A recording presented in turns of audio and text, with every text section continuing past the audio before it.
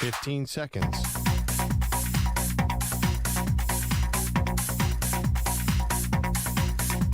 Break ends in 5 seconds.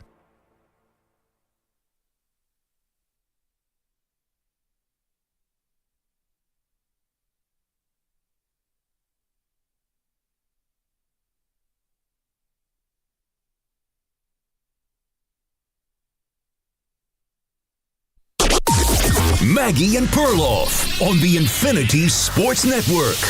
In the pistol with Barkley behind him. What a bet he gives it to Barkley. He gives it to Barkley, who cuts outside. He's at the 40, the 50, the 40. He's going to go again. He's going to go again. Touchdown, Saquon Barkley. His all-time record, 72 yards.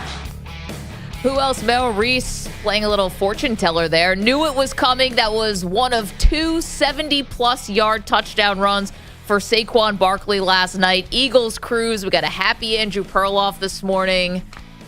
What's up? You got an MVP candidate as your running back. I have an issue, that? Maggie. Oh, how do you have an issue? We're 40 seconds into the show. So it seems like it's all good. Immediately, I had to last night kick into logistics mode. Now I have to see if I can get a ticket from my dad to the Super Bowl. I've got to get the whole family down there. Wow. There's the parade on Broad Street and what it's going to do to traffic. I mean, this is like, after last night, the picture has changed. All right, I was actually down on the Eagles. Like, this is now Super Bowl or bust, because as long as Saquon Barkley stays healthy and Jalen Hurts keeps playing like this and seeing the field like he is, oh my God, this team's impossible to stop. Like, you know that moment when you're like, okay, the goal just changed. The goalpost just changed. Like, whoa. I thought the Eagles were good, and now Super Bowl. I didn't think you were going to go Super Bowl. Well, 7 straight wins for the Eagles. Yeah. Obviously, last night you go on the road into L.A. and you just completely throttled the L.A. Rams. Like, who are not, by the way, not a bad team. The Rams, to their defense, came right down the field on the first drive and fumbled at the 10-yard line like they always do. So, and they made the Rams look like a JV team last night. It was weird because the Rams defense kind of started off, I would say dominating, but the Rams defense looked amazing. You had, who was it? Braden Fisk just trucking Jordan Mailata. People like, Jordan Mailata is 6'8", 320 or whatever. Sorry, it was Jared Verse who trucked Mailata, yeah. And it looked like the Rams defense was going to completely put their stamp on this game. And then something just changed in the second quarter. All of a sudden, Matthew Stafford was having trouble getting the ball out quick enough. It was like he was getting smothered by the Eagles defense. Just an amazing flip of the script where all of a sudden Philadelphia's defense started imposing their will. And obviously we know about the Eagles offensive line. They were just leaning on the Rams, and Saquon Barkley did the rest. Yeah, I mean, there was the second 70-yard touchdown. You mentioned 2 70-yard. Yeah. I don't think he was he touched the entire time? That line just makes the Red Sea part in front of him. They are fantastic, and he looks faster to me. So fast, I was going to say that. Now, how many years in? Usually a running back might start to show some wear and tear at this point. He looks more explosive than he did as a Giant. 26 carries, 255 yards, 2 touchdowns. That's Saquon Barkley's line for last night. And also 4 catches, 47 yards, including a 31-yard gain. Here's the thing. It's predictable, and we should be talking about Saquon Barkley being an MVP candidate. And I get the Lamar Jackson and Josh Allen are the quarterbacks who are in front of him, and that's probably going to be hard for him to surpass. But I don't know. I don't know either, because you got the Eagles are going to be playing the Ravens in their next game, and let's see what happens in that game, because that could be the difference between, all right, maybe Saquon Barkley this becomes the thing to be the first running back to win the MVP since 2011, but to your point, 2012. But to your point, now the goals for the Eagles is just so much bigger, and it looks like you and maybe the Green Bay Packers, yes, the Green Bay Packers, are going to be the 2 biggest threats or challengers to the Detroit Lions, who are just steamrolling. And now that I think about it, what do the Green Bay Packers and the Philadelphia Eagles have in common? What did they add this offseason? Former New York Giants. Xavier McKinney, Defensive Player of the Year. Saquon Barkley, Offensive Player of the Year. Thank you, New York Giants. Just keep on feeding the rest of the conference. The one thing about Saquon and the MVP, like Adrian Peterson, could easily hit 2,000 yards, and I think that immediately changes the conversation. If Saquon hits 2,000 yards and they have the 1 or the 2 seed, he's a very, very strong candidate. It's so funny, and like fast forward, the Eagles and the Lions, the NFC title game, you got probably the 2 most talented players in the NFC are both running backs, Saquon Barkley and Jahmyr Gibbs. Yeah. It's incredible, the renaissance of running backs who you and I, at least I have buried a decade ago. It's like you can't win with running backs. And now last year McCaffrey did it with the Niners, and now it's Saquon Barkley being the key to the Eagles. It's so right. And honestly, Saquon Barkley and every running back after Saquon Barkley, I want to say kind of owes him a debt of gratitude. Maybe Christian McCaffrey too, for running backs getting second contracts. Yeah. Because Manny, you actually had a good tweet last night that said whoever thought Saquon Barkley was running for 255 yards behind the Giants' offensive line is out of their mind. This morning. Was that this morning? He's on the right team and the perfect team to showcase his skill, and he's making the most of it. And I think this will have an impact on whether or not running backs get second contracts because nobody was getting them. And if I were to say the 2 biggest storylines, I think, from the 2024 season, as we are, 11 weeks in, we got Monday Night Football tonight, it's running backs reemergence and special teams is like easily the most important phase of the game. And now if your kicker is bad or your special teams unit, blocking kicks, blocking punts, being stupid on onside kicks, missing point after attempts, these are the 2 big themes to me that have emerged in this season. It's running game and special teams will cost you a shot at the playoffs. I would add a third that is quite subtle, but illegal procedure penalties taking away touchdowns. That decided the Texans game for sure. And lots of the emphasis on illegal procedure has changed the game. It's kind of gutted offenses a little bit. So I think that's why this season looks like, and you mentioned special teams, everything's a mess. Everything's a mess. Yesterday was the goofiest day. And it's getting messier and messier, and I think that's why you're seeing chaos. Both. It's funny. College football is the same way too. The utter chaos. But college we expected. Yeah. But you're right. Now NFL feels like you're obviously referring to that Cowboys Commanders game. Like that felt like a college game.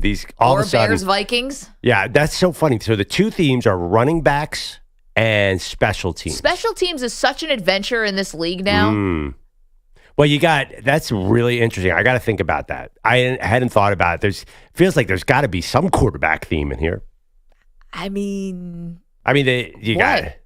I don't know. Josh Allen. I don't think quarterback's the theme this year. I think running back's the theme, and I think special teams is the theme. And the theme now is the Eagles being a legit Super Bowl contender. And it's funny because I think we're hesitant to say this about the Eagles because we saw them get off to a 10-1 start. Like winning streaks are not your problem, Pearl, as the Eagle fan on the show. But now this was a statement win for sure. A couple in a row.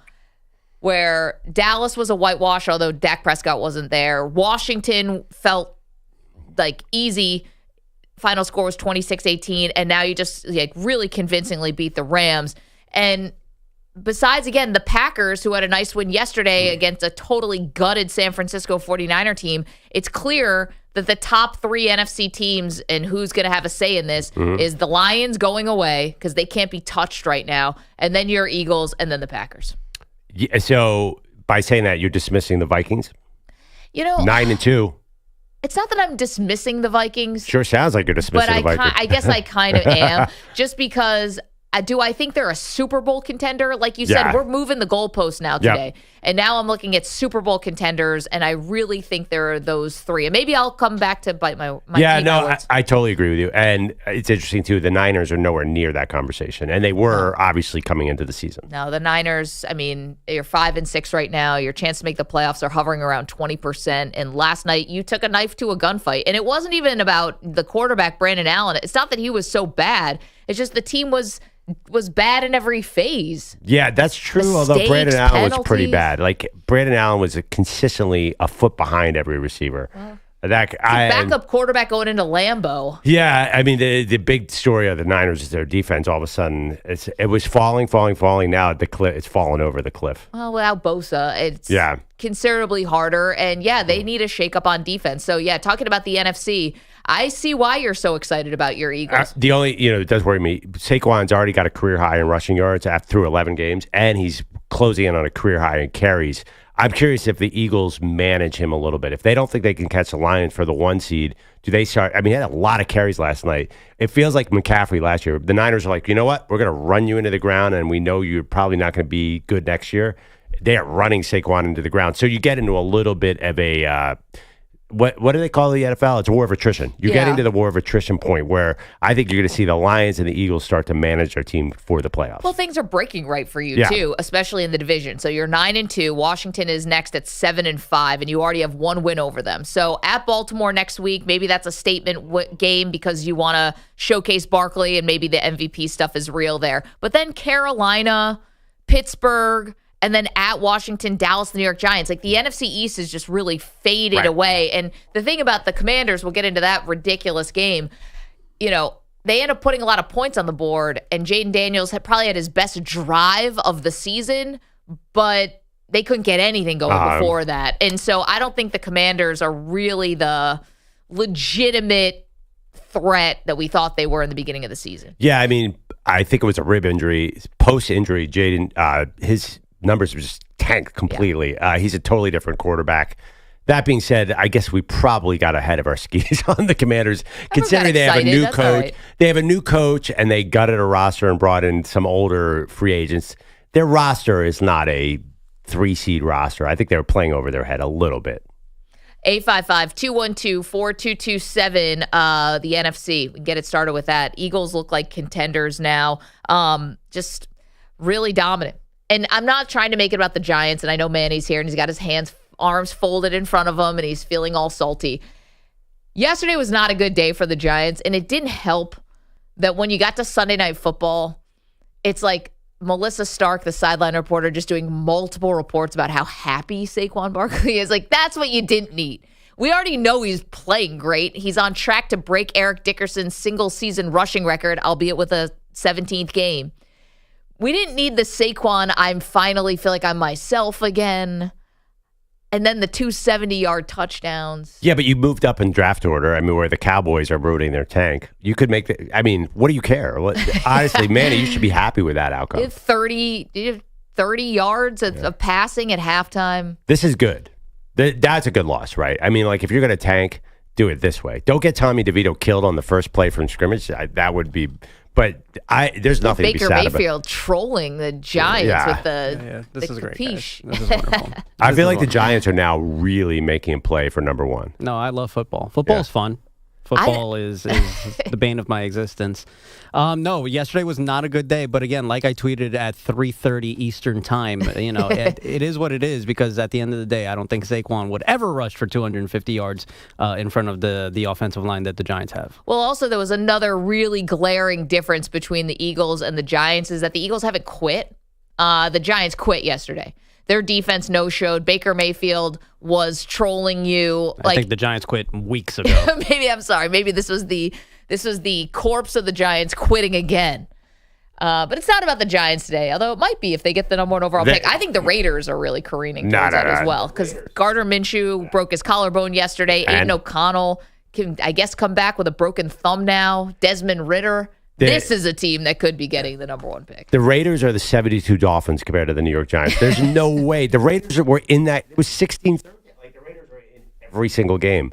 There's no way the Giants. So the other team, Jacksonville, by tiebreaker as the number 1 pick. Trevor Lawrence going back there. I think Perloff's microphone is going in and out, but I'll just let you know he's ranting and raving against the Giants. 855-212-4227, having some mic issues. But I want to make sure you're... line of the Raiders are the 72 Dolphins compared to the Giants. That's pretty funny.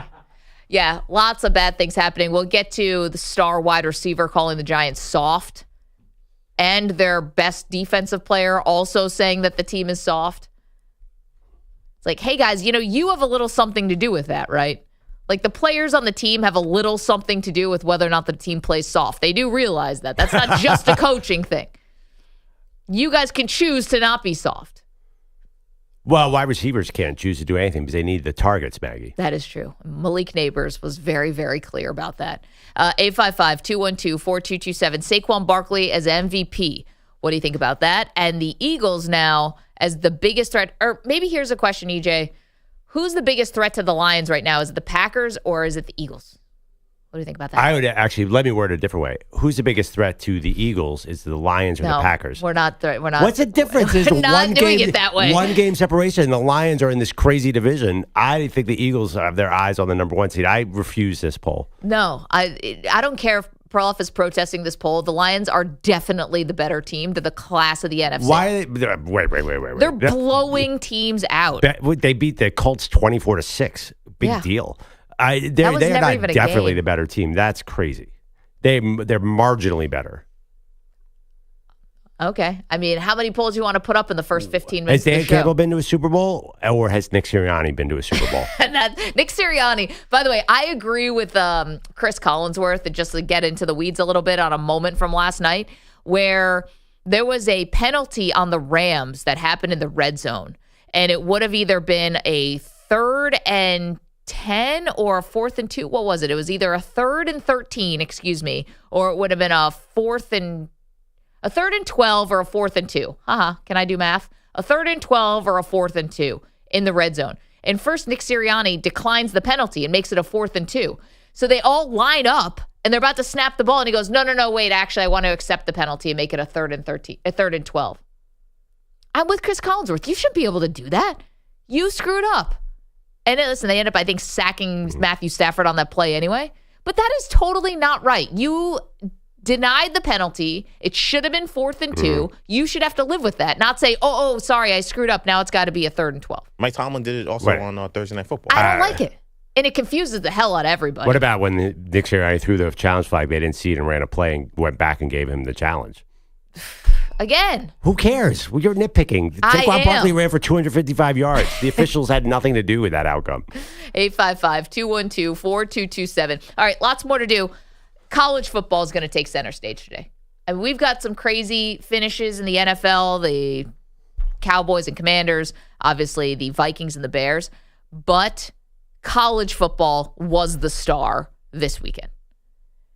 Wild stuff. The day delivered from start to finish. So we're going to get to that. 855-212-4227. Like always on a Monday, we're going to try to get to everything. But if we don't, call us. You want to talk about your team? Give us a ring. Again, 855-212-4227. All right, Perloff. Big weekend.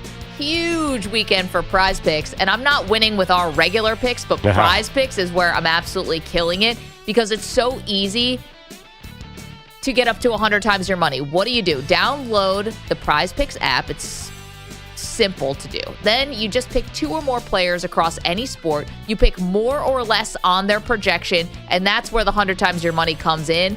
The best thing, also, Flex Play. I know you're a fan. That's where you can cash out even if one of your picks doesn't hit. You know, it's great too, Maggie. You got the Ravens tonight. I love picking Lamar Jackson to go over on everything. Yep. And you got basketball. It is the best time of year because you have so many major sports every night except Wednesday when I have to really dig deep and get into e-gaming. But no, it is You're it is an great. expert now. There's so many picks that I'm in on tonight. This is so much fun. It makes the game so much more fun. All you have to do is download the Prize Picks app today and use the code MNP, and you get a $50 credit instantly when you play just $5. That's code MNP on Prize Picks to get a $50 credit instantly when you play $5.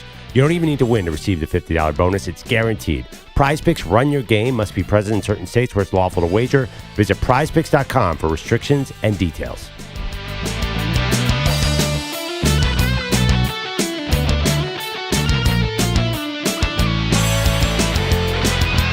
Mand P.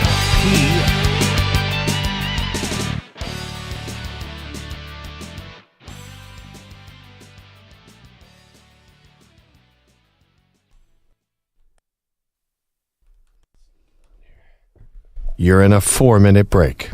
If you guys want me to hang.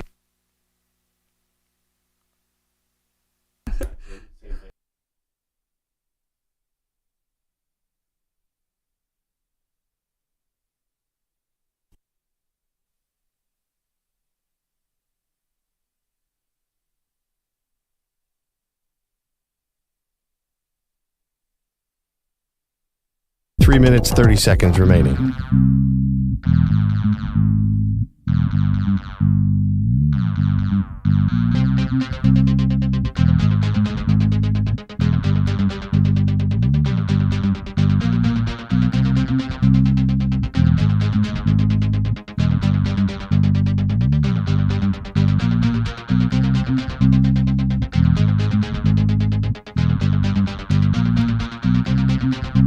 3 minutes remaining.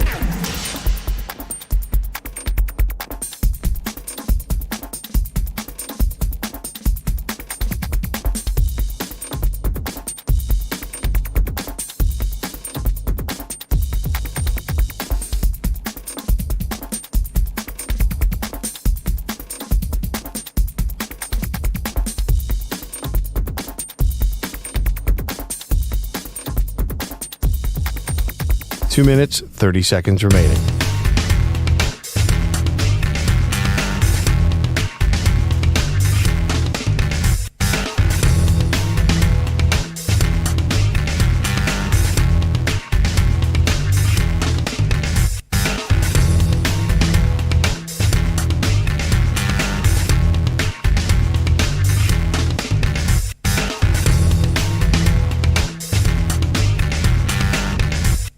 Two minutes remaining.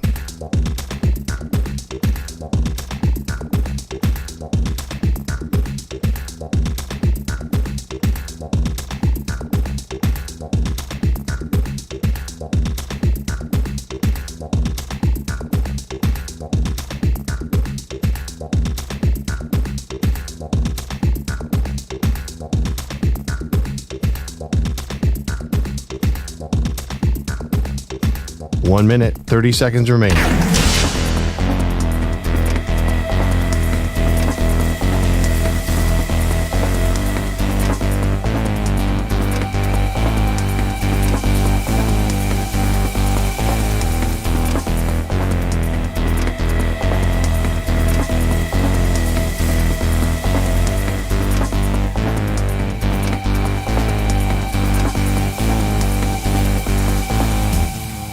One minute remaining.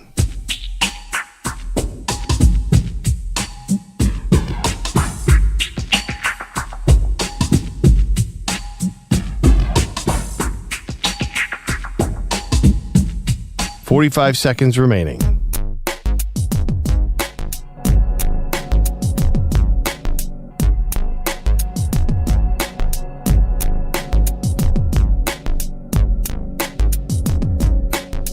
"30 seconds remaining.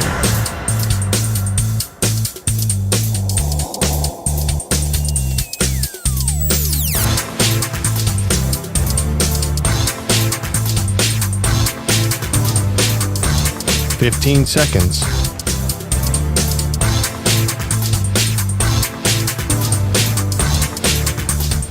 Break ends in 5 seconds.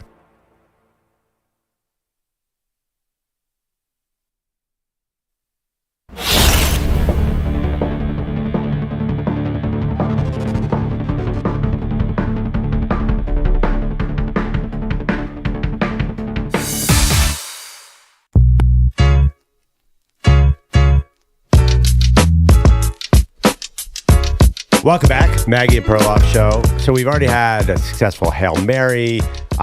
We've had block punts, block kicks. I think the missed extra points yesterday, there were about 14 of them yesterday, Maggie. What is going on? Why cannot people execute?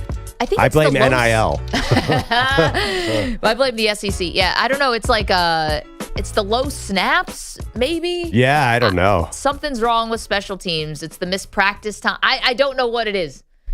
Because it was, you were looking at that Washington Commanders Dallas Cowboys game, which was one of the silliest, thrilling, yet stupid fourth quarters I think we've ever seen in the NFL. Not to be like a recency bias person, but that one was all-time weird. And there was no weather. It was not raining. It wasn't all the things you generally point to when weird stuff happens. None of that was happening in that game. It was just pure idiocy. Yeah, that's a good way to describe it. Again, I kind of hurts the Cowboys. Cowboys are supposed to be tanking. They didn't even send most of their players to Washington, and they still they dominated that game in a weird way. Not dominated, but they actually deserved the win. They deserved it wasn't a fluke win. And I don't know what they're doing. Like, what are they going to try and make a playoff run here with Cooper Rush, Maggie? That's just ridiculous. But okay, started with a fumble, right? So the score is 13-9. I know a lot of you guys watch this game, but it's 13-9. So then it's a fumble that leads to a Dallas touchdown. So now Dallas is up 20-19. Then, of course, the Commanders answer with a touchdown of their own. Now it's 20-15. And then, of course, what happens right after that? Well, that would be, can we hear it, Manny? The Kevontae Turpin. This one, you're like, all right, maybe this is Dallas's day. Maybe they just can't be stopped because the Jaden Daniels had just put together one of the great drives that you're going to see by a rookie or by any quarterback. It ended with a Zach Ertz touchdown. Again, that's what made it 20-15. And you're thinking, oh, man, here comes Jaden Daniels. This is all-timer.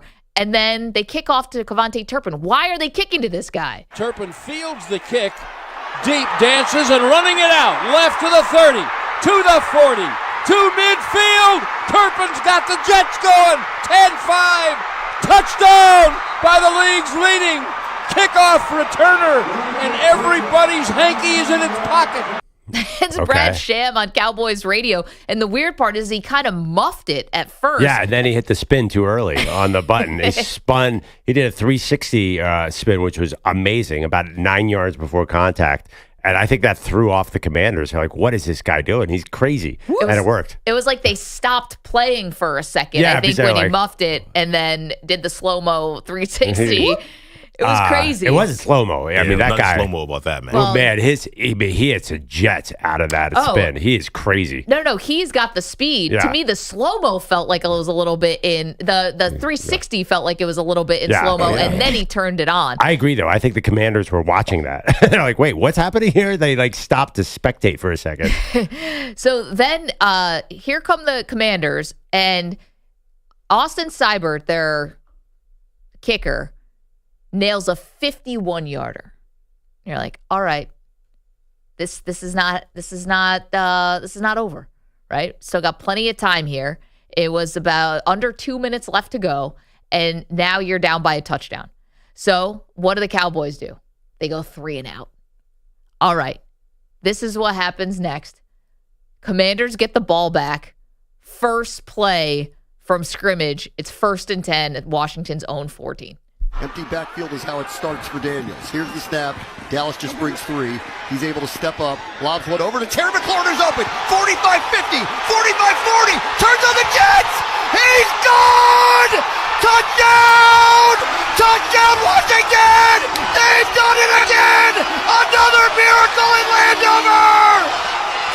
Bram Weinstein on Commanders Radio Networks. That's an 86-yarder. So that would have been, I don't know, it's not a Hail Mary, but it would have been the second craziest end of game Jaden Daniels to Terry McLaurin situation we've had in a month. Yeah, it's good. Well put. And also, what a collapse by the Cowboys. Just push the dude out of bounds. What are you doing?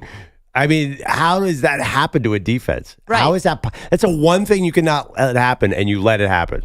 Well, the other thing that you can't let happen that happened is so after that insanely exciting play, Jaden Daniels to Terry McLaurin, it's now 27-26. Cowboys with a 1-point lead, and this happened. Hey, this is no gimme now. He's already missed one extra point. Yep. They had the hip injury. It's a huge play for Rich Seibert, their kicker. And the kick's away, and the kick is wide left. How did he miss 2 Yeah. PATs after he nailed a 51-yarder to keep the comeback alive? Because everybody, I mean, Kaimi Fairbairn missed basically an extra point that killed the Texans. Like nobody can hit a short field goal anymore, Maggie. It's like week 12 or whatever. It's done. Kickers have. I told you what happened. Yeah. Justin Tucker started missing field goals, and everybody saw that. Like, well, if that guy on Baltimore is missing field goals, then I can't hit him. Confidence is gone. Everyone's in their head. You can even see it. The announcer right before that kick says, well, I have a bad feeling about this kick. Yeah, that was Brad Sham on the Cowboys Radio Network. Yeah. And on the TV broadcast, it was Joe Davis and Greg Olsen. Greg Olsen. Well, it was Olsen jinxed him. And Olsen even said it. He's like, well, you know, all you need is the extra point. But, and I think, like, did someone put a hex or some kind of voodoo on kickers or something this season? Because I don't have an answer. And then, so it's 27-26. And of course, now you got to line up for an onside kick. And just the icing on the cake, the onside kick. This is what it sounded like. Here we go. Onside kick. Recover it and you win. Seibert booms it to the left. It is covered, and Thomas running it back. Thomas with the Cowboys' second kickoff return for a touchdown in the game. Yeah, and your stomach drops out of the bottom of your torso if you're a Commander fan. And it's interesting. So that Cowboys guy who ran the touchdown back, he should have gone down. He actually made an 8-point game and gave the Commanders life with 14 seconds left. And Mike McCarthy was not happy. Him and Bones Fossil immediately got into it on the sideline. He's like, "What was that?" Yeah, that was actually. It's so funny in the win. Like, he was legitimately mad at that play because all of a sudden there's another Hail Mary attempt. I know, and it ended up being an interception. Game was over. Well, it was short. They just couldn't get. It was a 65-yard hurl. He couldn't get the answer. But it was one of the stupidest plays ever. Those teams are stupid, and that game was stupid, and that whole week was stupid. Here is Mike McCarthy talking about that after the game. And we got down to the end there, and it was just a game since situational extravaganza. I mean, it's just it's like Yahtzee. Everything was in there. So just a lot of situational football, things to learn from, things we work on all the time, but you still got to execute in those spots. So excellent team win. These are the way these division games are supposed to go. I mean, if anyone had any nerve endings left in their body after this one, I don't know. Yeah. Good luck to you. But I think what happened with with Wanye, with him scoring on the onside kick, I just think he was so shocked that he had the ball and just saw pay dirt and went for it. Yeah, you're right. It was a dumb play. I think that's on the coaching staff to tell people to go down, but I guess they didn't think about that scenario. I know. Who thought he was going to run in a touchdown at that point? I don't know. I see sophomores in college going down in that spot. That was pretty. I'll bet you that guy's spot is not as secure on the team as like. You think you have your moment, right? If you're laughing, that was ooh, that is he ain't going to be on the team next year. First got to get cut after scoring a touchdown.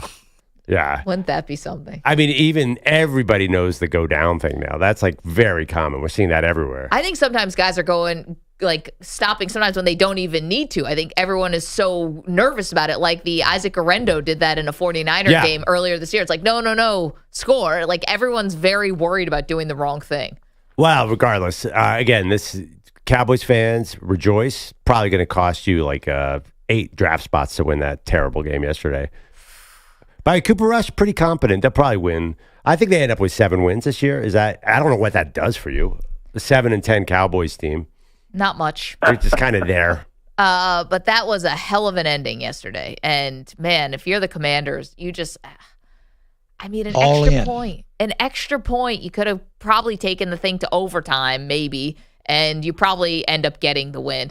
Let's get to some headlines. Pat Boyle is here on this Monday. Good morning, Pat. Morning, guys. Yeah, so hours after the Giants were done getting their teeth kicked in yet again, Saquon Barkley was putting the polish on a night that has folks saying he should be the MVP. Want to bet he gives it to Barkley?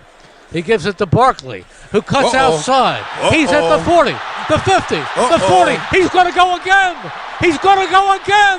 Touchdown, Saquon Barkley. His all-time record, 72 yards. The Eagles radio the call. They finish off the Rams 37-20, and Saquon with a career-high 255 rushing yards. Maggie, you talked about it to start the show. Also had 4 catches for 47 yards, and here was Saquon after on being in the MVP conversation. I love being in that conversation. It's cool and all, but like I said, it's a team sport. And if you told me that I could have the year I'm having and win MVP but not win a Super Bowl, or I could have the year I'm having and not win MVP or Offensive Player of the Year and win a Super Bowl, I'm going to take the other one. Yeah, the one thorn in that Eagles win, they did lose veteran pass rusher Brandon Graham. He's out for the season with a torn triceps. You guys just detailed all of the big plays of one of the craziest games ever with the Cowboys when the dust settling, beating the Commanders 34-26, and I'm glad that you played Mike McCarthy talking about this game being situational Yahtzee. I've never actually played Yahtzee. I don't totally get the analogy either. Well, he says it's Yahtzee, meaning there's a lot of different wild things that can happen in Yahtzee. Is that what he means? I guess. I don't know if I've ever played Yahtzee either, and if I do, I don't remember it. Has anyone in the show played Yahtzee? I know. I remember Not as a me. kid. I think you yell Yahtzee at a certain point. It's like you put dice in a cup and you roll them. You have to have a certain amount of things. I don't know. Everybody that's over the age of like 60 is probably pulling their hair out right now listening to us. Have you guys played Sorry? Sorry. I've played Sorry. I think Yahtzee's a lot like Sorry. Okay. Really? Sorry's a board game. So is Yahtzee is. I guess it's not board game, but it has dice. No, I think Yahtzee's I think it's a board game too. There's a board in Yahtzee, no? There's got to be. I'll tell you what. I know we got Thanksgiving coming up this week. We cannot play Monopoly with my in-laws because my brother-in-law takes it way too seriously. I don't know if everyone has one of these people in their family. Oh, my entire family's like that. He's like going for the jugular on Monopoly. It's like not only does he want to bankrupt you, he wants to like end your, Is he Jerry Buss? He's just he's a business owner, and so I think something comes out of him when we play Monopoly, and he just has to destroy everybody. So I just can't play Google, anymore. I just Google image Yahtzee. I don't see any board here. Yeah, Yahtzee is a dice game that does not require a board. I see paper, but no board. I think the greatest board game of all time we can agree is Scrabble. Well, that's different. No? I don't care if it's for kids. Give me Chutes and Ladders. We have a big family game. Fire. Scattergories. We're a big Scattergories family. Categories is also fun. And Taboo is a great one, too. Oh, do you like that one? Yeah. I like Balderdash. That's also fun. You have to make up the meaning of words. That's like obscure words. Yeah. I mean, the thing is, you need games that you could play with kids, too. So this is Balderdash a kids game? Because we're looking for a new game. I don't like Monopoly. Monopoly takes 7 hours, and eventually everyone's so tired that and drunk. Yeah, it's just annoying. It's like, oh my god, another railroad. Fine, who cares? I just want this game to end. I'm old school. Give me checkers. You guys ever play Pick Six? No. Play fake. Murray's going to try to get it. He's going to run far side. He's going to dump it over the top. Intercepted. Kobe Bryant. Far sideline. He's got some blockers. 30, 25, 20, 10, 5. Touchdown. Seahawks. Sorry, I thought that was That was like transit. basically, Pat Boyle just basically did the Saquon Barkley backwards hurdle over my head with that one. Congratulations, Pat. I thought that was a good transition. It was good. The NFC West is still up for grabs. Seahawks put their stamp on that division yesterday. Kobe Bryant's 69-yard pick six helped the Seahawks beat the Cardinals 16-6. They're now 6-5. Arizona's 6-5. And the Niners, after getting smoked by the Packers 38-10, they're 5-6 along with the Rams. It is the tightest division in football. How about Kobe Bryant? How about the name? I know. I like that call, too. It was like Mamba mentality. He said snaked his way to the end zone. I think Adam Amin was doing that game. It was good, very good call. Are you pro or con naming your kids after very famous people with like famous first names? I wouldn't do it just because, if anything, you're always going to be so associated with that person. It's almost like your identity is partly someone else. Yeah. If you can avoid it. When you get the last name, you can't do it. You can't do Kobe Bryant. He's Kobe Smith. Yeah. Maybe you can get away with it. Yeah. Spelled it differently. Did you see Kobe Bryant did the beast mode Marshawn Lynch celebration as he was jumping into the end zone? There's some awesome celebrations this weekend beyond just the double DeVito. I'm just here so I won't get fined. I felt like Saquon Barkley and A.J. Brown were going a little Broadway. I thought that like a little over-rehearsed with their... I thought you would have loved Jahmyr Gibbs' celebration. Which one? He did the Allen Iverson. He did the between legs, jump shot, and step over. Wait, is that the one where he got penalized for taunting? No, this was the first one. Oh. The first one, him and Amon-Ra St. Brown played the Lou versus Iverson. Oh, I didn't see it. That's amazing. And then he stepped over him. It was awesome. Yeah, just finishing the point on the Niners. Back to Pat, yes. I don't know. I didn't want to be an awkward silence. They got crushed by the Packers 38-10. No Trent Williams, no Brock Purdy, no Nick Bosa. Still unclear whether or not Brock Purdy will be playing quarterback next week for the San Francisco 49ers. Who do we think plays Nothing to see here. Yeah, it's just our quarterback is out with quote-unquote shoulder soreness. Hello, like Andrew Perloff. This is ridiculous. I mean, this is like a quarterback of the premier team, and they're not even telling you what the injury is. What is shoulder soreness? Okay, well, They Jay did the same Glazer. song and dance for 8 weeks with Christian McCaffrey. That's true. I don't trust the 49ers with anything on their injury report, but Jay Glazer, I do trust, said that he got an MRI after the game against the Seahawks. It showed minimal damage. He was practicing Monday, Tuesday, Wednesday. Thursday, it locks up on him. They got another MRI that had not been previously reported on Thursday. Still showed the same thing, like minimal damage. So they don't know what to do. I feel like it's just maybe pack your bags and prepare for next year. Save McCaffrey's legs for one more run.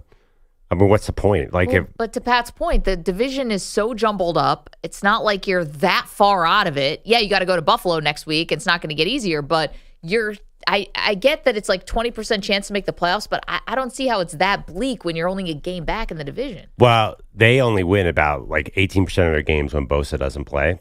He's like TJ Watt. Like, you can't win without Bosa, and I don't think his midsection is going to get healthy this year. Even if he plays, he's not going to last. So there's a certain point, do you shut everybody down? I mean, realistically, if this guy's shoulder is wearing out and Bosa's got an abductor, like at a certain point, you're just going to be like, what are we doing here? Yeah, only God knows. And Brandon Allen, 17 of 29, 199 yards, touchdown, and an interception yesterday. McCaffrey only ran for 31 yards and had 37 receiving yards. So very pedestrian for his standards. Something that we don't have to question about an injury, Gardner Minshew, broken collarbone, done for the year. He was knocked out towards the end of the game in which the Broncos won again without turning the ball over. They beat the Raiders 29-19. One more thing, just from the earlier window yesterday, we did talk about the Giants. They got crushed by the Buccaneers 30-7, and after the game, star rookie receiver Malik Neighbors visibly frustrated. I'm tired of going out there and losing. Like, it's just that. I mean, I don't know, bro. Go out there first, second quarter, don't get the ball, start getting targets at the end. I mean, can't do nothing. Start getting the ball when it's 30-0. What you want me to do? Yeah, also called the team soft as bleep. He did finish with 6 catches for 64 yards, but the Giants lose again. They're 2-9, 0-6 at home. It's a laugh track on the Giants season. I guess all you can do is laugh. Saquon Barkley has an MVP night. Xavier McKinney has another interception. And meanwhile, the Giants are 2-9 and are getting smoked on a weekly basis. Luke Neighbors might be the first rookie to demand a trade. Yeah. I was thinking about that. He's been miserable since the moment he showed up. Don't forget when Daniel Jones goes to Vegas and wins his last 4 games there, too, because that's probably happening, just to rub it in. That was a tough night. I'm actually compiling right now a list of the top 5 most miserable people in the NFL. I think I just put the finishing touches on. Most miserable people in the NFL. We'll get to that. Can't wait to hear this. A lot of people to choose from. Pat, thank you so much. See you guys on the phones. You want to talk about the 49ers. You want to talk about what's coming on and what's happening this week. We have tons of college football to get to as well. Don't move. It's M&P. You're in a 5-minute break.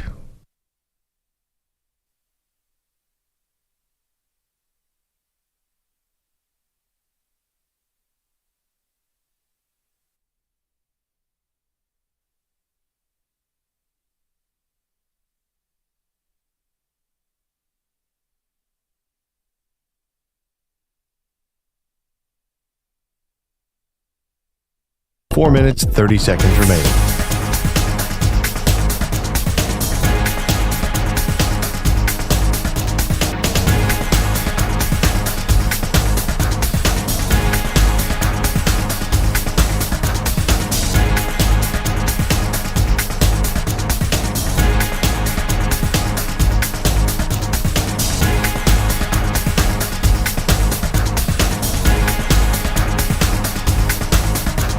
Four minutes remaining.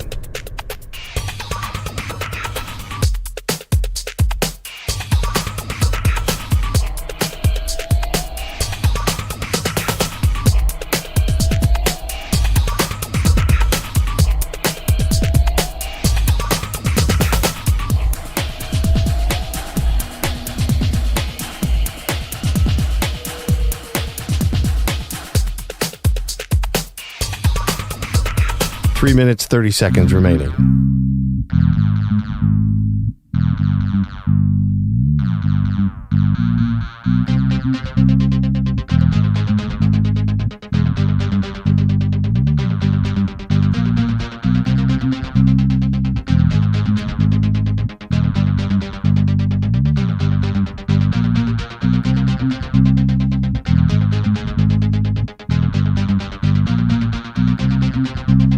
Three minutes remaining.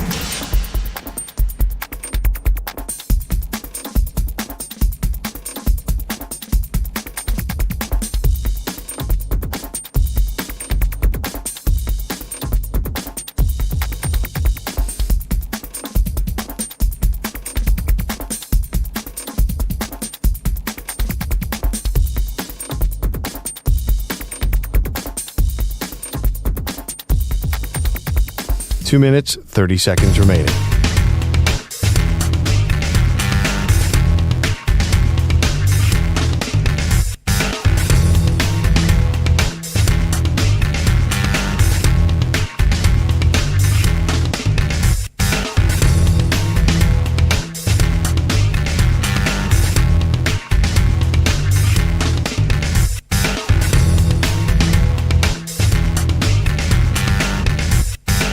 Two minutes remaining.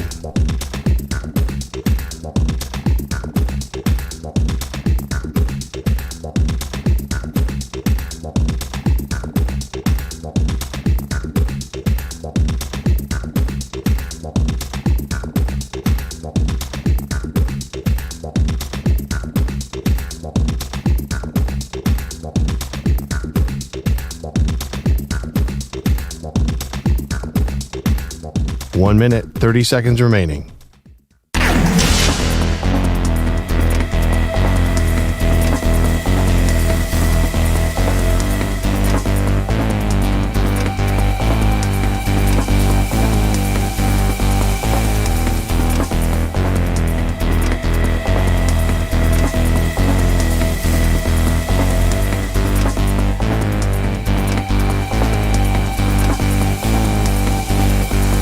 One minute remaining.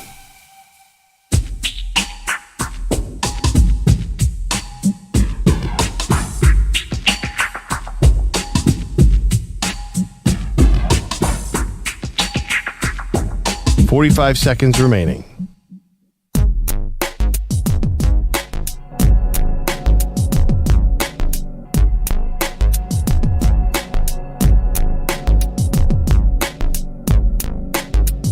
Thirty seconds remaining.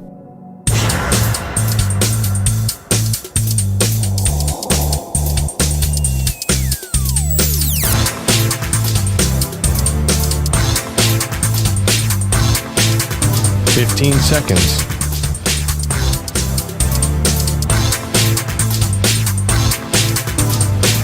Break ends in 5 seconds.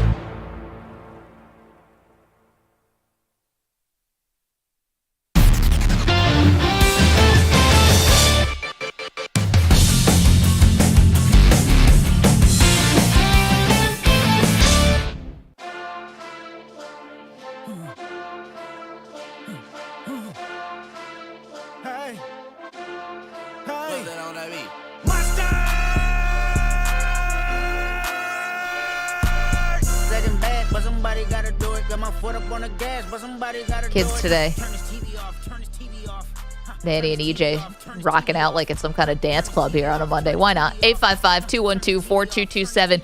Okay, lots of NFL to react to. Crazy ending. Commanders, Dallas Cowboys, crazy ending. The Vikings and the Bears. Vikings had a 11-point lead with 22 seconds left to go in the game. How did that game go to overtime? But anyway, the Vikings end up winning the game in OT. Also had a disappointing loss for the 49ers in Green Bay. Very banged up 49ers squad. Leland is our resident 49er fan in Sacramento. Leland, have you called it on the season? I think so. You know, there's just too many missed tackles in the first quarter. Chase Sr. of Chat Sports, he reported 15 tackles in the first quarter, but I got 10. No defensive creativity from Nick Sorensen. Deebo Samuel, 2 drop passes. I was really hoping that Tabor Pepper would catch him on camera, walking up to Deebo Samuel and telling him to lock in. But that's the long snapper who Deebo choked a couple weeks ago. Where was that, in Tampa? Yeah. Yeah. Yeah, he walked up to him and, hit him in the throat, actually. So I was hoping to see a little drama. It didn't happen. But, the 49ers are playing like a team without a heart. And here's an example of it. In the fourth quarter, there was a defensive back, a safety, Evan Williams, number 33. He laid a hit on Juwan Jennings like I've never seen. Yep. They threw the ball off to the left side. It was like 3 minutes and some seconds left in the game. And it was the most ferocious tackle on Juwan Jennings I've ever seen. And there was no fight in Juwan Jennings. He just kind of got hit and laid down. And to me, Maggie and Perloff, they're playing with a heart. I don't think they believed that they could even win when they went. So next week they're going to the Bills' house. they're going to get destroyed. And I think you called it earlier, Perloff. It's a time to rebuild. They need to get rid of all these expensive, highly priced players. Trent Williams needs to go. Deebo Samuel needs to go. You were maybe saying save McCaffrey's legs for another year. He might be done. Yeah, he looks bad. Leland, but wait, not looking great. I get it, but actually, Leland, I said run it back one more time. I didn't say rebuild, but you're actually what you say makes a lot more sense. no, I mean I think the Deebo and Leland. Thank you for the call. The Deebo, Kittle. Well, Debo's done. Yeah, I mean, listen, Trent Williams though, that's somebody who I'm not giving up on that guy yet because you already gave him a little extra money for this year, and he just might be hurt. Like he obviously is. He missed the game, but I wouldn't give up on that guy so much. I would want to bring back Kittle. Kittle is still there. He was still good a yesterday. total weapon. There was a play where Brandon Allen threw it behind Jawan Jennings, and Jawan Jennings clearly he just gave up. He looked so upset. And this is Jawan Jennings. I mean, he's not exactly a star on that team. He's probably right now their best receiver, but yeah, I think you run it back one more time. We've argued about this for a long time. Yeah. Is the window closed? And I mean, this year's window I think is closed. But I think, why don't you rest McCaffrey? He's obviously injured. Maybe he has one more last gasp in him sometime down the road. Well, but here's the thing, right? Like, if you're not going to play McCaffrey in this game, it already seemed like they kind of waved the white flag. I mean, now you're really waving the white flag if you don't have McCaffrey. Is that the white flag? Because I saw Jordan Mason run. It looked twice as fast as McCaffrey on the first carry. McCaffrey he's useless. He's averaging 3.5 yards a carry. He just doesn't look explosive, or the line's not blocking for him. Something's totally wrong there. But maybe that's us. Like maybe the guy was hurt all season. He had Achilles tendonitis that ended up being one leg and migrating to the other leg because he was favoring it so much. So now he's dealing with 2 lower body injuries as a running back. Had to fly to Germany to try to get God knows what shot up in him or what have you.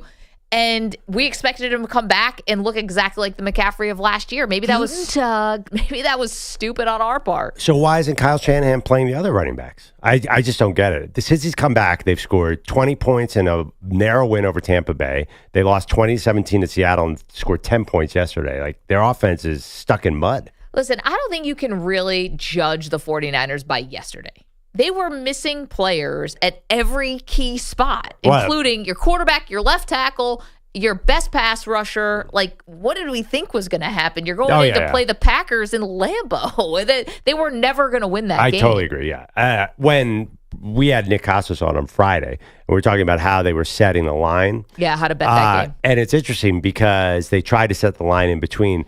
That whole thing, the whole thing feels weird about Brock Purdy being on track to play, then not playing, and then going out 2 days early. It's almost as if they gave up on that game. They're like, we're not going to win this game. Let's try and come back. But going cross country at night to Buffalo, that's their plan for their big last stand. If they go to 5-7, it's going to be tough. You can't help how the schedule lays out. My question, and I don't know if they've said this yet, is usually when the 49ers have to come to the East Coast, they'll kind of stay back-to-back if they're in, not East Coast, but like East Coast time or in the Midwest. They'll usually stay in the Midwest. They won't go all the way back to California just to fly all the way back to the East Coast. They're really good about that. Well, they were in Green Bay, but yeah. Yeah, or Midwest or East Coast. But, like, what do you do with this week because it's Thanksgiving? So are you really going to keep guys in a hotel in Ohio somewhere, or are you going to actually fly back to San Francisco, let people at least be a little bit with their families before they'd fly to Buffalo for a Sunday night game? I don't know. I would hope. I mean, you're in Wisconsin. I would hope you let them go home for Thanksgiving, especially because there's not a lot riding on this anymore. I mean, get that. And it's not a 1 o'clock game, which would be like the body clock type of game. It's a Sunday night game, but still. I think, you say all that about there's still like 50 options on offense. When Bosa is out, this defense, I don't know. I keep asking, like, where is the defense from 2022? Like, what happened? Just attrition of talented players, coaching. Why did they hire Robert Saleh? Get him in. He's with Green Bay. They scooped him up in Green Bay. I think it's because they ended, it's like a drip, drip, drip. Like, you lose a guy here, you lose a guy there. Drake Greenlaw goes down with an Achilles. You obviously trade away DeForest Buckner. You have some injuries in the secondary, and all of a sudden, what's Fred Warner supposed to do if he's a one-man band out there? He has famously fallen off a cliff. Like, he's gone down to mediocre, according to Pro Football Focus. He's not the same either. Which is crazy. That's just a little of what's going on with the 49ers. You're welcome to weigh in at 855-212-4227. Are you keeping hope alive that they're a playoff team this year. I mean, we thought they were a Super Bowl contender. That's way out the window. Okay, we mentioned it. College football taking center stage over the weekend. Upsets galore. 3 teams in the top 10 go down. Talk about it next.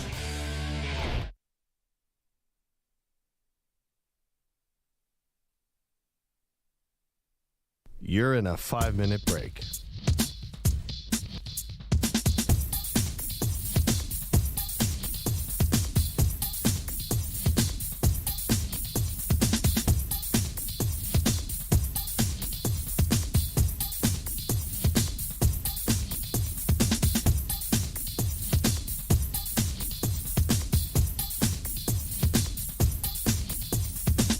Four minutes, 30 seconds remaining.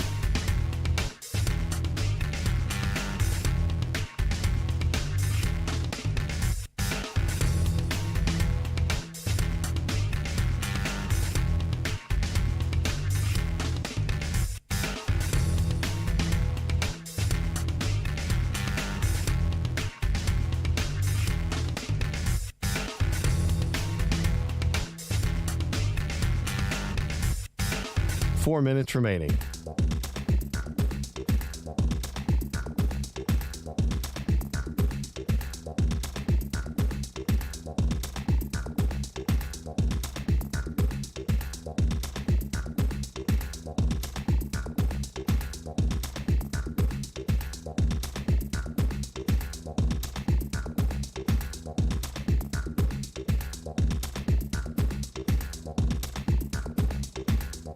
Three minutes, 30 seconds remaining.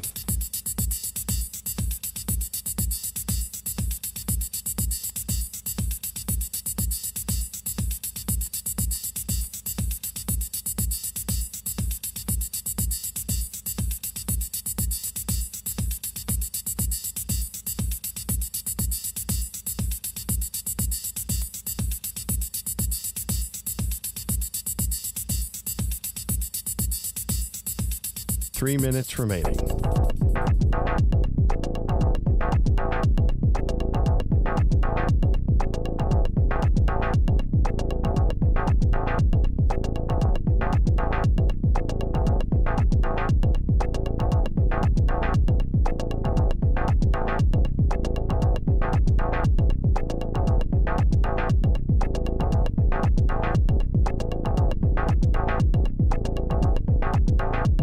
Two minutes, 30 seconds remaining.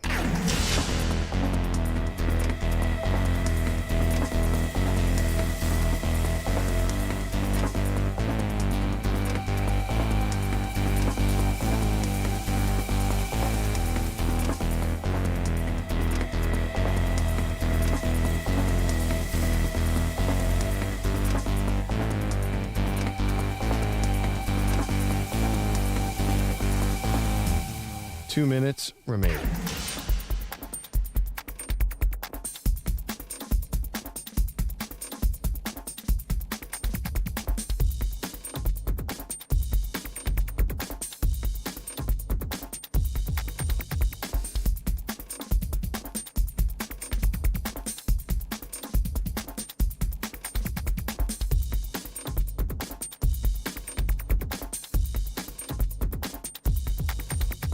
One minute, 30 seconds remaining.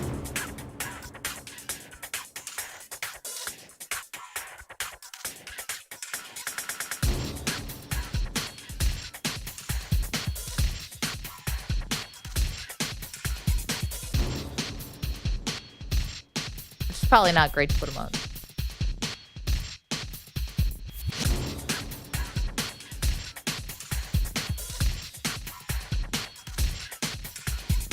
One minute remaining.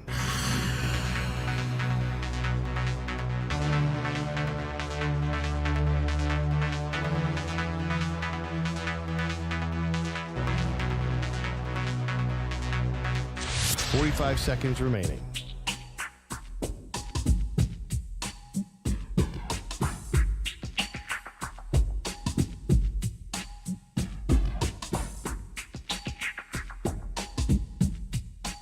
Seconds remaining.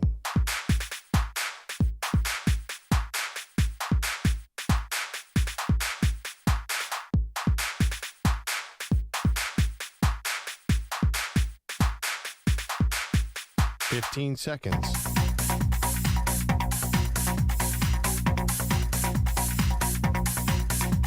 Break ends in 5 seconds.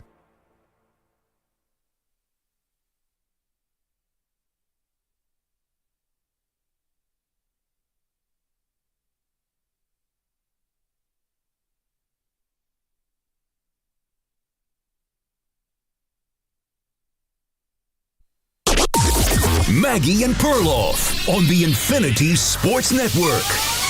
He's going to watch that bounce at the 30, roll to the 20, where Downs grabs a hold of it, spins by a defender at the 25, moves to the 30, 35, right side 40, 50-yard line, Caleb Downs behind blockers to the Indiana 40, middle of field to the 30, to the 20 goes Caleb Downs, to the 10, and into the end zone. Punt return touchdown for Caleb Downs. That was Paul Keels on Learfield. Final score 38-15. This was the big test for Indiana, Perloff, and they failed it. Ohio State, while the final score doesn't look like it was so much of a blowout, and it wasn't a blowout, it wasn't a boat race, nothing like that. It was just a very solid win for Ohio State. At one point, they scored, 31 unanswered points after Indiana came out and scored that opening touchdown. And it just, you never felt like Indiana could really get themselves back into the game. No, but you know what? It could have been worse. It wasn't like 52-7. And Ohio State, once again, strangely unexplosive for an Ohio State team who has basically a 5-star at every single position on offense. I know we talked about their O-line has had some injuries.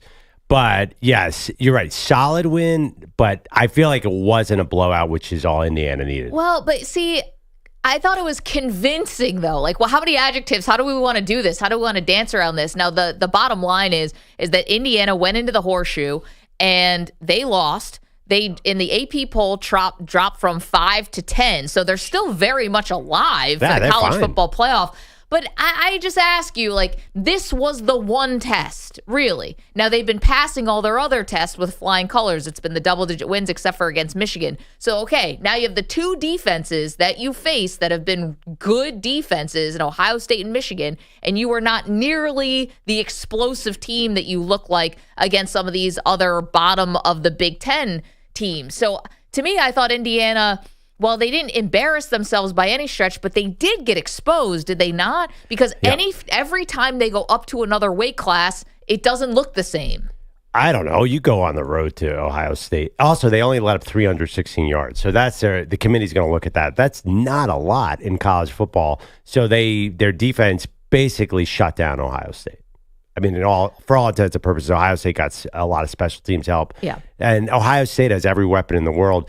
And are they the favorite right now? I know them and Oregon keep flip-flopping the Vegas favorite, but that's probably the best team in the country. It's certainly the most talented team in the country. So I don't think there's any shame in this loss. No, it's not about shame, but if you're asking me, like, was it a good enough loss to say, wow, this team is right there with Ohio State? That's not true. When we watched Oregon go to Wisconsin, and that was a close win for Oregon, did you think, wow, Wisconsin really is one of the best teams in the country here? No, it was like it was the best shot, and they tried, but it wasn't convincing to me. They fired their OC the next day. But be that as it may, it wasn't convincing to me. Like, to me, Indiana didn't prove enough in that loss that they can hang with that next tier of team, in my opinion. I do not think they should be in the college football playoff. How much more finer of a point do I need to put on? Oh, is that what you're saying? Yes, that is what I'm saying. So, oh my God, now they're so desperate. Like, who are you going to put him in their place? Like, you're going to have a tough assignment finding someone to replace him because they are going to be in the college football playoff. I don't know. They actually out first downed Ohio State in this game, 16-14. Like, they were at least, in the game for a large chunk of it. I think you're grasping for something here. Yeah, because but I mean, listen. You were watching that game. I know you were. Yeah. And it never felt like Indiana had a shot to come back in that game. It didn't. It did not. No, they scored but a touchdown late and got feel, a 2-point conversion. It definitely didn't feel like it didn't feel like they didn't belong on the field to me. I mean, it just generally, like, Ohio State kind of took off in the second half, but it never felt like a blowout early on. Not early on. Honestly, I didn't even know. There was a point where I was like, oh, man, maybe I should have put some money on the Indiana money line through the second quarter. Yeah, and again, a road game against the number 1 team or number 2 team in the country, Yeah, I mean, you realize, by the way, you can say they don't deserve to be there, but they will be there. No, listen, I get that because they were ranked so high to start with. They were 5th going into this game, so now they just dropped to 10. So, basically the teams behind you now, Boise, Clemson, and then Alabama's 13-14, but is Arizona State. But obviously we're going to talk about who wins their conference championship. Arizona State, in a wild win over BYU over the weekend, has a shot to play for the Big 12 title game, and they obviously would get an automatic bid if they win that. So that was one of the big games of the weekend, and Indiana ends up losing, so Ohio State stays at number 2. Indiana falls to number 10. That was not the only crazy stuff that happened this weekend. Massive losses. Obviously, Alabama losing. Yeah. Ole Miss losing. It was just carnage. Absolute carnage on Saturday. What's up with that? A&M losing in crazy dramatic fashion. I feel bad for the SEC, but they are absolutely destroying themselves.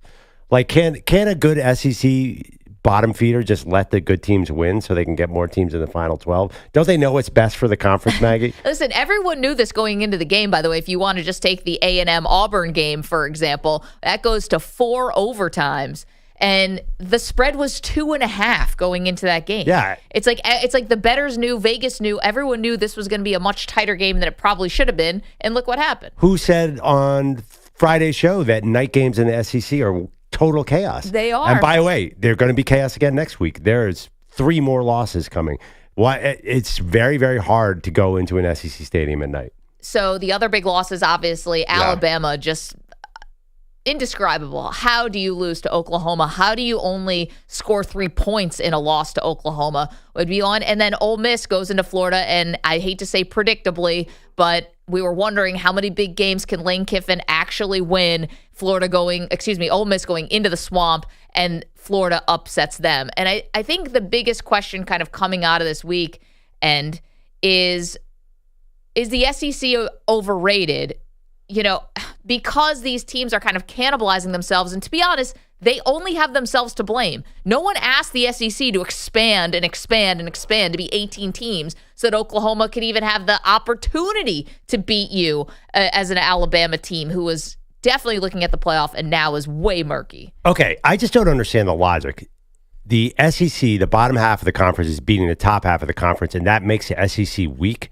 So if you just take the actual specifics out and you say, well, these lower teams are beating the higher teams, that makes it a weak conference. Couldn't you also argue that makes it a strong conference? Like, I'm a little confused as to why, all these teams like Oklahoma has 5-stars everywhere. I mean, if you're going on recruits and NFL players, SEC is still miles above everybody else. I think that weak is not the right word. I think overrated could be a word, because if you have dominant teams, right? If you have teams that we thought on paper look really, really good, like an Ole Miss who has every recruit, went into the transfer portal, got everybody under the sun, and the fact that you can't beat Florida, which I understand is a tough place to go in and play. Yeah, with DJ Lagway, important point. And Lagway, and they beat LSU the weekend before, and I get that Florida's got this new sort of vibe going on, and maybe Florida's back or whatever you want to say, but I guess maybe that's the question. Is it overrated because you have no team?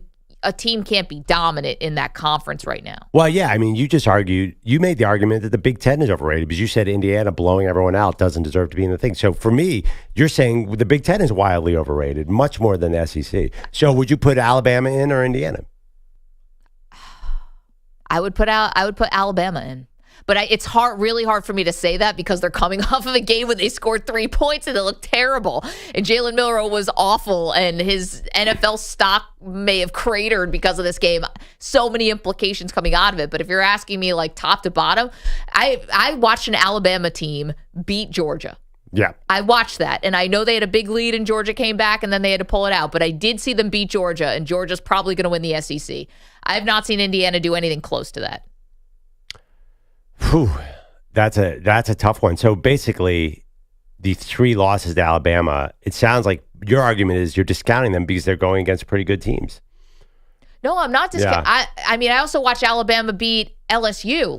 I'm watching Alabama have good wins, and I get this loss was awful, but again. Wow. Do you think that it's a it's a show of strength that a team like Alabama and LSU have the same conference records or even worse conference records than South Carolina or Missouri and Texas A&M. Like, that to me, that's not strength. Like, we know what South Carolina is. We know what Missouri is. The fact that Alabama and LSU are on their level tells me that the conference is not that great. You think that means everyone's collectively down, not Yes. South Carolina, Missouri are up? I mean, because we watched those teams play. I mean, I watched South Carolina lose to Kentucky.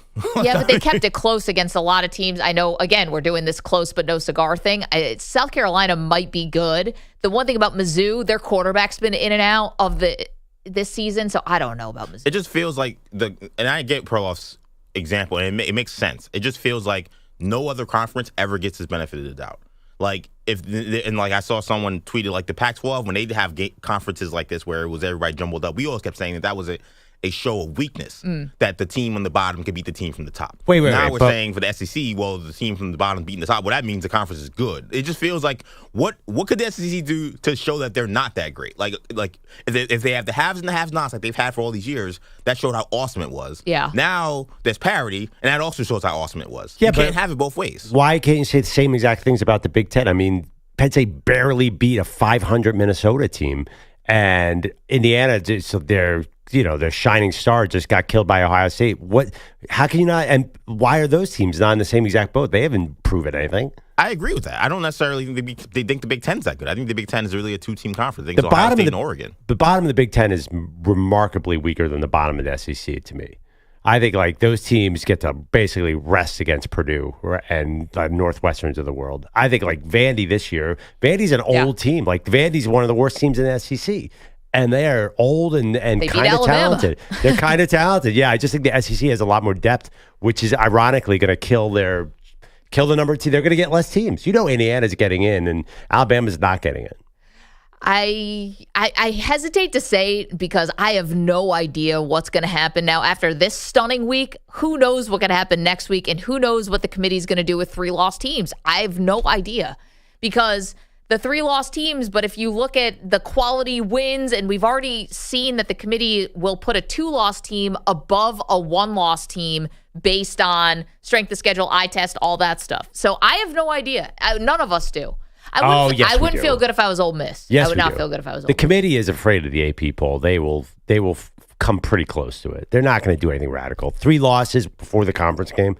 That's not happening. We got to wait till the final week. The final week is when they just do whatever they want. Exactly. That's when it's going to get maybe for the next few weeks, AP poll and the college football playoff will look similar. When you get to the last week, they're just going to throw out all their previous prerequisites of what turns into a college football playoff team and just do whatever they want. Because we've seen that now for how many years? Yeah, they just basically whiteboard this thing. Yep. It's like, all right, erase it all. Who's got any new ideas? Time for the spitball. I can't argue you guys on that one, but still, it just feels like the committee is going to do the most obvious thing. In fact, I'm a little mad. The job got easier for the committee this year. I want them to have, how I root for chaos. I think you do too. I mean, I think it's happening though, Perloff. I don't think so. This is a lot of chaos. You had 3 teams in the top 10 all lost in the second to last week of the regular season. Except everybody really wanted to see a 1-loss Indiana team go against a 2-loss SEC team. That was the battle. And I feel like Indiana, the controversy went away because everybody else lost. So now we know they're getting in. They fell to 10. They're going to beat Purdue and they're going to be fine.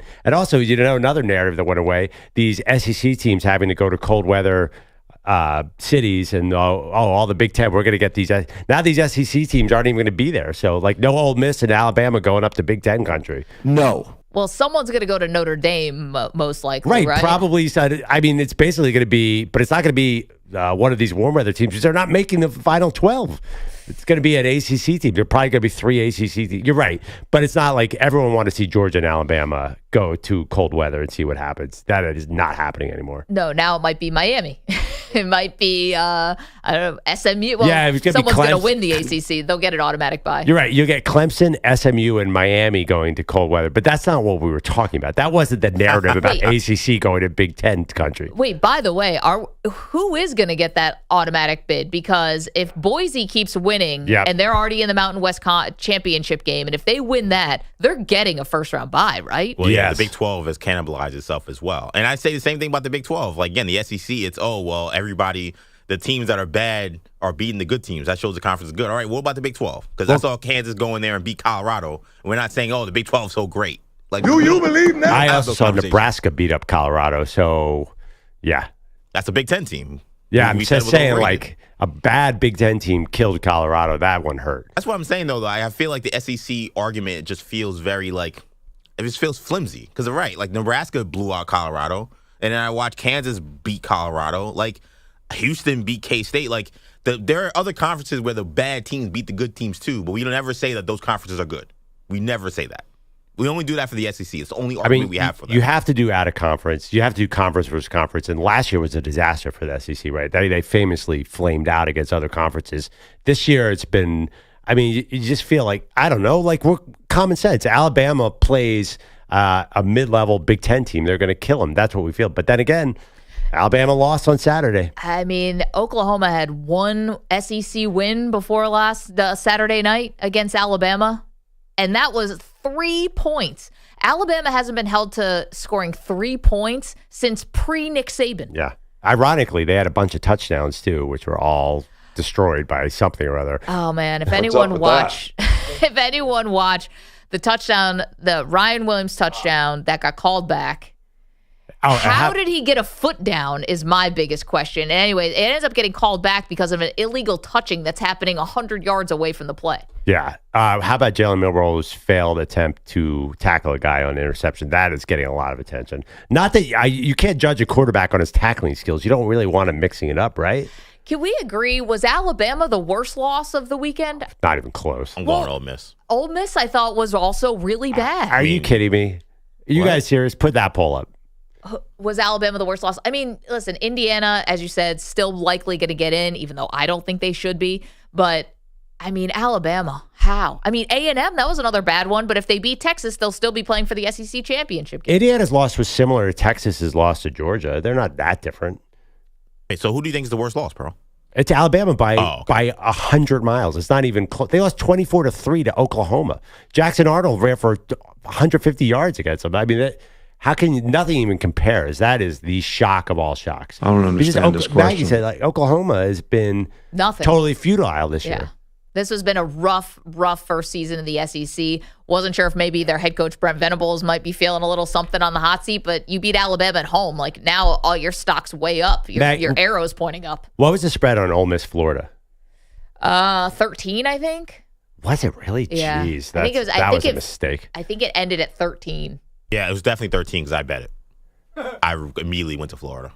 Oh, I was going to say, which side? Florida. Yeah. I was like, oh, you kidding me? Yeah, I mean, Ole Miss lost to Kentucky. That's like, you never know where you're going to get with that team, especially when the receiver got hurt. That was like, oh, that is trouble. Well, and he's been hurt all year. And then got hurt. But he's been really in and out of the lineup all year. I mean, the SEC, I get what you're saying, but just the idea that the SEC beats up on itself is also an option. Just because the top teams lose to the bottom teams, I want to see them lose to an ACC team. I want to see the Miami Hurricanes go into Baton Rouge and beat LSU. Because I'm not sure that happens. See, here's one thing about why Ole Miss and why this is a terrible loss for them. Yes, they lost to Kentucky. I get that. But they also just beat Georgia. And they handed Georgia 2 weeks ago, because they were coming off their bye, they handed Georgia's worst regular season loss since 2018.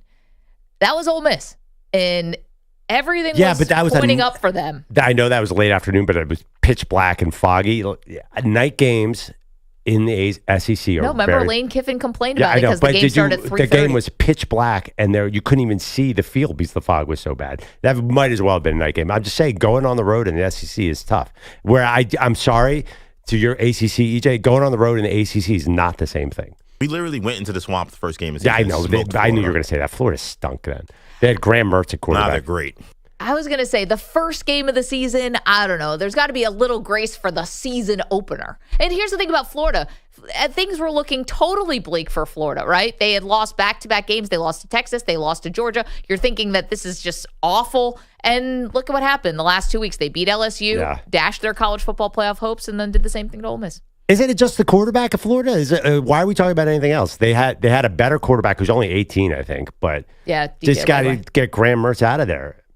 I mean, Graham Mertz, by the way, he's been playing college football since I was in college. Well, he's now cheerleader. I mean, they gave him a lot of credit for how he helped coach up DJ Lagway, because he's basically old enough to be a coach.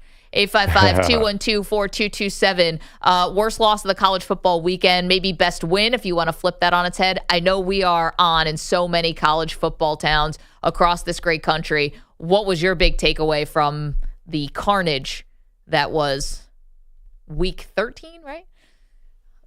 I think it's week It's week 14 aren't now. they 2 weeks ahead of 13. Okay, no, yeah. Well, you don't really do weeks in college football. That's an NFL thing. Like, they don't really have an official label. Week 13 was this past weekend. Just total annihilation. I don't think that's an official designation. No, they don't really go that way. They like might the as NFL. well, though, because it is pro sports. Yeah, there's going to be more craziness next week, too. It's kind of awesome. Can't wait. 855-212-4227. One other thing about college football we're going to get to in a little bit. I don't know who needs to hear this. You can't storm the field until there's zeros on the clock. That's just a little PSA. 855-212-4227. It'll save us all at home a lot of time having to clean everyone up off the field. Okay, lots more to do, including we'll do M&P 500, our stock up, stock down from the weekend. You're in a 5-minute break.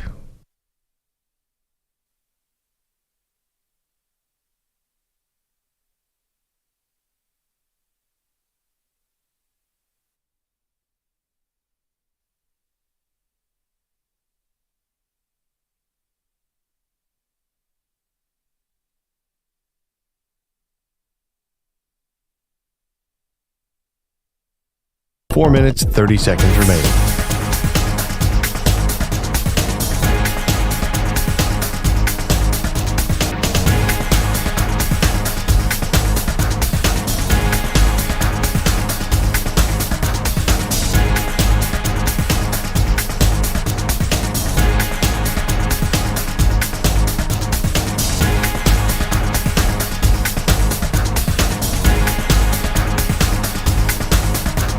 Four minutes remaining.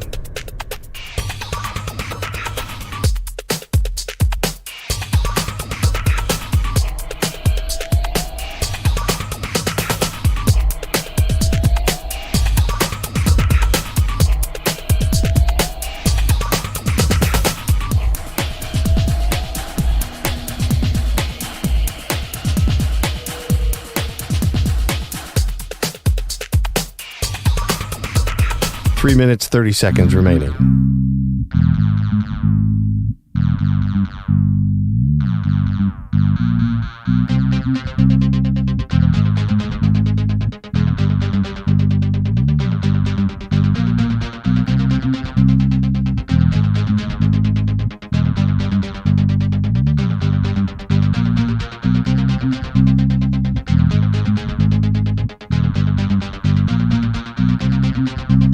Three minutes remaining.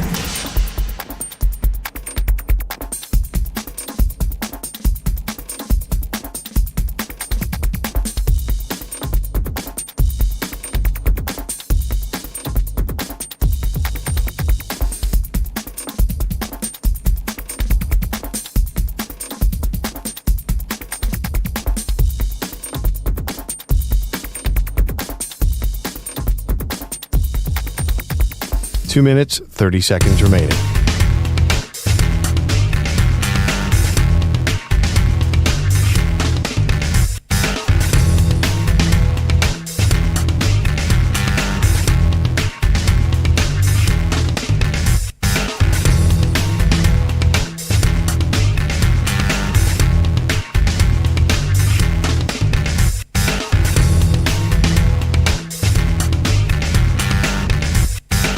Two minutes remaining.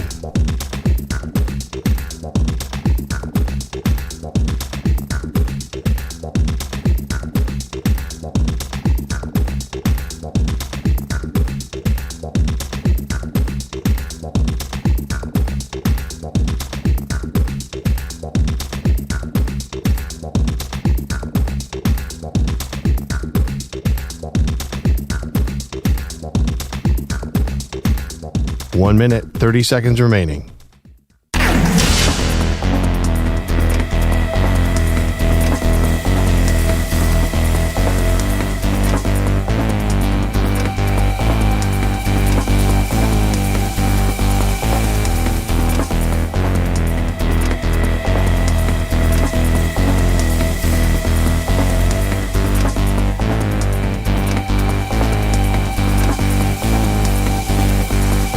1 minute remaining.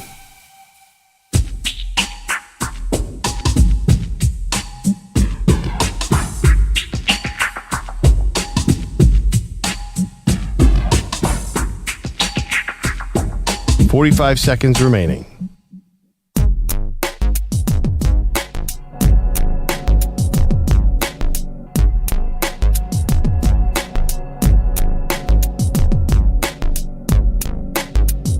$30 seconds remaining.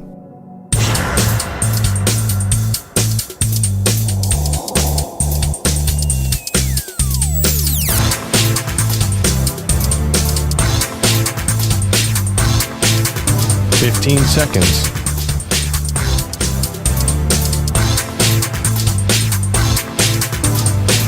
Break ends in 5 seconds.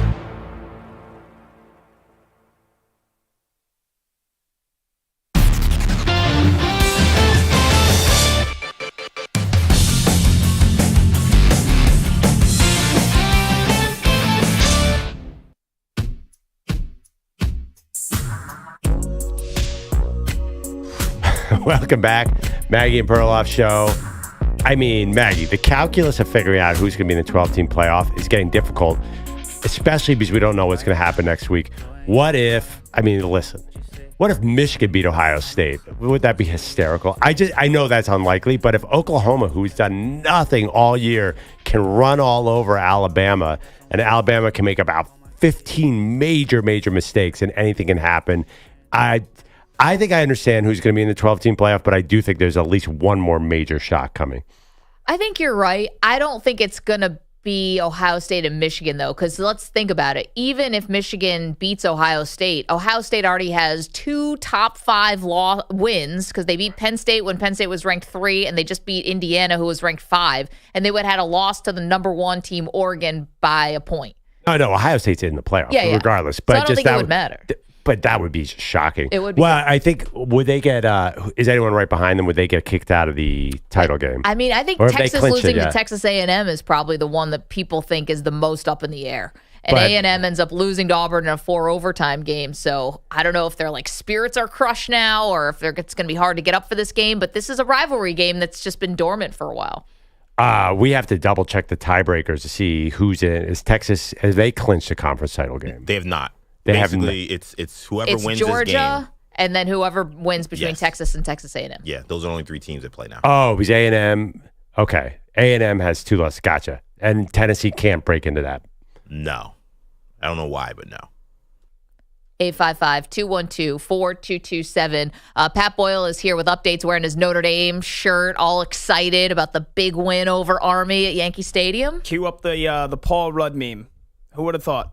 But look at us. Who would have thought they'd beat a bunch of elevated high school teams to get to the college football playoff? Hey, not my fault that when the schedule was rolled out, USC and Florida State were both top 15 teams, and both of them suck. By the way, that USC game, no?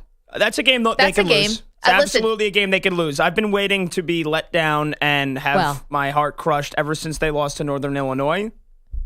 Maybe they're saving it for the final week. Wait, I have a question though. Why? How come the service academies play against Notre Dame and forget how to play football? Because they're the service academy. Who are they beating that's making you think they could beat Notre Dame? No, but I'm thinking they could, do a lateral, do a pitch like they normally do, field a punt. I know. Well, also Notre Dame knows those teams too. Like they're the only power team that absolutely knows everything Army and Navy done because they keep scheduling them. I know, but I keep watching these games. And it's not just they're getting crushed; is that the service academies are just literally giving Notre Dame the game before it's over. Yeah. I went to the Navy Notre Dame game at MetLife Stadium. I watched in a span of 30 seconds a guy from Navy field a kickoff off his face mask out of bounds at the 1, and the next play they fumbled into the end zone and literally let Notre Dame pounce on it for a touchdown. And the American Conference is not great. But Army and Navy both have steamrolled the likes of UAB, Tulsa, Temple. And then, they like EJ said, they play Notre Dame and they forget what sport they're playing. Wait. So you could beat Lehigh? That means you can beat Notre Dame? Come on. Get out of here. They beat Lehigh, but also they each Navy and Army have both collectively won multiple 30-point wins against the rest of the American Conference. And I'm not saying that's an accomplishment. I'm just saying it's not like they're beating the Sisters of the Blind before they play Notre Dame.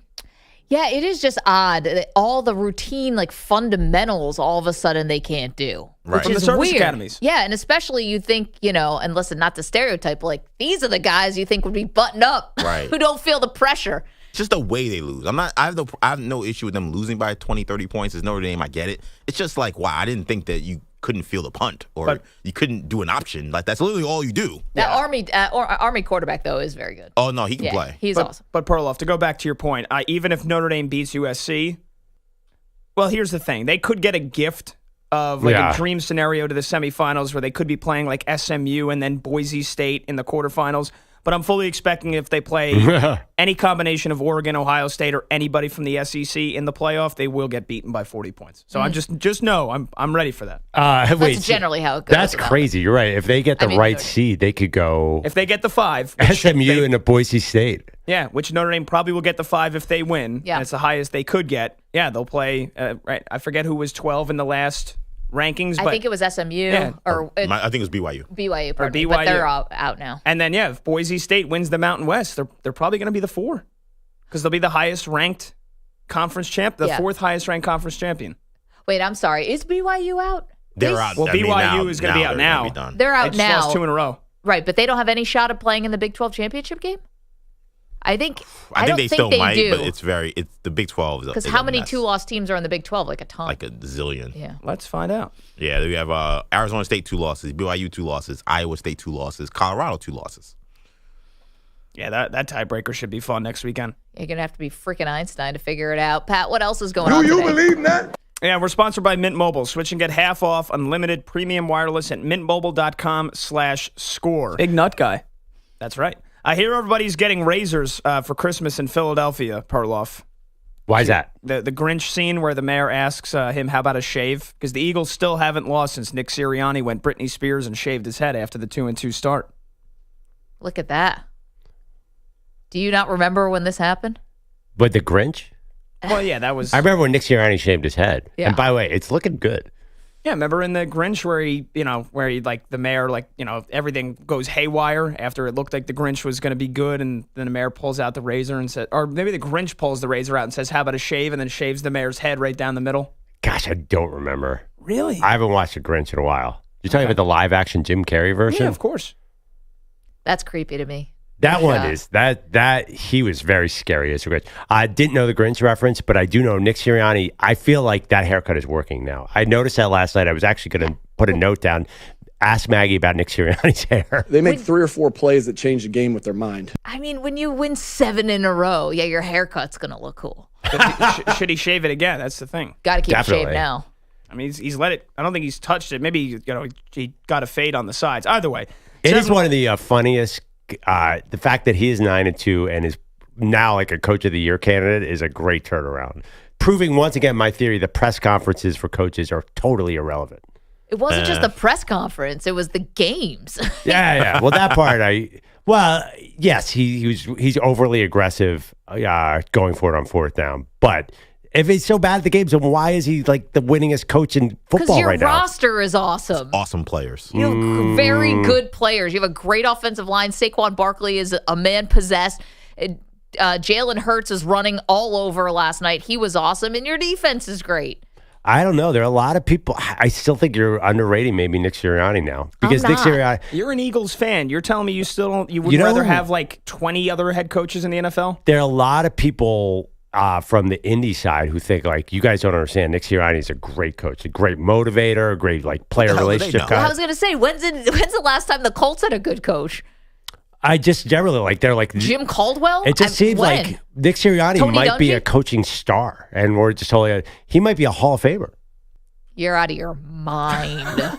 He really might be a Hall of Famer. No, good coaches are not getting into the Hall of Fame. Mike Shanahan's not in the Hall of Fame. You think Nick Sirianni's going to bump the line? No shot. Some dirty yards out there. Nick Sirianni, do you know his career record? It's insane. It's got to be pretty damn good. And also, too, was that if that team was so good, then why weren't they winning at the end of Doug Peterson? Again, I think it's the roster. It's not the coaching. I think it's the roster is good enough, and the coaching is whichever way the wind blows. I can't. I got to give him some credit. You think Sirianni wins at his next stop? I don't think there is a next stop. Wow, Eagles coach for life. Wow, the next stop is Canton. That's what he said. Does he get a statue? Yeah, chew on that one. 7 wins in a row. They plowed through the Rams last night, 37-20, and Saquon Barkley thrust himself further into the center of the NFL MVP conversation with a career night. 255 rushing yards, 302 total yards from scrimmage, 2 touchdowns, both of at least 70 yards. After the game, Saquon asked, is there a championship air around the team? I don't really know what that feels like. I guess that's a blessing in disguise, but we have a great group of guys here. Yeah, just a nice little shot into knife in the twist. trachea. Right into the trachea. Eagles did lose pass rusher Brandon Graham for the season, though, with a torn triceps. We went through the late afternoon window games last hour, along with the madness that was Cowboys and Commanders. So hitting on the other big results from the early window yesterday in Week 12, Sonic and Knuckles leading the charge for another Lions beatdown. There's the snap. Jared hands it to Gibbs over the right side, trying to get to the edge. He will. Touchdown, Detroit Lions. Felt the contact, just kept going outside until he found an opening, and he did. Second touchdown of the day for Jahmyr Gibbs. Yeah, Jahmyr Gibbs. Maybe let that sound go another second or so. Lions radio the call, and Sonic and Knuckles being what the Lions coaching staff calls David Montgomery and Jahmyr Gibbs. They scored the 3 touchdowns against the Colts. Lions go into Indy and win 24-6. Detroit defense, by the way, they've allowed just 12 points in their last 2 games combined. And the Chiefs? Perfect. I'm convinced at this point you could put 0-11 Kent State on the field with the Chiefs, and they'd find a way to have the game come down to the wire. Definitely. But it would be a W. KC blows double-digit fourth-quarter lead. It was 27-16 at one point before Bryce Young and the Panthers stormed back to tie it. But then Mahomes with a magical 33-yard scramble on the final drive to set up a game-winning Spencer Schrader 31-yard field goal. 30-27 the final. Here was Mahomes after the game. He'd like some blowouts. You want to have some blowouts. You want to be a little calmer in the fourth quarter. But I've always said it can be a good thing as you get to the playoffs and later in the season. Just knowing that you've been in those moments before, and knowing how to kind of attack it, but play by play, not making it too big of a moment. But no, I mean, I would say this more than anybody. I would love to win a game, not by the very last play. Yeah, that was sweet. They're 10-1. They've won 2 games by double digits, and of those 2 games, also only 2 wins by more than a touchdown. Yeah, you can't win a blowout if you can't have a pass that's not longer than 3 yards at any point in the game. I mean, I guess they had a couple to Kelsey, but they are the exact opposite of explosive on offense. It's bizarre. Yeah, but you knew and I knew and even the Panthers knew with a minute and a half left. Was there any doubt that they were getting into field goal range? Was there any doubt that guy was going to hit it if they got there 5 seconds ago? There's also no doubt it was going to be a Pat Mahomes run that was going to do it too. Why in the last 2 minutes is he like Michael Vick? Where like he can run for 40 yards, nobody can catch him, nobody knows how to tackle him. They over pursue. So annoying. The edges go right around him every time because they're not used to it. When it's against Lamar Jackson in the playoffs, to make sure you don't over pursue. Against Mahomes, you forget because he hasn't run all game. He's like a golden retriever going through an obstacle course. They're definitely they're a mess of a team, by the way. There's definitely you just said those numbers. They do not look like the best team in the NFL, which makes me actually more nervous about them if I'm your Buffalo Bills. We doubted them last year when they were losing games. Yes. And Kelsey looked bad. It's the same thing as this year. They're going to get Pacheco back. They're probably going to get Hollywood Brown. I won't get rope-a-doped. No, I didn't none get of us. rope-a-doped. They don't need Pacheco back. Hunt's really good. They generally... They do not throw the ball downfield. Worthy is not good right now. I will tell you one thing is different. Rashee Rice came on at the end of last year and was a superstar. Is he possibly coming back? There's definitely something missing in their vertical game. And it was there last year. To quote, Chris Sims was talking about this. Like, you started to see Rashee Rice emerging as a star last year. There's no wide receiver there, except for Hopkins. But Hopkins is like a possession receiver. He doesn't go down the field. I don't know. I don't understand. Oh, no, I don't like this call, by the way. What's that? Oh, well, we'll have to get to that in just a minute. I was going to say one last thing from the early window as we continue to pour through. Dolphins beat the Patriots 34-15. Look out for Miami. 3 wins in a row. And since Tua has come back, here's the points they've scored. 27, 27, 23, 34, 34. Those first 2 games, they lost on last-second field goals to Arizona and in the last couple of minutes to Buffalo. Yep. Interesting stuff about Miami because they're playing on Thanksgiving. We'll get to that in just a moment. Pat, great job. We'll hear from you next hour. Don't move. We see you guys on the phones. We got to get to our M&P 500 as well. Whose stock is up? Whose stock is down after a big weekend? You're in a 5-minute break.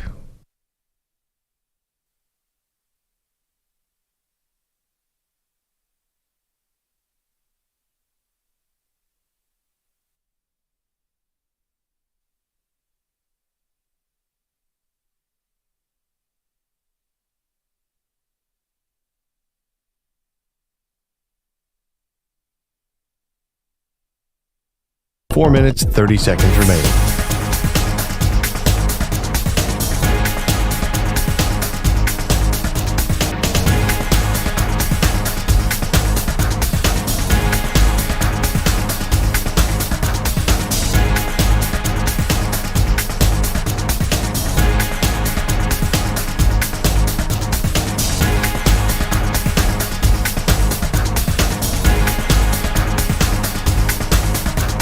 Four minutes remaining.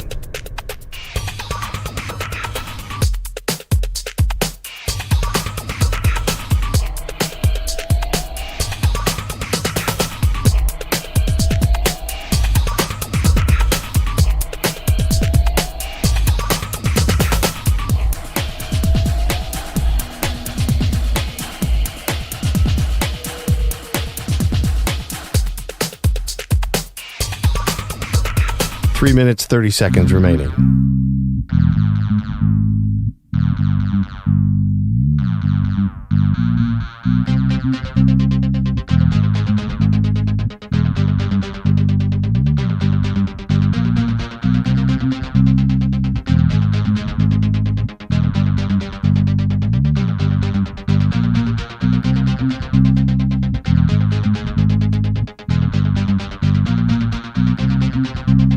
Three minutes remaining.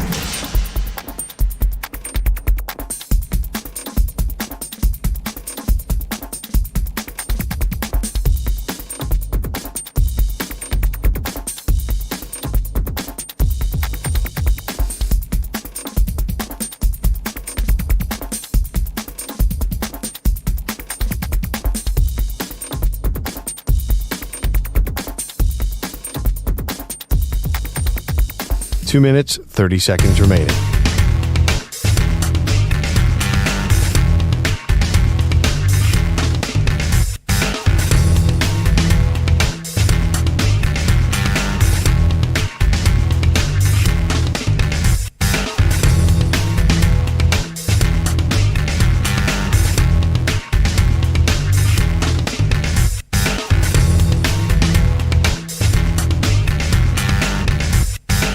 Two minutes remaining.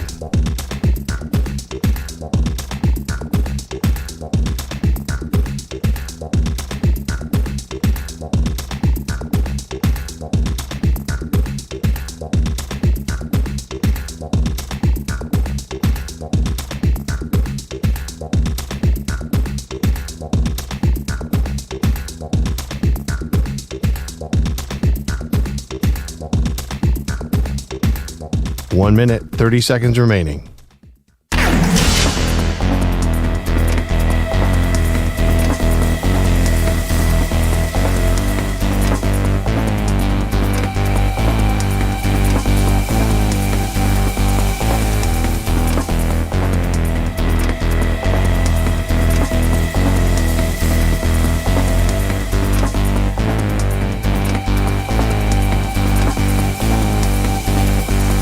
One minute remaining.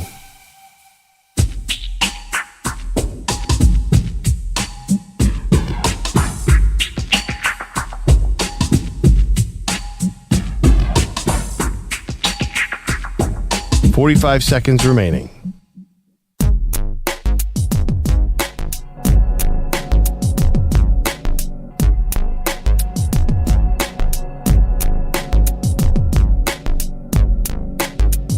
.30 seconds remaining.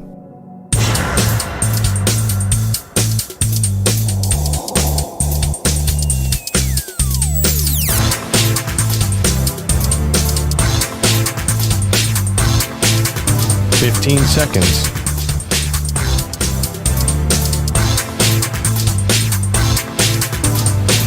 Break ends in 5 seconds.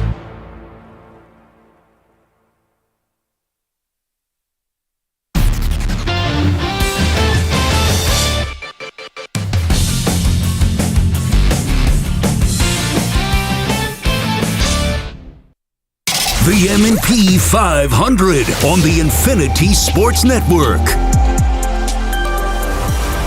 Hi, welcome back. Maggie Gray, Andrew Perloff. We do this on Mondays. Whose stock is up? Whose stock is down after a big weekend? Perloff, you want to start us off? Yeah, I'm going to go stock up. We've been talking a lot about running backs today. One that we don't talk about enough, Green Bay's Josh Jacobs. He forced 11 missed tackles against the Niners, ran for 106 yards and 3 TDs. And he's, Josh Jacobs was stuck out there with the Raiders, and I love his backstory. I love him. He's really cool. And I think he makes the Green Bay Packers a force because Aaron Jones was great in Green Bay, but you can never count on him. Josh Jacobs, one thing he's been his whole career is durable and consistent. He is, to me, the key to this team going forward. We put them in the question, who's the biggest threat to the Lions in the NFC? I think he's one of the reasons that they're a dangerous threat. Stock up Josh Jacobs. Yeah, especially after the big drop yesterday. Who was it? Christian Watson, who the ball just went through his hands. And then on top of that, Romeo Doubs ended up leaving the game. This is going to be interesting on a short week. What happens with the Green Bay Packers? A little bit banged up there. Okay, your stock up was Josh Jacobs. My stock up is going to go to the Florida Gators. Giant killers 2 weeks in a row. Last week it was LSU. This week it's Ole Miss. Dart looking downfield. He is going to take a shot towards the end zone. No one there but Gators. And it's a pick. Bryce Thornton with the interception. Bryce Thornton had 2 interceptions at the end of the game. Jackson Dart actually, they thought, threw a 3rd interception, and it got ruled an incomplete pass. And that gave him another shot, a 3rd shot to try to get Ole Miss a come-from-behind win, and he threw yet another interception. Just rough all the way around. But for the Gators, stock up.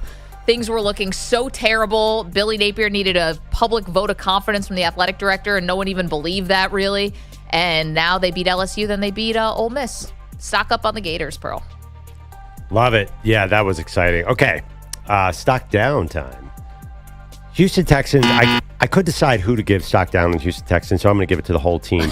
They all deserve it. D'Amico Ryans, not great situationally. Kaimi Fairbairn missed a game-time field goal from 28 yards.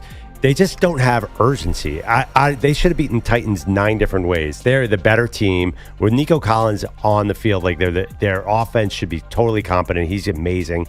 Joe Mixon was just awful. It just felt like they didn't play with any urgency, and that's what bothers me about this Houston team. It's not a talent issue at all. It's a fact that they've been, and you've been watching, they've been dying to lose a game, and then they lost it on Sunday to the Titans. Yeah, it's tough because, they thoroughly beat my Bills. I can't say that the Bills are a better team than them, but it just feels like I can't figure out the offense. And you look up at the scoreboard and they have points on the board, but they never really feel explosive or dangerous, really. Well, with Collins, I think they do. I think he is the difference. You can't have a Joe Mixon game, 14 carries for 22 yards. You're going to lose every time that way. He seems to have hit a wall or something. So we'll see what happens with him moving forward. They need a wake-up call. They need a slap in the face. And D'Amico Ryans sits there, and I really like him as a coach, but sometimes he looks baffled by what his players are doing because they're making key mistakes left and right. Yeah, stock down on the Texans. They lose at home to the Titans. The Titans had 2 wins coming into that game, and the Texans are supposed to be a Super Bowl contender. That was just, listen, I know division games get weird. That one was especially weird. Yeah, I think the Texans wide receiver injuries, losing Diggs. Apparently, Joe Mixon was jawing at fans, too. Yeah. Their own fans. Yeah. But again, if you watch the offense has transformed with Nico Collins, he could take anything to the house. So I'm not going to rule them out as a dangerous team in the playoffs. Everybody comes healthy and Mixon is awake and conscious for a playoff game. They could be good. Remember, they came out against Cleveland last year in the playoffs. It looked like a house on fire. So I don't totally dismiss them as dangerous, specifically to your Bills. No, they could be. Listen, they already beat them once. For my stock down, this is about college football fans, and I know everyone's excited, especially when your team has a big win. But you gotta wait till there's zeros on the clock before you storm the field. And I'm looking at you, Arizona State, and I'm looking at you, Oklahoma, and I get it, especially for Oklahoma. You are excited. You just beat Alabama. You held them to 3 points. It was a total shellacking. But there's still 28 seconds left on the clock. You can't storm the field. You can't take down the goalposts, guys. Because you want to know what that means? It means we all got to wait for your behinds to get off of the field in a timely manner. You got to put the goalposts back up. And in the Arizona State BYU game, I guess a little more forgivable. No one really knew there was going to be 1 second get put back on the clock. but there was 1 second back on the clock, and you got to get all those fans out, and then you got to restart the game. Just wait a second, guys, gals. I don't know. I feel a little judgy there, Mag. I am judging the hell out of them. I feel mean, it's like college. You know that 28 is more than 0. I don't know. I'm not signing off of this fun police take right here. It's so annoying to have to get everyone off the field. Yeah, these drunk college kids now have to single file. By the way, and can someone just put the phone down for 1 second? I know I sound like old person. Oh, Jesus, Mag. Shaking fist at cloud. Guys, not every single freaking moment of your life has to be recorded, and we're people who actually have to put stuff out on social media for a living, and I'm telling you that. All right. You're yelling into the void here because not a single college-age kid is going to listen to you ever on this take. Go have fun. Yeah, all right. Stock down on that take. I never said don't storm the field. I just wait till there's triple zeros. Patiently and orderly storm the field. Okay. Do we have time for another stock up? I mean, you got to go. Baker Mayfield, bacon. Almost kept my fantasy team in a key game this weekend. 24 for 30, 294 yards.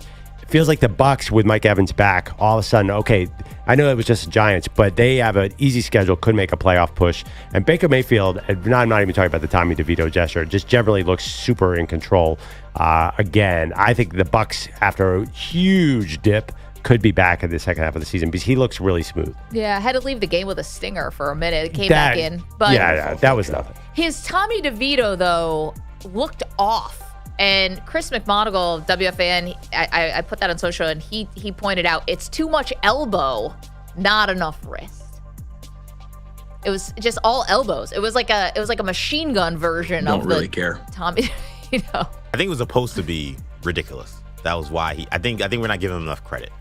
Well, I mean, I think he just had basically went end over end into the end zone. I don't think he was thinking clearly. True, he might have been concussed. Totally. But it was just off. Felt weird when he was doing it. Too much. All right, there you go. I think America loved that more than anything. Oh, no, they did. It was just, if he didn't do it correctly. I'm nitpicking now. Yeah, as long as they didn't storm the field, we're okay. Exactly. No, as long as you storm the field, just when the game's actually over. Giants only stormed the field that they were going to wring Brian Daboll's neck. The only reason why the fans they were going to storm the field. Seriously, to go hunt. It was more like chase the coach. And if they could chase the GM out of the building, they would have done the same thing. Phil's our pal in Pennsylvania. Phil, you Hi, crazy Maggie. dude. Hey, I'm not in control of it. That's what they chose. Okay, so let's set this up quickly. Phil and his wife take a road trip from Pennsylvania to Texas every couple months or weeks. Months, right? Every couple months?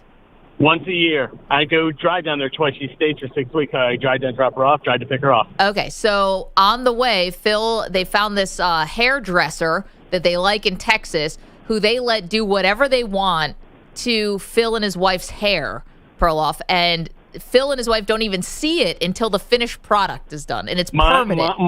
My wife knows what she wants. Mine's the one that's completely unplanned that's out of my hands. She knows what she wants. Okay. Phil, do you want to describe what your hair looks like right now? Because I saw the picture, and it's bananas. It is chopped on top. Half of it's royal blue, half of it's purple. In the front, on the blue side is a chunk of purple, and on the back side is, in the purple side, is a chunk of blue. And on the side, the middle part is interchanging highlights of blue and purple. Phil, you look like Sonic the Hedgehog. The color didn't really work out a little bit, so underneath my hair in the back is a little bit of turquoise, and the vivid color didn't react to the toner, so I have a couple strands of white hair. Phil, so it's completely unique. I do not mind. I'm going to say something. I mean, this takes a lot of guts to do something like this, number one. Number two, you look like some kind of teenage punk. And I mean that in the nicest way. No offense taken. It's bananas. Phil, can we put the photo out on social? You can do whatever you want. I don't mind. All right, there we go. That counts as consent. I just saw it, and wow. Doesn't he look insane? He let this happen. It's kind of cool, though. He's got to be playing bass in a heavy metal band ASAP. Thank you, Manny.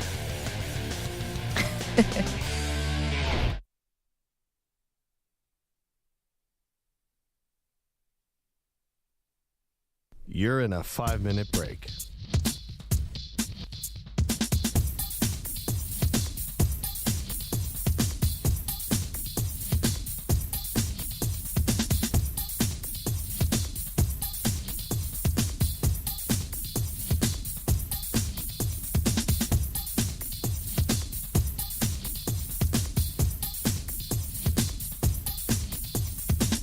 Four minutes, 30 seconds remaining.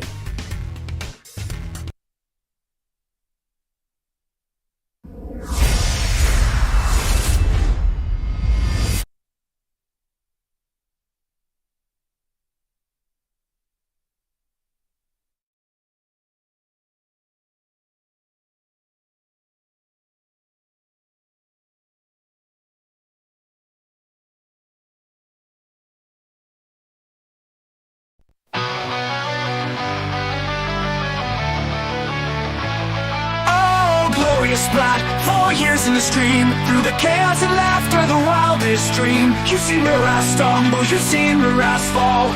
Droopy man boobs and chicken wings, he's done it all. From poops in his pants to wings in his throat, every moment's a story, every mishap a note. But as the Twitch chat roared, one truth was clear: the biggest absence beat up a lot, he ain't here.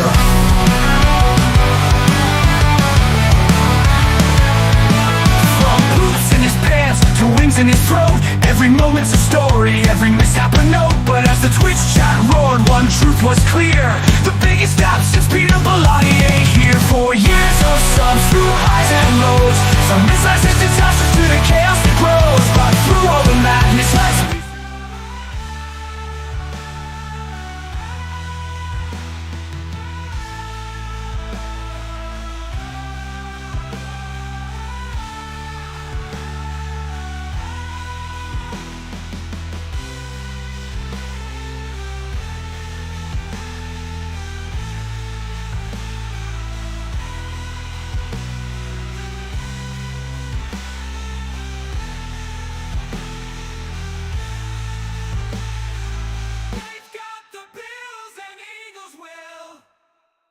pounded. It's game day, the crowd's on fire.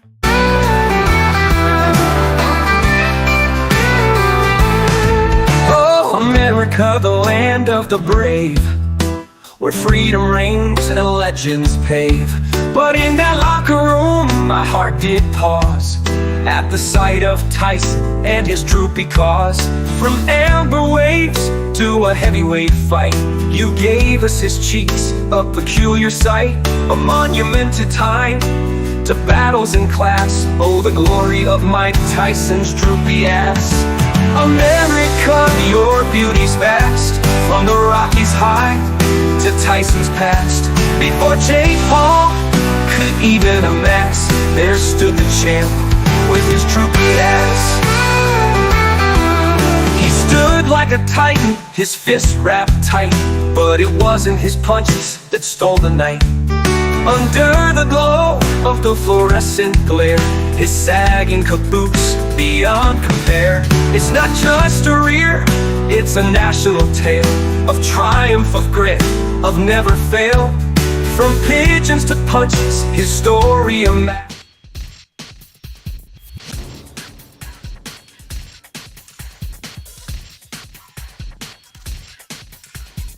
One minute remaining.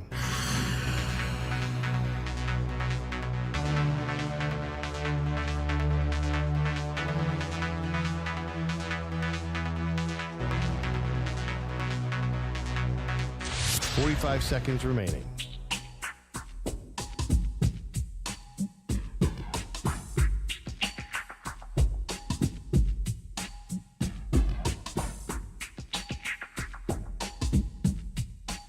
Seconds remaining.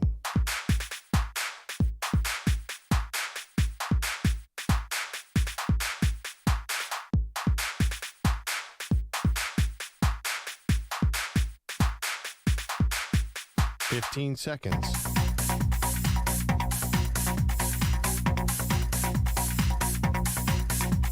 Break ends in 5 seconds.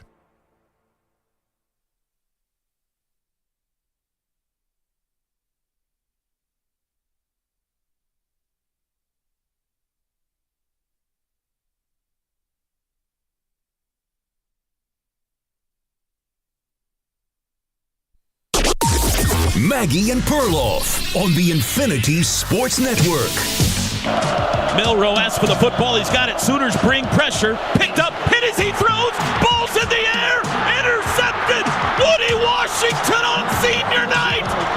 Intercepted. Milroe got smashed. Thank you to Learfield for that audio. 3 interceptions by Jalen Milroe. Woof. I mean, just a terrible game by Alabama. The most shocking result from the weekend. I mean, there was some competition, Pearl, but college football took center stage this weekend, and Alabama losing and now being potentially all but out of the inaugural 12-team college football playoff is a shock that very few saw coming. Nope, didn't see that coming. Should have saw it coming. It's hard to play in the SEC at night. Milroe, by the way, Milroe is still, we're worried about his NFL draft. He still made some throws. Are like, whoa, that guy has talent galore. This is, and I'm starting to wonder, my question is about Kalen DeBoer. Are his teams disciplined, and can they play 60 minutes a game week in and week out? I guess they did at Washington, but I'm not sure in the SEC if that's going to work. Like, I am now nervous about Kalen DeBoer's future in Alabama. And I know I was totally high on him 4 weeks ago, but this team just seems off. And obviously, the personnel losses in the offseason hurt. You just saw Caleb Downs just dominating in Ohio State. So yeah. I came into the season, remember EJ and I bet about it. I said Alabama is going to suffer from all these personnel losses with the coaching change, which is very natural. And now I think it's sort of coming home. I don't think they're quite as talented as past Alabama teams. Quite as deep either. How can this be like a talent thing, though, right? Because I watched them beat Georgia. I watched them hang on to beat Georgia. Right. I saw them blow out LSU. Yes, I saw them lose to Vanderbilt. That was shocking. That was one of those weird, and, Vandy came ready in that game. I did see them lose to Tennessee, but you know what? Tennessee is a great defense. And so this is the thing. I wasn't expecting this because I don't think the talent was the issue. Maybe you're right about Kalen DeBoer because they just seem like they were flat. Totally flat. And, it's not like Oklahoma, yes, they were able to run the ball in this game, no doubt about it. But their quarterback for Oklahoma, Jackson Arnold, was 9 for 11 with 68-yard passing. Now, he was 131 yards on the ground, so that's a lot. But 68-yard passing and you beat Alabama? I mean, that's crazy to me. We've been waiting for this Jackson Arnold game for about, 3 years now, or that's 2 years, ever since he got there. Yeah, everyone knows the drill with that, but that's college football. I think Alabama, they can't, maybe the stats will prove me wrong, but they can't road grade like they used to. Like their run game was terrible against Oklahoma, and that destroyed them. You can't put a quarterback like Jalen Milroe in 3rd and 9 a lot. Well, Jalen Milroe was not effective on the ground. 15 carries for 7 yards. Yeah. It's just, here's the thing. They asked Jalen Milroe to do way, way, way too much. And in a game like this, he couldn't. He couldn't even rise above. And I think that, I don't know. It's just odd to me. And listen, I don't think Alabama's going to find their way into this college football playoff. I think it's going to be tough. It's going to be very, very, very hard. Maybe they get it on the brand if a million things break right for them, but I don't see it happening. And it's just so incredible to me that when the college football playoff expanded to 12 teams, you would think, well, obviously that means Alabama's in. And the fact that they're not, just nuts. And I hope that there's not like too much of a knee-jerk reaction, though, on Kalen DeBoer, because you don't want to start this thing where you're cycling through coaches because nobody's living up to Nick Saban. Even Nick Saban in his first season, it wasn't all gangbusters, right? So I would hope that Kalen DeBoer would get a lot more time from the fan base before they start calling for him. Well, yeah, and to be fair, he didn't really have a full offseason. So can't judge them now. I mean, Alabama, I think this was their lowest preseason ranking we've seen in forever. It is shocking that they make the Final 12, but I don't think anyone was really coming into the season saying Alabama, it's the typical Alabama championship team. Expectations had lowered a little bit. I don't know. You picked Jalen Milroe to win the Heisman. Yeah, and I did, and I was in it for half. I was wrong about that one.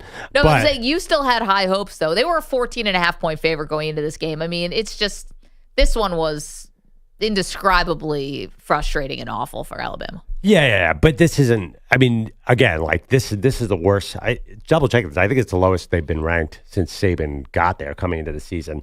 I think Georgia was the team that everyone thought was going to be a house on fire this year. But regardless, like this was an embarrassing loss, terrible. Milroe did play poorly. NFL, I don't think cares about one single college game.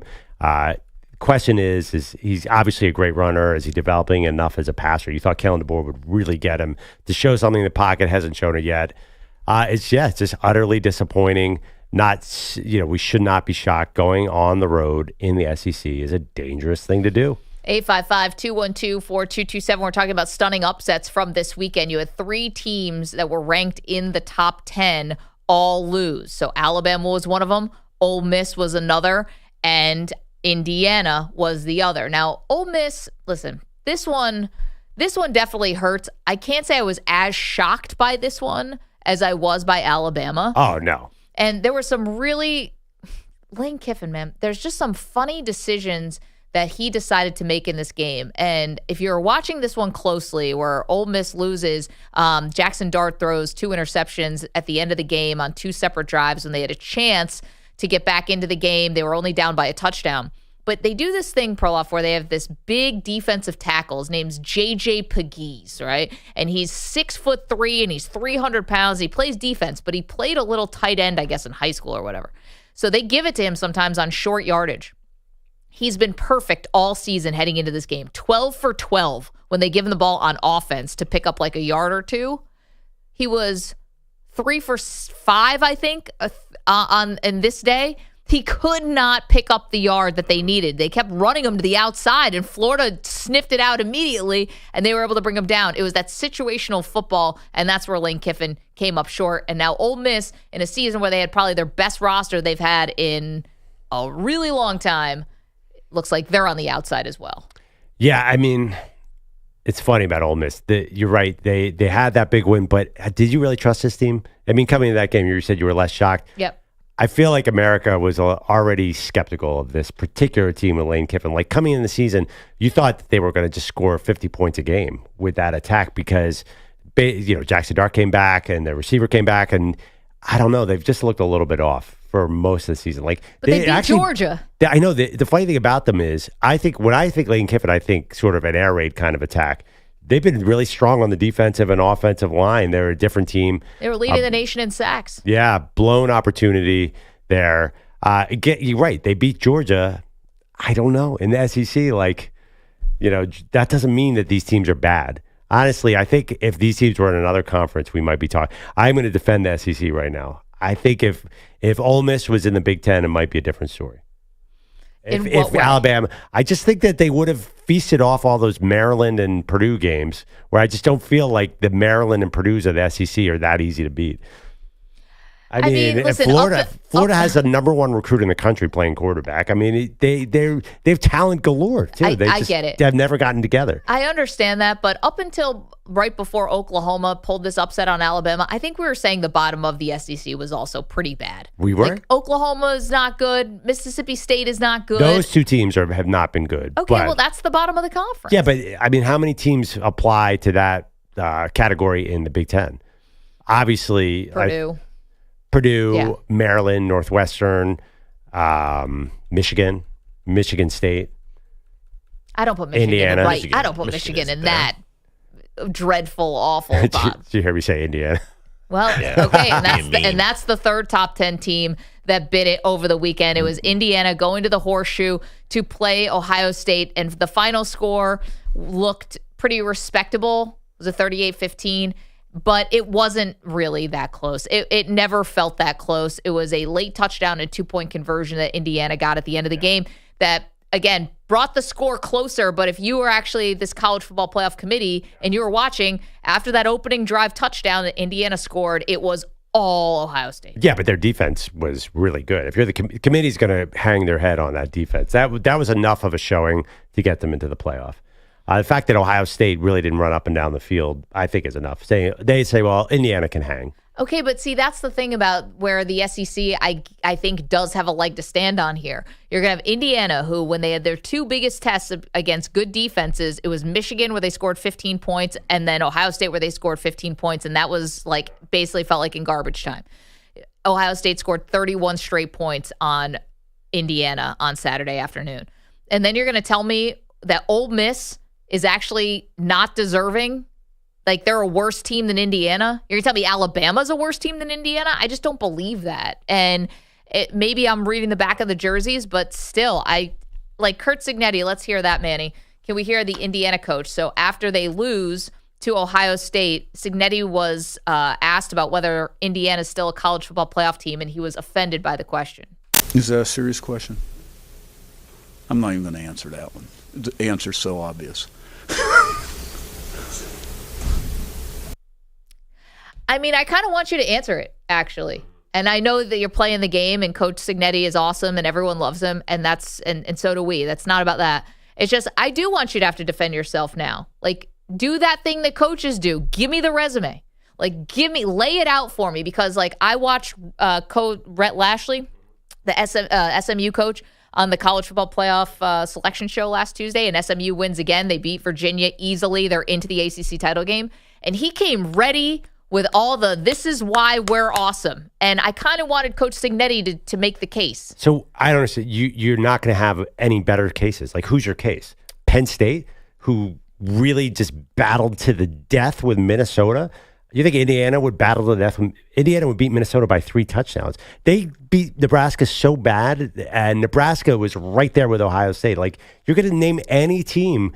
You could pick apart Indiana, but there's no one. Notre Dame? What has Notre Dame done? Wait, but hold on. Yeah. So Penn State, I know that we give them a lot of crap, right? We really do. Yes. We don't know why, and I understood they had to hang on for this 26-25 win at Minnesota, but their overall schedule is number 35, and Indiana is 106. That's very, very different. It also helps maybe that, Illinois now looks like maybe a little bit better of a win for Penn State, and their only loss is by a touchdown to Ohio State. I mean, Penn State and Indiana, who played Ohio State better? And I get the Penn State was at home. I mean, but if you're going to do who better, like Oregon barely beat Wisconsin. Like, there's a thin line between all these teams, so you might as well go by record.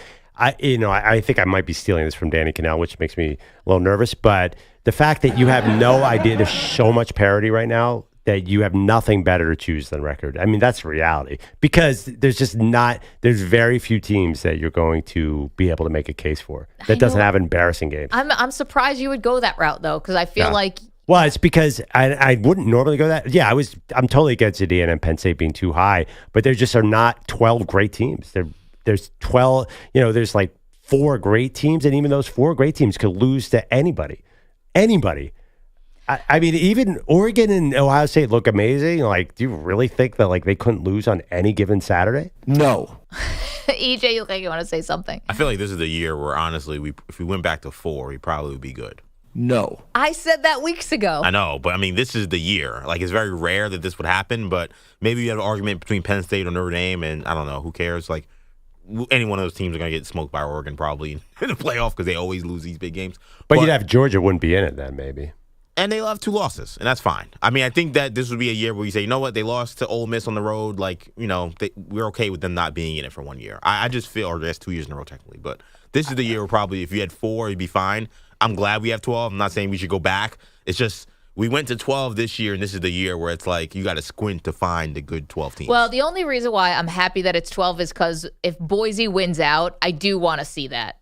And I guess they would get in, but I don't think so. Wait, are you really... Oregon has been impressive, but Ohio State has definitely been a letdown to me. I mean, why aren't those 5-star guys running into the end zone? Like, it feels like they are just a bizarre team who'll play anybody close. Texas, you have no idea who Texas is. And then the 4th team will be Penn State or Notre Dame. You're right. Like, that doesn't sound like a solid top 4 to me at all. I feel like Georgia is going to roll some of these teams, and they're not even that great either. I know, but just going by what the committee has done in the past, I think you'd have a clear 4 teams. You might have a clear 4 teams, but they're definitely not like head and shoulders above the 8 below them. I think everyone's going to come into this playoff being like, God, I have no idea who's going to win this thing. I think it's going to be a very, very difficult thing to forecast. But doesn't it feel like Georgia, besides Georgia, all these other teams outside of the top, really 3, but let's say top 4, like they're not really championship contenders. And I'm putting my own beloved Miami Hurricanes in there. Like, yes, I think but Georgia is the only team. Like, but on a given Saturday, if Tennessee's defensive line gets a hold of Ohio State, you have no idea who's winning that game. I just say that could be close. Like these good teams are not that impressive to me. I mean, do we feel it's NIL? NIL's just spread the talent out. You can't avoid it. There's so much parity. I get it. And I got to be honest, I was watching that score of Georgia and UMass a lot longer than I thought I was going to. That was a 17-point game into the third quarter. You have no idea which Carson Beck is going to show up on a given game. It wasn't even him. Yeah. And also, by the way, Oregon, look at Oregon's schedule. Like, you don't really know that much about them either. I know they beat Boise State in that game early, but by a field goal. They're quite unknown as well. I think they beat Ohio State. I mean, that's the big one. You're right. It would be a clear-cut choice. I say instead of doing 12, let's just expand it to 16 and get Alabama back in there and get Clemson in there too. You know, with let's this get some Cade Klubnik going. I wouldn't be surprised if all of a sudden on the last day they're like, you know what, we're going to make it 16. We really want Alabama in this thing. And Lane, we're going to throw Lane Kiffin a bone. 855-212-4227. College football was nuts this weekend. You're welcome to call in. And by the way, if you want to defend Penn State or Notre Dame, who seems to be taking some shrapnel on this show, or Indiana, you're welcome to do that. You're making me uncomfortable. Like I don't know what you're talking about. Is that Signetti? James Franklin. That was Franklin. Quickly, Sean is our pal in Oregon. Wants to talk to Perloff about something. I think he's got amnesia sometimes. I think your connection's not great, Sean. I can't hear what you're saying. Yeah, no, I've flip-flopped 100% on Nick Sirianni. Is that what you're about to say? Well, I mean, look at this year. They're 9-2 right now. Yes. Last year at this time, they were 10-1, and they lost 5 of their last 6 games, and everyone was throwing Sirianni under the bus. It was, but also, too. He deserved to be. It was, but I did defend. I said one thing last year. It was the defense that really fell apart.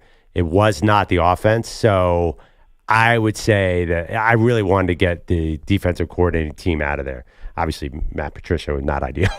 I think everybody did. So I wasn't just throwing Sirianni under the bus. It was really the lack of tackling that was killing me on a week-to-week basis. I'm generally a defender of others.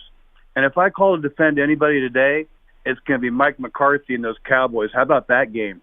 But you're killing your draft position, Sean. I know you're not a Cowboy fan, but isn't that – if you're a Cowboy fan, are you really that excited about that win? Well, no, the only team that's tanking in the NFL is those Giants.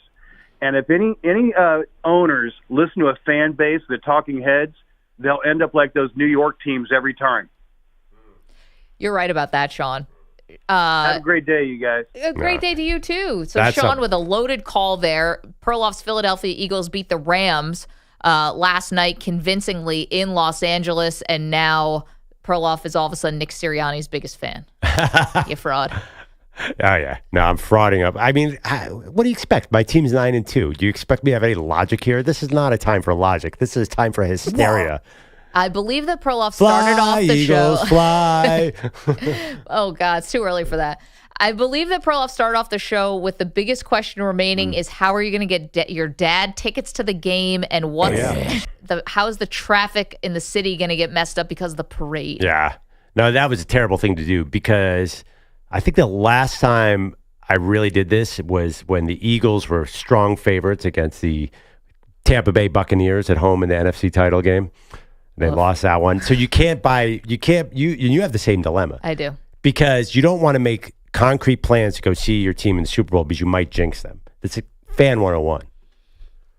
Is that fan 101? Fan 101. And by the way, Sean is also correct about the New York teams.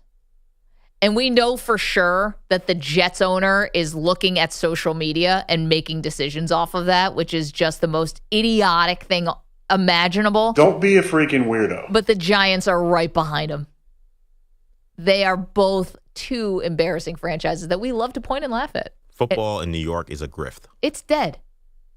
It's a grift. It's beyond dead. It's not even real. Like they say that they're out there to go win football games, and then you watch these two teams play, and you're like, you're gaslighting me. You're no way you're telling me this is supposed to be professional football. Honestly, Baker Mayfield had the best troll This one was better than planting the Oklahoma flag at Ohio State. Definitely. The Tommy DeVito, he does the Tommy Cutlets. He's doing we need a name for this. Because the capiche? I don't know. It's so great because it actually points to the grift that is New York football. Because this is a joke. Tommy DeVito's not an real NFL starting quarterback. This is not a real NFL star. Like, the fact that he even has a signature celebration is ridiculous. You're a bum. You're a 7th, 6th round pick. You're a 3rd-string quarterback. And in this city, we're treating him like he's a star. Like, this shows you just how pathetic New York football is. That a clown like Tommy DeVito, not necessarily a player, but just the mystique that goes around him. And it's not really him. It's his dopey agent and the people in the crowd that are loving this guy. Like, this is our football star we have in New York City. Tommy DeVito. Crap. It's pathetic. This is why we love to point and laugh in New York. I kind of like this loss, but I like what the Giants. I like everything the Giants are doing. Right, like they're the tank. Sean nailed it. Like they're really dedicated to tanking. The other teams are kind of wishy washy about it. No, it's going to end up being a good thing, but the problem is they might end up firing the coach and the general manager. And again, you're starting over with more uncertainty, unless it's Belichick who's coming in. And I don't even know how excited fans would be about Belichick coming. I mean, they better. I'm sorry, I don't want to fire anybody, but they better fire the GM, right? I mean, well, then are you going to fire the GM and keep the coach? Then you're going to hire a GM. Like they were kind of a package deal, those two coming from Buffalo. I mean, they're obviously on a collision course with Shedeur Sanders, and will he go there? I would imagine yes, right? That feels like a Sanders destination. 855-212-4227, unless they're holding out for Arch. 855-212-4227. That's the number to call. See you guys on the phones. Hang tight. We're going to get to you in just a moment. Got so much to do here on Maggie and Perloff, including some grades for some of our biggest college football stars. You're in a 5-minute break.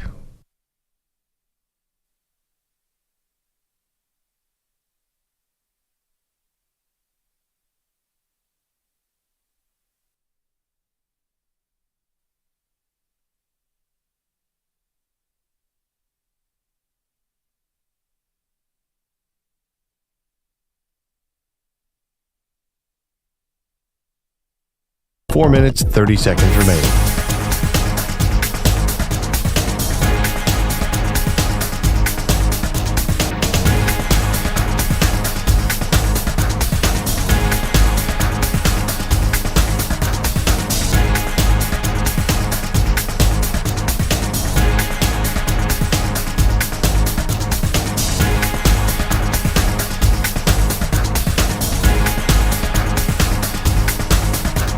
Four minutes remaining.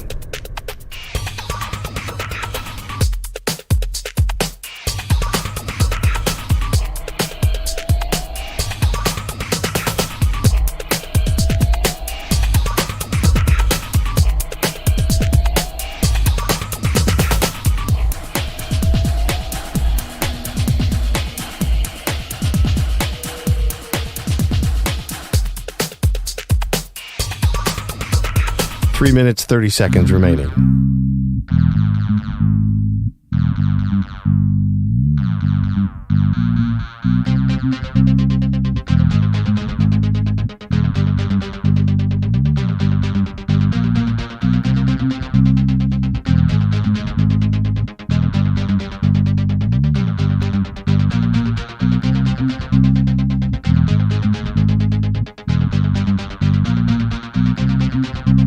Three minutes remaining.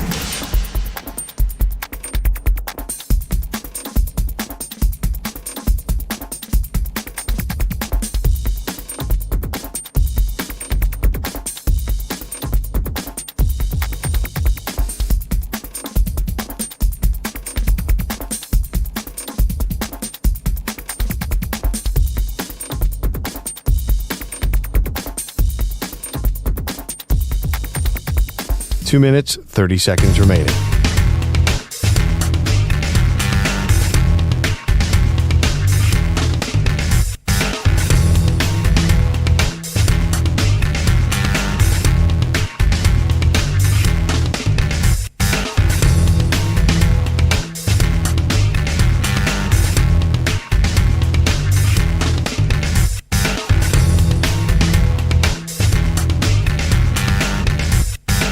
Two minutes remaining.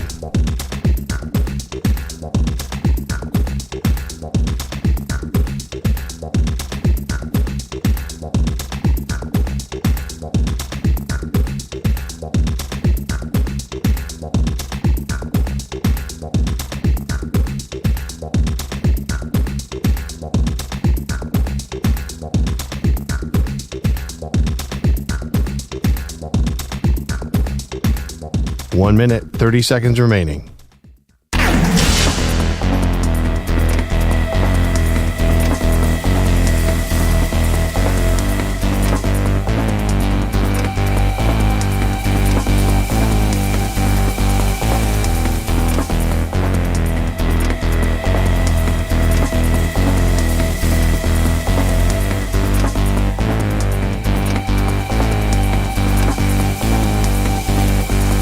One minute remaining.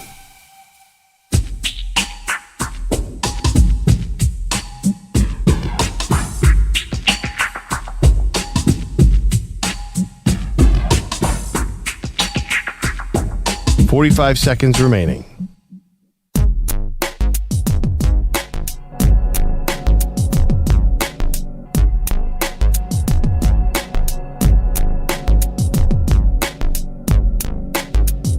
$30 seconds remaining.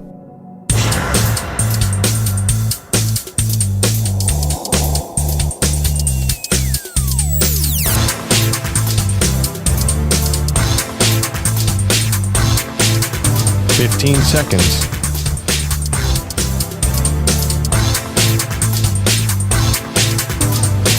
Break ends in 5 seconds.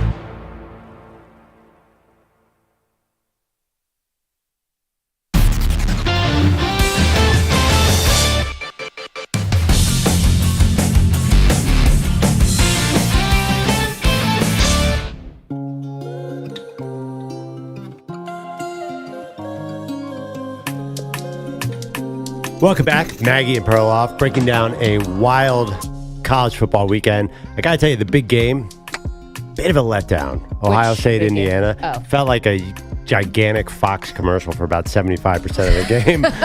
It really was hard to get anything going. But I think that, unfortunately, with 12 teams, like, we are robbed. Like, Indiana wasn't really playing for their life. Can you agree with that? Like, it wasn't like a do or die game of the century thing, because I think everyone in the back of their mind knew as long as Indiana doesn't lose 70-3, they're making the college football playoff. So I think we're seeing sort of the big debate about what this 12-team playoff means. You lose a little urgency in the regular season, and also you have teams that are not perfect that are going to be in the playoffs. And I think you have to accept that, Maggie Gray. I know it's hard for me to accept, but if you're asking me which level of imperfect do I want a more imperfect Alabama or a more imperfect Ole Miss, or do I want a more imperfect Indiana? And that's where you're going to lose me. But to be fair, things are breaking very well for Indiana. I think they would have been in anyway. They dropped 5 spots in the AP poll, but Alabama losing, Ole Miss losing, I mean, this really cracks the door open because Penn State won. And obviously, Ohio State, beat them. Well, if you're just going to go on brand, then why not just put Colorado in there? Why not just have all the stars? Listen, we'll get to Colorado, and I thought Deion was very sobering, a sober message to his team after they lost to Kansas. Meanwhile, our guy Lance Leipold, how about him? Giant killer. Adrian is in Maryland, wants to defend Indiana. Hi, Adrian. Yes, Maggie. I want to defend.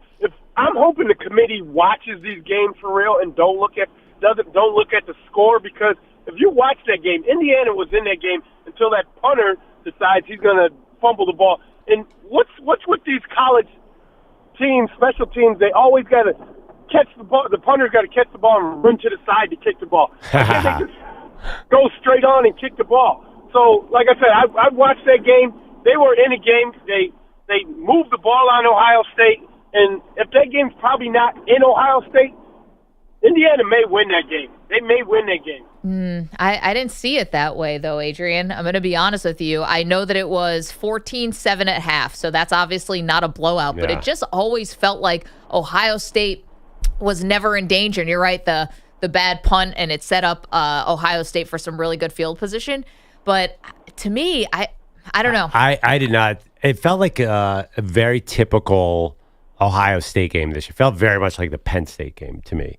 Like, they controlled it, but it was so slow and just like, eventually, Egbuka and those guys are going to break out at some point, but it didn't feel like a dominant win to me. Yeah, but 31 straight points. What is that? What is that then? But Maggie, 31 straight points. 31 unanswered. Yeah, I mean, from like the 3 minutes in the game until the fourth quarter. That's not. I mean, Yeah. If you didn't watch Indiana all year and you were like, well, they're playing cupcake team, and then you watch at least, I'd say, the first half, you would say, hey, these guys are deserving. They can play with the big boys. They're one of the big boys.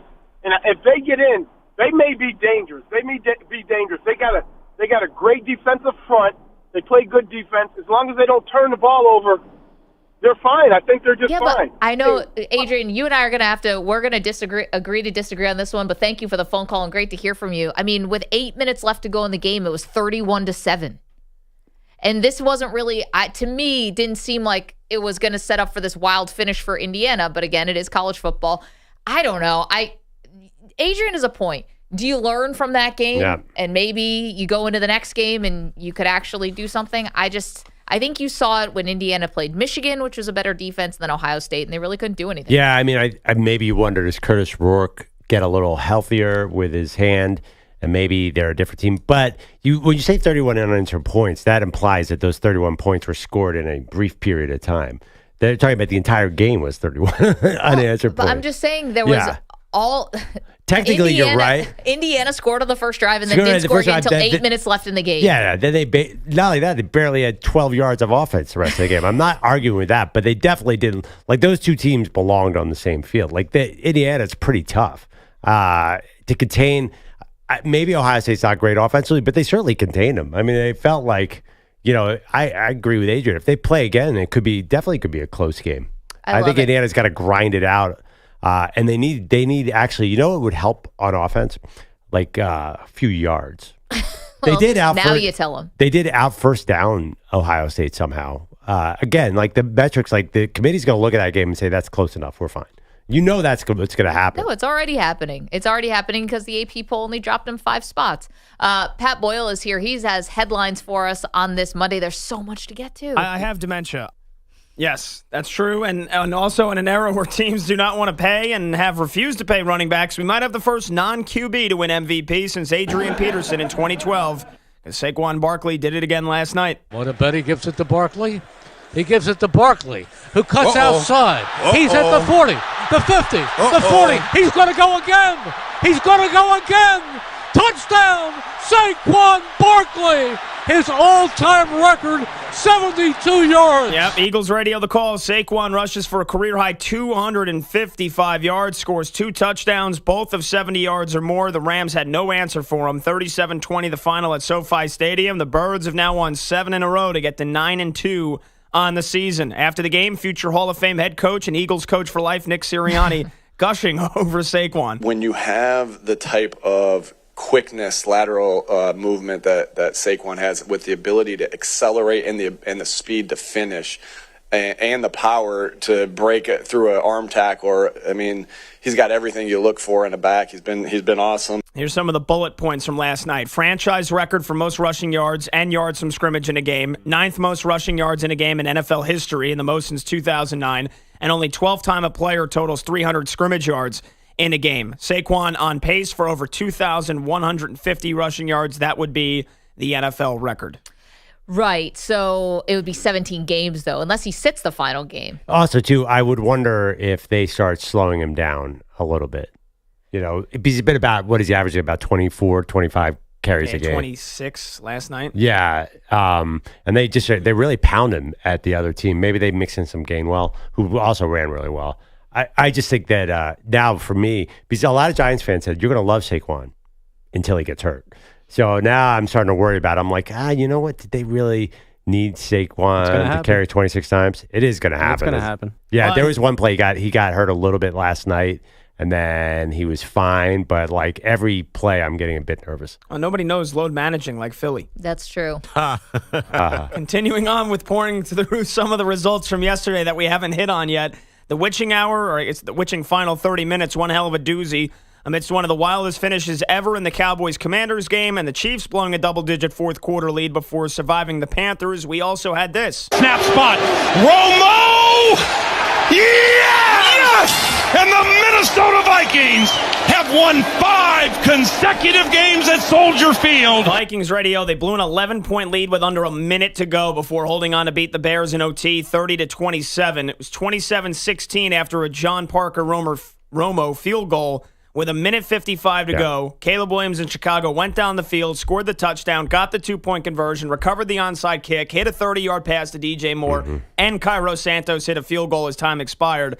But the Bears went backwards on their lone drive in OT. The rest was history. Sam Darnold left the game for about 2-3 plays with a foot injury in the fourth before returning to replace Nick Mullins. Raise your hand if you knew there was a kicker named Romo. No clue. No idea. I was like, what if this Romo wins more playoff games than Tony Romo? That'd be amazing. I guess he's from the XFL. They said that during the game. He was on the Bears practice squad a couple years ago. What a day.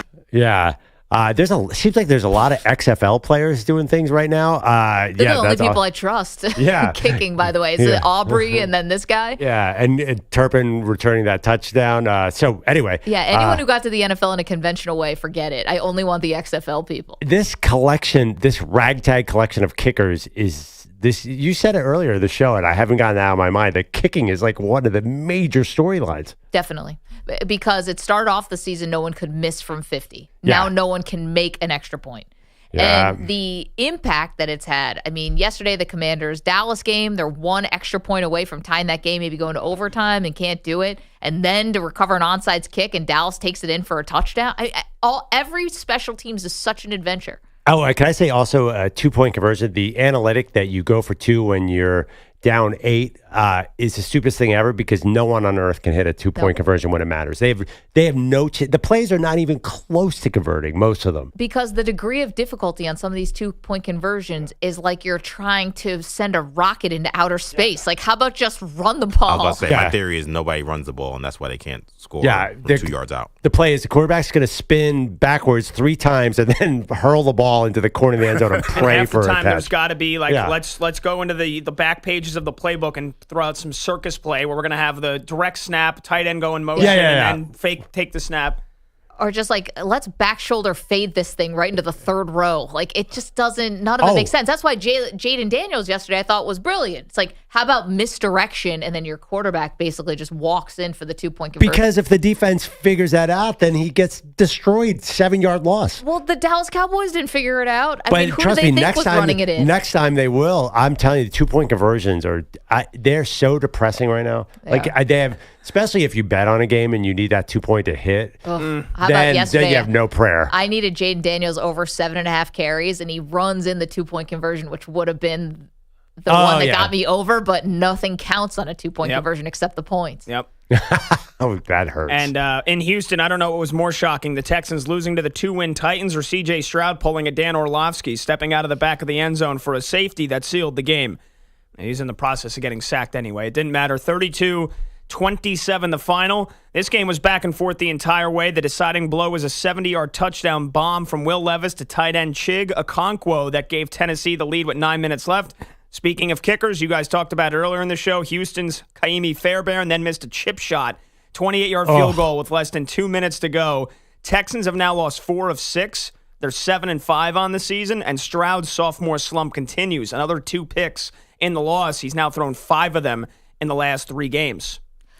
I didn't realize it was even that bleak. It just felt really bad. To your point, though, him stepping out of the back of the end zone, he was under total duress. Right. So actually, I was going to ask, I know because his foot was right on the edge. Did they determine he was out of that? They ruled him out of the back of the end zone before the sack. And the whole thing was going the wrong way on that drive anyway. But then they got I was curious about that. So they did an onside kick on the safety. Like, isn't that a strategy? Because if they had punted it, they wouldn't have been able to onside punt. So I don't even know. It didn't matter. I was confused by that too. I was very confused. I was like, ooh, is the competition committee going to have to look at what just happened? Because you can force an onside kick by running out of the back of the end zone. It gives you another chance at a possession. Think about it. Now I'm trying to remember. I don't think I even saw the punt after that. Yeah, no, they didn't punt. It was a safety. It was a safety. So they got to onside kick the safety, which you have to declare. So they did get the onside kick. Yeah. Yep. Basically, even the officiating experts don't know what the new kickoff rules are. When it's the safety. Remember the Miami game earlier in the year? Miami. Nobody knows what happens in some of these situations. So there you go, though. If you're down by anything less than 7, run out of the back of the end zone and try an onside kick. You might as well just we're not going to go 90 yards. We might as well just take a safety and try to recover the onside kick and then go 50 yards. Rich McKay and the competition committee are going to hear you say that, Pat, and kibosh it. You want me to hit some hoops real quick or save it? save it because in the chat, youtube.com/Infinity Sportsnet, twitch.tv/Infinity Sports Network. I just want to give a tip of the cap to Pat. Daly says you do a very good job on Sunday's game day gridiron. Oh, my God. You must have had a crazy one yesterday. Gridiron game day, but yes. Gridiron game day. How dare they? Was yesterday nuts with the Vikings, Bears, and Cowboys, Commanders? I don't think I recovered. Like, the show is 12 to 8 p.m. Eastern. That whole chaos concluded around 4:30 p.m. Eastern, and then even after the show, I got back to my apartment, and I still felt like I was waiting for like the next Commanders Cowboys twist to happen. Cavante Turpin just going to come out of nowhere. Yeah, you had that. You had the Texans Titans game. You had the Bears Vikings game, and you had the Chiefs game, all happening literally in a 20-minute span. That's crazy. So, Manny, you used to be on that show, right? On which one? Gridiron Game Day? Yeah. Yeah, it used to be called Eye on Football. Yeah. EJ, you produced it last year, didn't you? And EJ was on that show because for some reason Billy's in the chat who says he thought that it was Boyle and Manny together, and he said the newsroom would look like the desk at the end of Scarface. We're not those kind of people, Billy. You're getting an entirely different thought of what it's actually like. What do you think me and Gelb were like? They say you do a great job. Thank you. Appreciate that. I was trying to find something funny to say from that was the bottom line. Yeah. That's kind of a record scratch right there. Like the record. Wait, but there's nothing it's about you 12-8. two that would make you think that you're like the desk at the end of Scarface. You guys it's not don't that need- kind of show. Yeah, I you have dementia. 12 to 8 during the day, not 12 to 8 at night. You don't need chemical stay enhancement to stay awake, especially with the games like this. Yeah, the games do it enough. I mean, Manny maybe because he's up until 2 a.m. watching Knicks tape, and who knows? It's all he's got. His Giants are a mess. What, you want me to break down Tommy DeVito dropping back 3-step drop and then getting sacked before he can take a 4-step? He can't even speak. I can't. Sorry, I'm Manny, so emotional. we got a parting shot next hour. We have a return shot. Don't worry. I can't wait for it. I still have my top 5 most miserable people in the NFL. Manny might break. I can't wait to be number one on that. I can't wait to be number one on that. 855-212-4227. Thank you so much, Pat. Coming up. Okay, now we've got a major dilemma on our hands after what we saw yesterday. We'll tell you about it next. M&P. You're in a 5-minute break.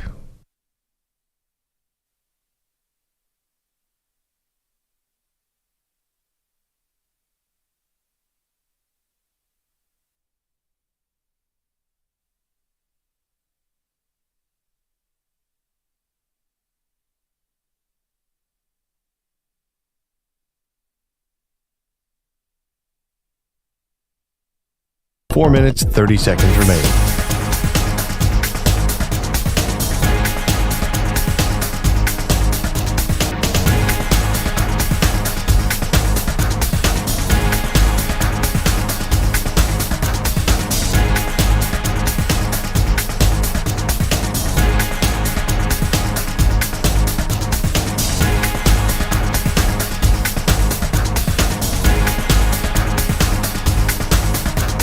Four minutes remaining.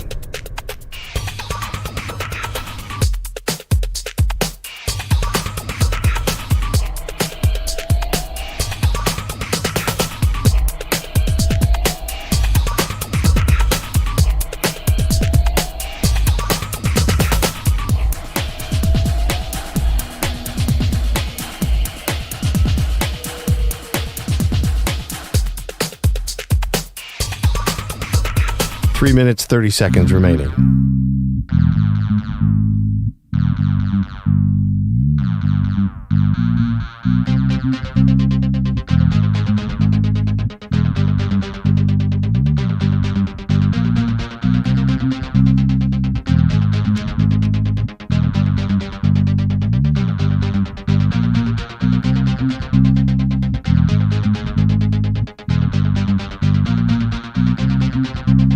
Three minutes remaining.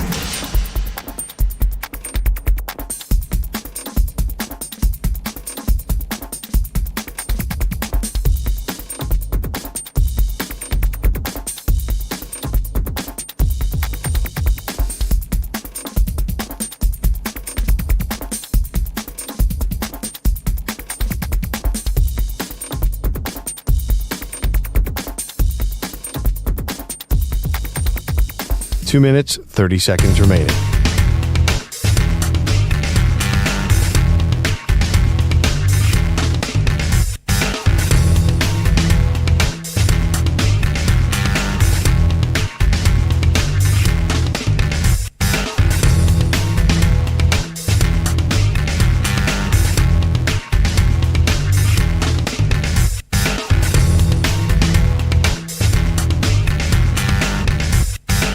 Two minutes remaining.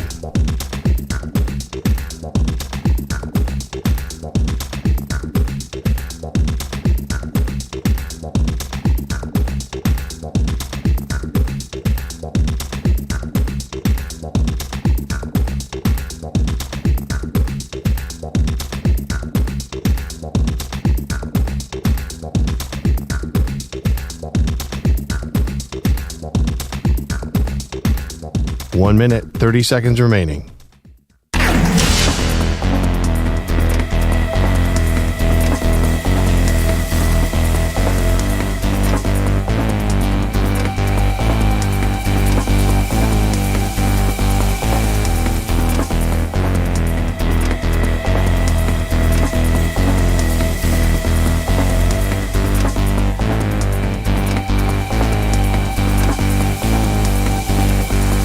One minute remaining.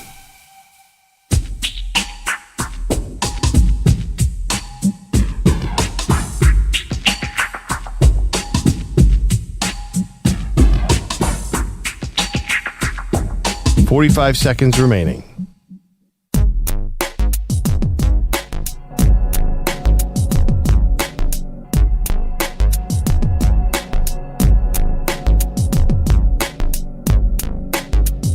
.30 seconds remaining.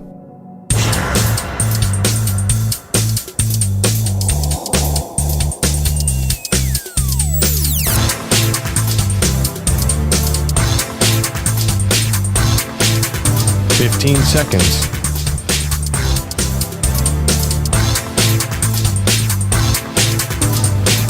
Break ends in 5 seconds.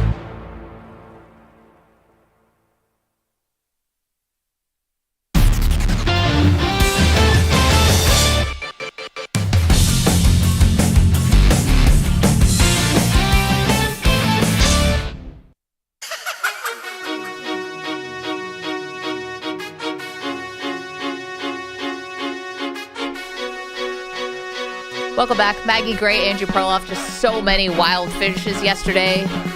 College football was nuts. The NFL, just goofy. Goofy endings between the Vikings and the Bears and between the Commanders and Dallas Cowboys. We have Detroit Brian. Hey, Brian. Hello? Hey, Brian. It's a little loud where you are, man. Is that better? Yeah. Okay, so your name is Detroit Brian. You're calling us from Vancouver, Canada, and you want to talk about the 49ers. Did I hit every city? You did. It's because I'm a diehard Wings fan, just for clarity. Gotcha. Okay. What's your thought on the Niners? So here's the take. First and foremost, I have to say this. For all the morons and idiots that said Brock Purdy was a systems quarterback and was just a plug-and-play guy and you could put any quarterback in that system, I think this week showed that you can't just put any quarterback in to play with the 49ers. Well, I hear what you're saying. I think Purdy might have been trying to do a little too much, and that's what got him hurt. But also no Trent Williams yesterday, no left tackle. Yeah, so I think you guys would know better than me. Just my take is that in the States, I think everybody's diehard for football, from high school to college to professional football. So like up here, hockey is religion the same way. From university, high school, from everybody like lives and breathes. So the comparison I was going to make is the Canucks were one of the best teams first in the Pacific last year. They had no injuries. Everything went right for them. This year, they're still a playoff team, but missing their leading scorer, their top goaltender, their top point getter, and they're still in a playoff spot, and this city like goes crazy and says, trade the stars, do whatever. And I think when you look at the 49ers, they're missing like every all-star at key positions. And I'm not saying they're a Super Bowl team, but when you look at how crappy the NFC is, Is it really unfathomable to think that this team could actually win the division? Even if they lose to the Bills, they're one game out, even if they've lost to their division rivals. And I'm telling you, they're going to take the division. I think people think I'm crazy. I was already talking about this, but they're going to take the division, make the playoffs. And does anybody want to play them? Man. Yes, Brian, I do. It's a great question. 100% do. They're not making the playoffs. I don't think they are either. But here's Brian's point, though. Yeah. They are one game out. That whole division is super jumbled up. And do you trust any of the teams above them? Yes. Who? I trust the Rams. And The Rams just got blown out last night to your team. Yeah, they're really good, though. I can't wait for They had, but see, you can't say I trust that. the Cardinals at home. I trust James Conner. Honestly, it's just a shame because there's just no way San Francisco could get everyone healthy and go out to Buffalo and win. So then they fall to 5-7, and the Cardinals and the Rams and the Seahawks all play each other. They're going to collect some wins out of that. And it's going to be too hard for the Niners to overcome this. Also, I just don't believe that Nick Bosa is going to be himself the rest of the year because you see him grabbing his side on every play when he was out there. So without him, they're just lost. And believe me, I've been a defender of the Niners. I think it's over. I don't think the Buffalo game has anything to do with anything. They're 5-7, and then But then they have Bears, There's the Rams. They have 2 home games against the Bears and the Rams. They're at Miami. Okay, that's maybe looking a little harder. Detroit, and then at Arizona. That's all real hard. Yeah. That's one of the hardest. I mean, I think I don't have it in front of me. I'm sure this is one of the hardest remaining strength of schedules. It is. This the one thing the only thing that the 49ers have going for them, in my opinion, is that I don't trust any of the teams above them. I don't trust the Rams. You just saw the Rams at home against a good team in the NFC, and it was not even a game after the second quarter. And then I wouldn't necessarily say that. It was the Rams were moving the ball at will. They just made key mistakes, and also too the 270-yard runs by Saquon Barkley hurt them. Yeah, but I'm just saying they were in negative -6 yards in the second quarter. They were definitely in the game though. I mean, what was it? When did it become a 2-score game? In the second half, right? Yeah, but okay. So I think the Rams they're not consistent at all. Obviously. I don't know if I trust the Seahawks. Now, good win yesterday, and that was a slog of a game. Was it a good win? Gino keeps throwing these interceptions at these terrible times. Now, it didn't end up burning him yesterday, but that pick in the end zone is just, he cannot throw that ball there, and he's got enough experience to know better. And then Arizona, I don't know if anyone looked more miserable than Kyler Murray yesterday. He looked like he wanted to just quit on the sideline, and they lost, and they look bad. Their defense actually didn't look as bad as their offense did. I don't know why, and it's going to kill me, but I'm going to back this Los Angeles Rams team. There's just so much talent. They have the same record as the 49ers. I'm well aware of that. But if they're getting guys back and the 49ers are losing guys, that's a thing. Like, we could say whatever we want about this NFL season. Tell me who's healthy and who's not healthy, and everyone's come back for the Rams, and everybody's leaving for the Niners. Like, what's the trend? The Niners just like it's every week. It's a new decision. Like, this guy's probably not going to play. I bet you they might even shut down McCaffrey because what are we doing here? Do we need 2.9 yards per carry from Christian McCaffrey at the end of the season? I don't want to see it. They're probably thinking that he just needs some game reps to get himself back into shape. I don't know because he's definitely not the best option for them right now. I'll give you that. It's a mess. The other thing too. Well, I'm going to save this take. The NFC North bit overrated right now, maybe. It does help. I'm just saying, because this happened with my Eagles a couple years ago. The AFC South makes you look like world beaters. They're awful, and the NFC North, everybody's got like a 9-2 record because they're guaranteed 4-0 against the AFC. Okay, so here's the thing about saying the NFC North, it might be overrated. I don't know if I agree with you because the Lions are the class of maybe the NFL. Not just the NFC. Yeah, well, we know the Lions can destroy the AFC South teams. Like, they beat their own division. They beat the Packers and Lambeau. I know. I just think that their schedule is laying out where they really look like a juggernaut right now. Let's get them back in the NFC and then give it a couple weeks. 855-212-4227. Do you agree with Perloff? NFC North, a little overrated. I am not co-signing on that take. Caleb Williams looked much better yesterday. Clearly, change of offensive coordinators helped this dude.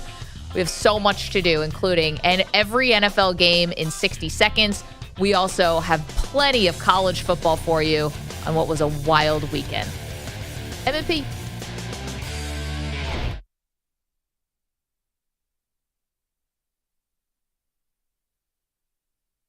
You're in a 5-minute break.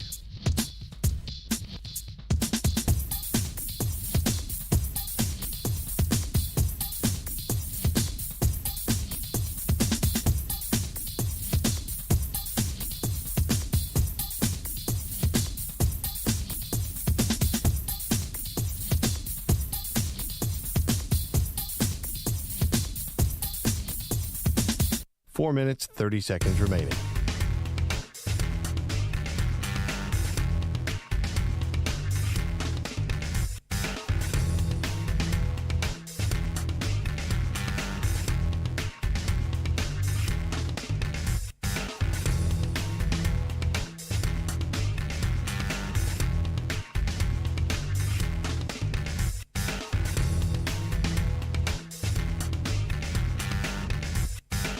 Four minutes remaining.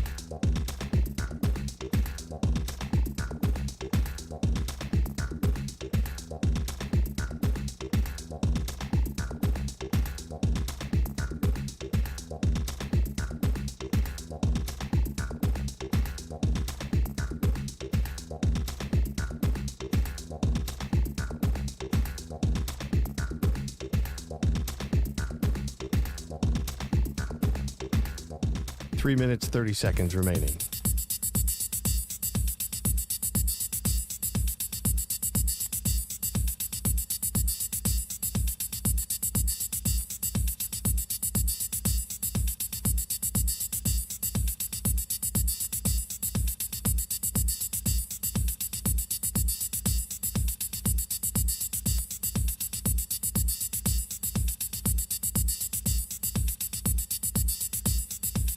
Three minutes remaining.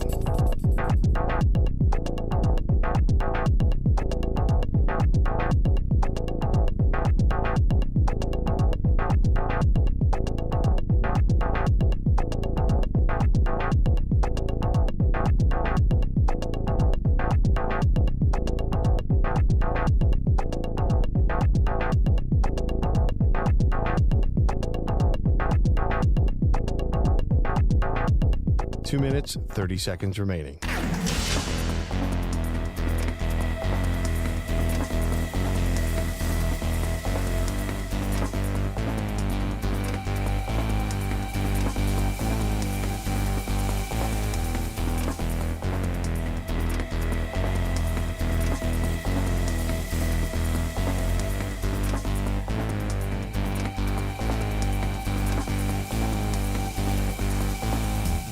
Two minutes remaining.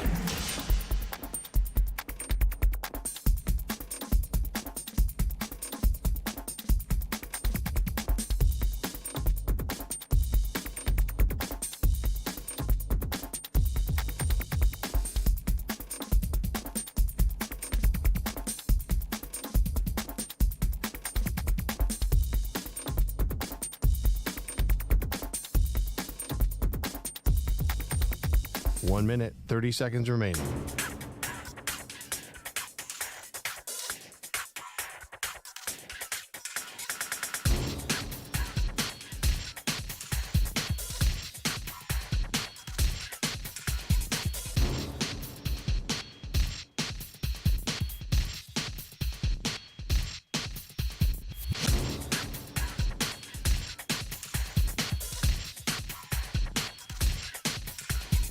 One minute remaining.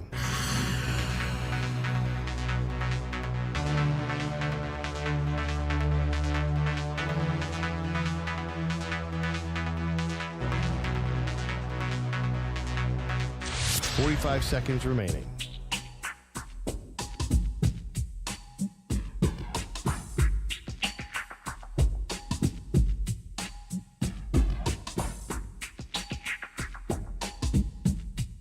Thirty seconds remaining.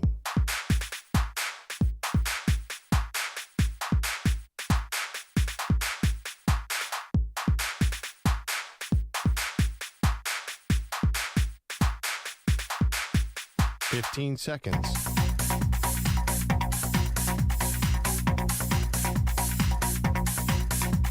Break ends in 5 seconds.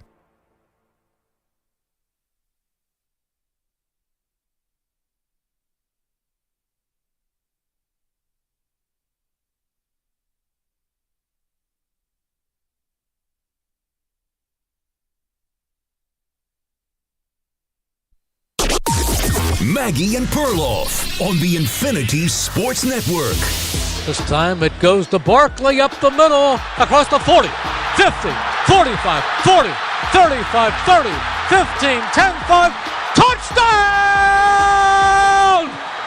Touchdown! Saquon Barkley!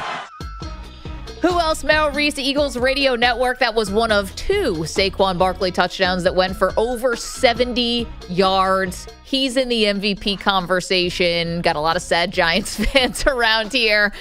But that was a massive win for the Eagles on the road in L.A. And I think, Perloff, I believed it was really the Lions, maybe the Packers, and that was about it in the NFC. I was very dubious about your Eagles. Well, the Eagles are for real.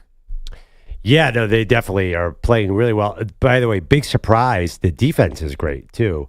Not perfect last night. There was some old issues sort of pop their heads, but it feels like they're healthy and they're great. Brandon Graham, star pass rusher for years and years, sort of a face of the defense, out for the year with a torn triceps. That's a blow, but you really have to feel confident the way the Eagles are controlling the ball. Chris Collinsworth kept saying it. It was annoying me last night on NBC. They put a stranglehold on you with the run game. It's true. Because you stop them, you stop them, you stop them. Eventually, you get a Saquon Barkley big play. It's a great formula. Jalen Hurts, by the way, playing really, really well. Maybe it's kind of easy with Saquon doing all this. But I really don't see a major flaw with this team, which makes me scared and excited. You should be excited. This is a good roster. And the one thing about it is you already have a quarterback, you already have a good offensive line, defensive line, but your star offseason acquisition, which was Saquon Barkley, is going it cannot be going any better. I'll knock on wood for you, but it cannot be going any better. This is everything you would have dreamed of with Barkley and more. And it looks like your rookies, you hit on those with Quinyon Mitchell and with Cooper DeJean. You've got 2 rookies who are really contributing in a big way to the defense.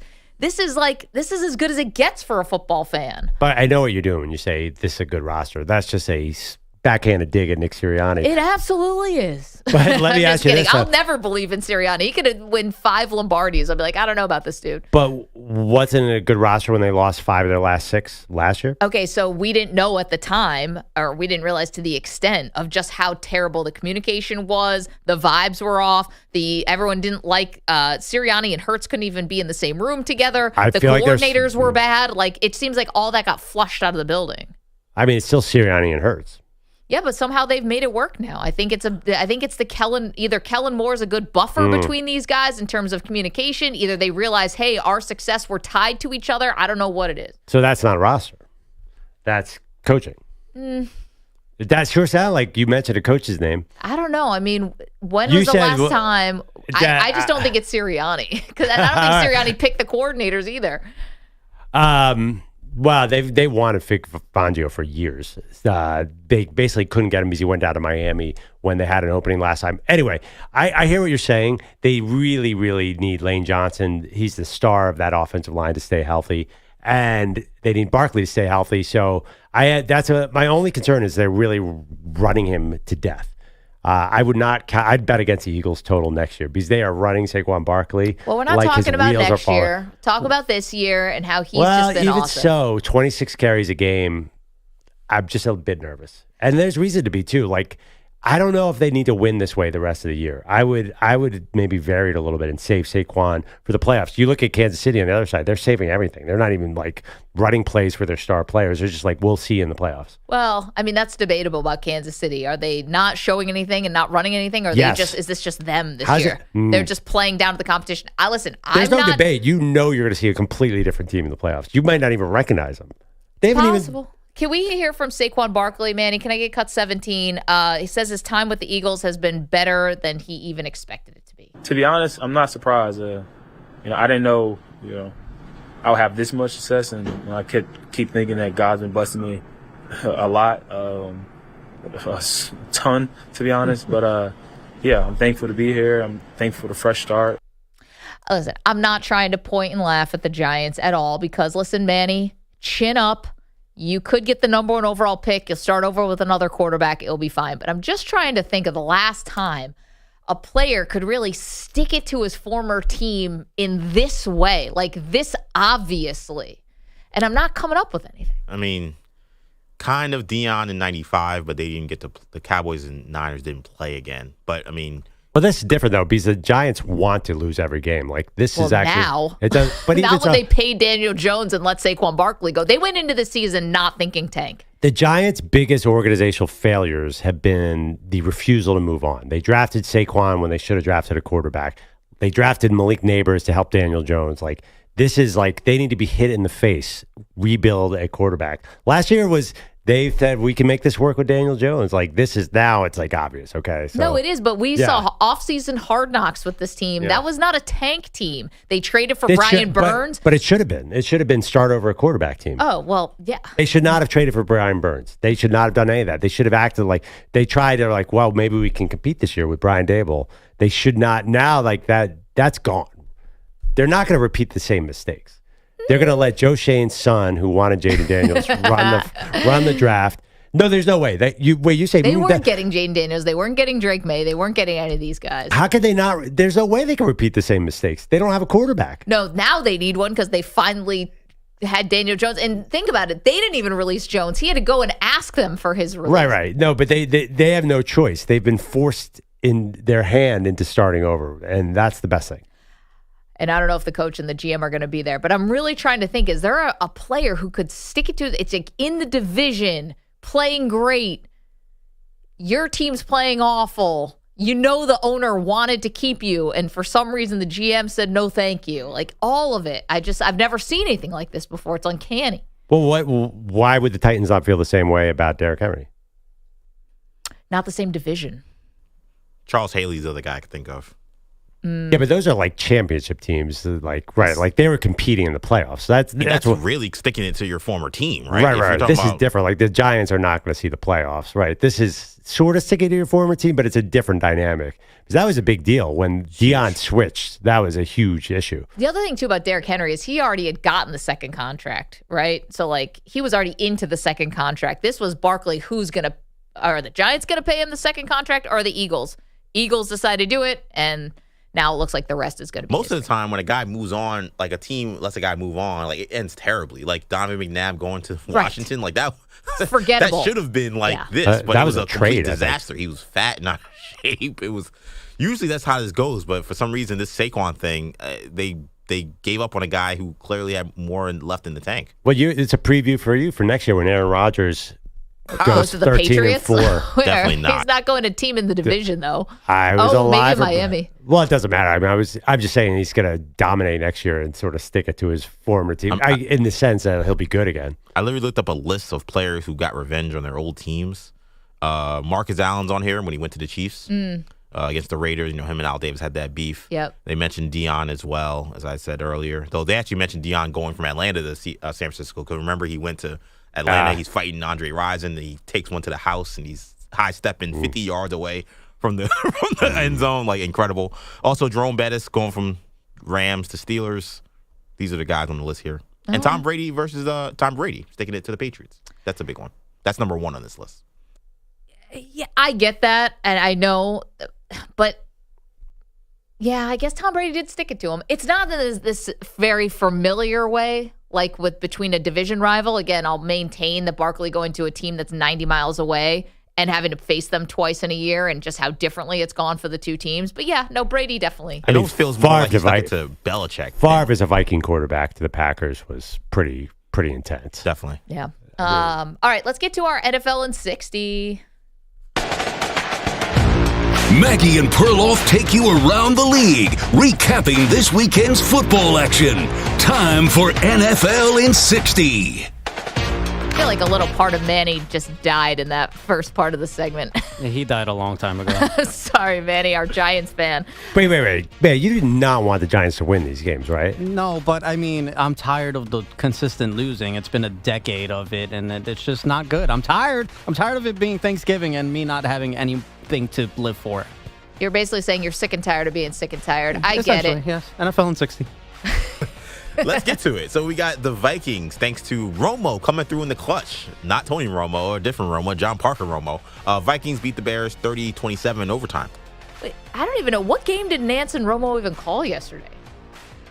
No idea. I have no idea. Brady was on the Brady was on the dud once 49ers call. Anyway, Yeah. this one was wild because the Vikings should have won this game easily. They were ahead by 11 points with 22 seconds left to go. And then all of a sudden this game was in overtime. Vikings win anyway. I think the big takeaway was Caleb Williams looks really good. And, to be fair, Sam Darnold, this was gutty. He definitely hurt his foot at one point, came back, won the game in overtime. Yeah, I mean, it felt like a moral victory for the Bears. I know they lost, but who cares, right? This all of a sudden, Caleb Williams looks like a different quarterback with Thomas Brown. I mean, he does have to run a lot to make this happen. Like, basically, Shane Waldron tried to keep him in the pocket, and that was a mistake. But you know what happens to young mobile quarterbacks. Anyway. 47 passes for Caleb Williams, pass attempts, 340 yards. Only 6 carries for 33 yards, but it did feel like he was on the move a lot. Yeah, in the pocket, he moves around like crazy.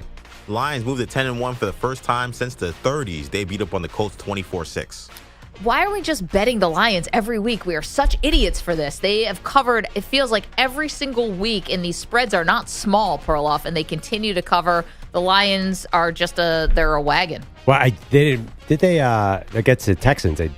Were they covered in that game? I think so. I mean, the one that they should have, like the Texans found a way to lose. Yeah, again, I'm getting back to the NFC North. It's great. The Lions look like a wagon, but like they're destroying the AFC South right now. It's kind of hard to tell. They've had their little AFC South run. We'll see with Chicago, Green Bay, Buffalo, San Francisco coming up. I do think there's going to be some close games because they do look like, if you remember the Texans game, Goff threw 5 interceptions. Yeah. Like there's going to be some. Won, though. I mean, it's amazing. I have a question for you though. You're so worried about Saquon Barkley's carries. Are you not worried about Jahmyr Gibbs and his workload? 21 carries, for 90 yards yesterday and 2 touchdowns. Without looking at the numbers, I'll bet you Barkley has twice as many carries as Jahmyr Gibbs. I gotta look it up. Because you got Montgomery. Sorry, let's go to Miami, where it was four touchdowns for Tua Tagovailoa as the Dolphins beat the Patriots. You got Gerard Mayo saying that he can't help his team once the game starts in the postgame. Oh, you know who's playing really well for Miami? We're going to do rookie ratings. Chop Robinson is a hit out of nowhere. It's been a while since Miami's had a real, they've brought in all these defensive guys, and he looks like their star. I just don't know what to make of it because of the Patriots win. Like, yes, Miami can beat the Patriots, but does that mean they're going to show up this week? I'm having trouble with getting any takeaways. Yeah, Tua looks awesome running this offense, but again, against the Patriots. Dolphins have won 3 in a row. They're back in this thing in terms of a playoff and maybe getting into the playoffs, an outside shot here. The thing about the Patriots, I'm going to be honest, this was not the one. I don't like Gerard Mayo's quotes about this, like saying the penalties are not his fault because he can't help as soon as you step over the line. Now, he's a former player, so maybe that's fine. But here's the thing. Lots of Patriots teams go to South Florida in late November and December and lose. You have a rookie quarterback on the road, nothing is expected, I don't think. So I wasn't that shocked by this. Let's go to MetLife. Sorry, Manny here. Bucks beat the Giants 30-7. How about the double Tommies from Baker Mayfield? I think the Bucks look like a different team with Mike Evans. All of a sudden, they're back. I mean, they've on this epic losing streak. I think they're a very interesting team. I mean, again, it's really hard to tell because of the Giants are totally non-competitive. Beyond non-competitive. Hey, by the way, if you're like, he's a local cult hero, maybe protect him a little, Tommy Cutlets, you're going to get him killed out there. Yeah, my thing about this for the Giants, the big question is, what are you going to do about Malik Neighbors? You got a rookie out here. It's one thing if it's Dexter Lawrence. Dexter Lawrence has earned the right to say something like the team played soft, which, by the way, you could have something to do with, Captain. But anyway, what are you going to do here with wide receiver who's a rookie who feels like he can say whatever he wants about the team at any time? Now, is that their biggest problem? No, their biggest problem is they don't have a quarterback and no one knows about the coach and the GM. But everyone feels free reign to just dunk on everyone else in the organization. I like a player who's freaking out by the losses. Like, that's probably closer to appropriate than being everything's okay. But you don't have to say that to the media. Anyway. Yeah, but, I mean, it's kind of hard to kill him. Like, that team was soft, as they all said. Like, I think the fact that he's so competitive, I'm building around that guy. I'm serious. And also, he's awesome. Like, once you get a real quarterback in there, he's going to be a star. This was one of the most epic, crazy, bizarre, Yahtzee type fourth quarters we've seen in a long time. Cowboys beat the Commanders 34-26. If you're the Commanders, you have to be sick to your stomach about this because you had the game basically tied after you were down 20-9 in the fourth quarter, and you found a way, Perloff. Again, it wasn't quite another Hail Mary, Jaden Daniels to Terry McLaurin, but it was close enough, and your kicker misses the extra point. And then on the onside kick, the Dallas Cowboys end up scoring another touchdown. You just have to be sick to your stomach. Yeah, but that feels like it doesn't tell the real story, which is that the Commanders have come down to earth. I thought you were going to go to Cliff Kingsbury's second half swoon, but it's not just that. Like, they had a terrible roster last year, and they tried to fix it with older players this offseason. But I think it's sort of, we're seeing the real Commanders who are just an average team. Bryce Young going band for band with Patrick Mahomes. Who'd have saw that coming? But the Chiefs still beat the Panthers late with a game-winning field goal. Chiefs 30, Panthers 27. I mean, it took smelling salts to get the Chiefs to even know they were in a football game by the second half. They are mailing this crap in like there's no tomorrow. I mean, how many they're trying things out. They're just trying things out. They could have won this game 52-7 if they put in a full effort. But, like, I just don't know what. They're just playing with their food. I'm serious. This was not what it seemed like. I thought Bryce Young looked pretty good in this game. And that's a good defense. And I don't know if things have changed with Bryce Young and his outlook and if the Panthers actually decide to roll with him next year. Or do they draft a quarterback? Just quickly, here's all the people who caught passes for the Chiefs yesterday. Noah Gray, Travis Kelce, Xavier Worthy, DeAndre Hopkins, Kareem Hunt, Justin Watson, Samaje Perine, Carson Steele, Juju Smith-Schuster. Can somebody be the guy? All right, back to you. Worthy is a wasted target, by the way. Your guy Xavier Worthy that you're so worried about. We'll see if he even gets targets in the playoffs. Okay, Bryce Young, you guys are buying him for the Panthers next year. Let's look at his stats. Let's pull up the stats here. 21 for 35, 263, 1 touchdown, no picks. Let's pull up the season stats here. 5 touchdowns, 6 interceptions. He was benched for a while. He beat the Giants in Germany. Well, technically, the Giants fumbled in overtime, and then they just set up a game-winning field goal. And Sorry in that again, game, Manny. That was not meant for you. I'm telling you, the Chiefs mailed that in. Honestly, they had to get it in before Thanksgiving. They were not putting out a full engaged effort in that, and they had the game under control the whole time. And they sort of went into like a deep shell, and Bryce Young had some yards. No, I'm not buying Bryce Young as a future. Not doing it. C.J. Stroud said he's not worried about picks. Well, he should be. He threw too many in this one. Titans beat the Texans 32-27. You combine Bobby Slowick, who wants to run on every play, and Joe Mixon, who is worn out from carrying the ball too early in the season, you have a disaster. C.J. Stroud is the interceptions problem. Like, this Texans team is built to run all over everybody, and when they can't do that, I don't think the coaching staff adjusted well. Okay, starting to look a little bit closer here. What's going on with the Texans? And besides my Buffalo Bills, who they beat by a field goal at home, who are the good teams that they've beaten? Dallas without Dak Prescott and everyone else? Lost to the Packers. Lost to Minnesota. Lost to the Lions. Something's going on here. This was supposed to be the no doubt slam dunk team. Like, of course they're on the ascension. It doesn't look that way. Would you agree, though, that with Nico Collins and without Nico Collins is a different team? They've got yeah, I get that, but it's not like the cupboard's totally bare there. It's pretty bare. I mean, I think he is like CeeDee Lamb is to the Cowboys. He's that important. He's the only difference maker on offense right now. Bo Nix sets the rookie record for touchdowns as the Broncos beat the Raiders 29-19 in Vegas. Oh, my God. Talking about a storyline that's sickening me. Bo Nix is Rookie of the Year. Sean Payton is Coach of the Year. How did the Broncos schedule end up like this, Maggie? Just tell me. It's amazing. Yeah, I mean, they beat another bad team, and we're supposed to celebrate them.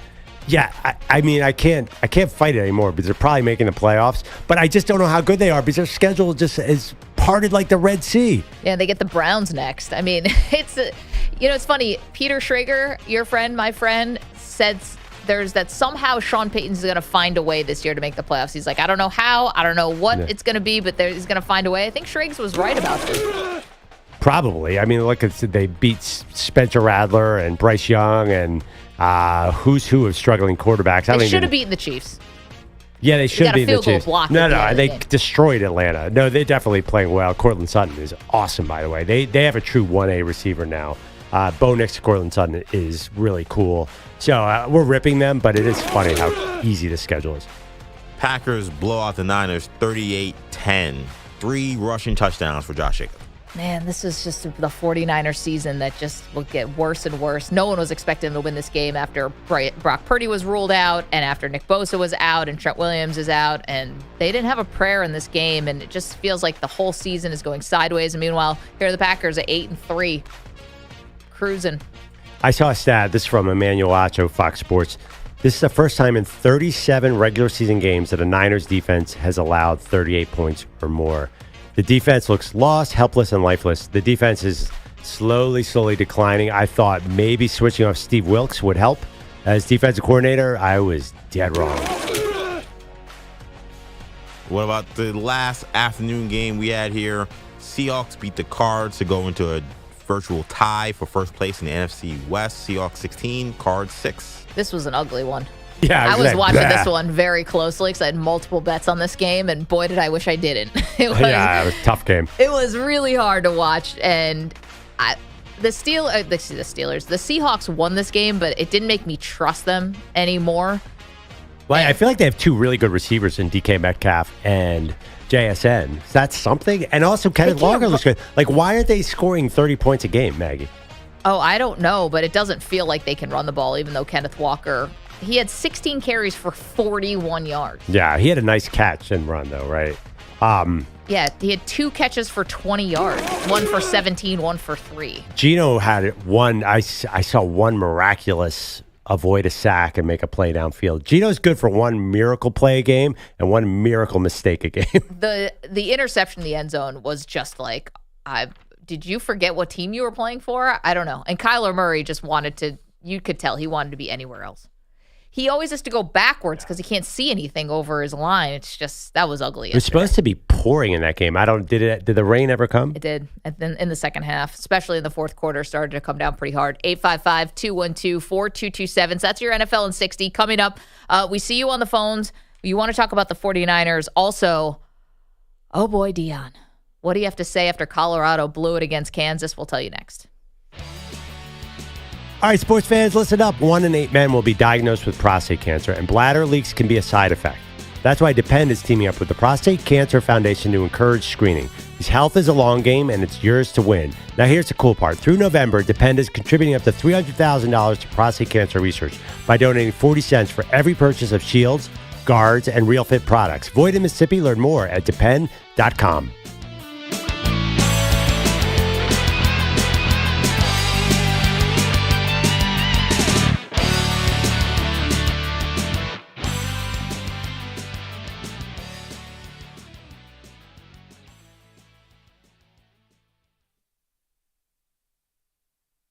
You're in a 4.5-minute break.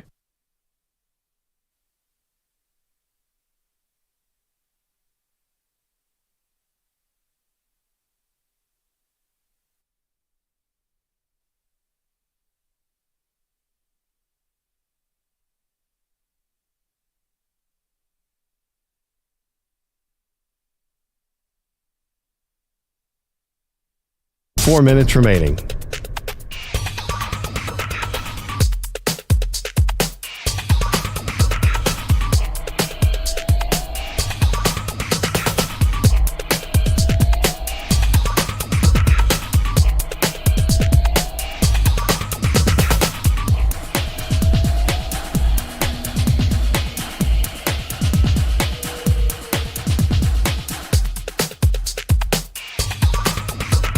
Three minutes, 30 seconds remaining.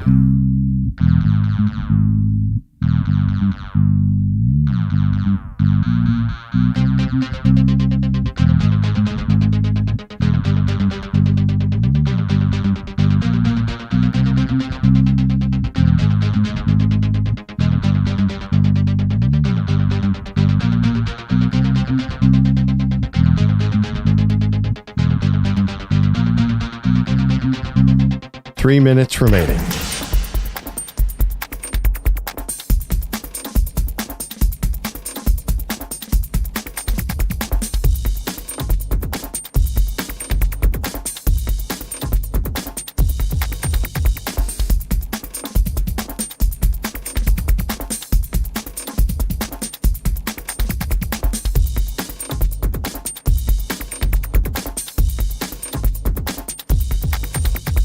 Two minutes, 30 seconds remaining.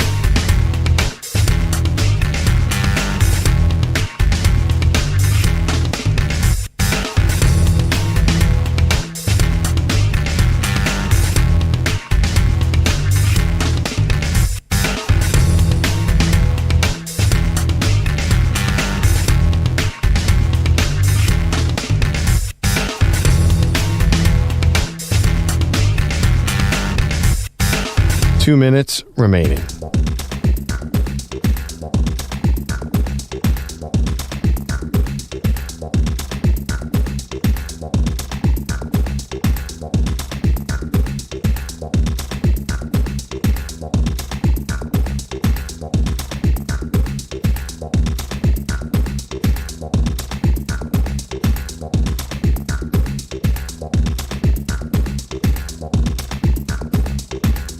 One minute, 30 seconds remaining.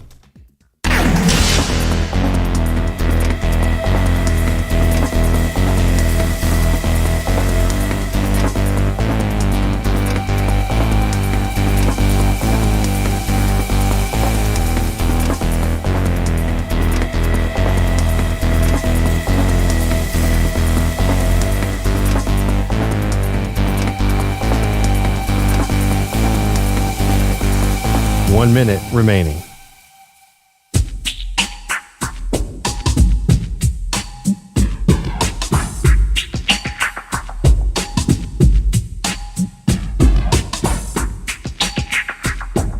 .45 seconds remaining.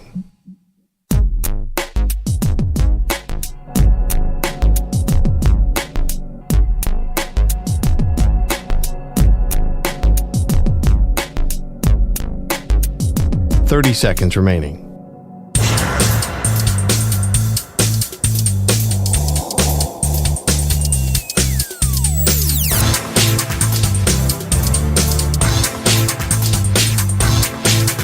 .15 seconds.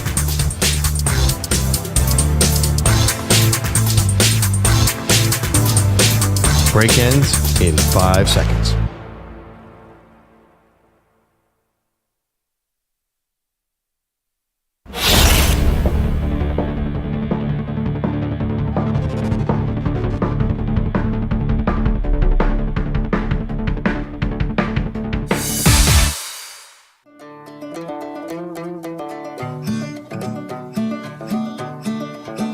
This ain't Texas. Ain't no hold'em.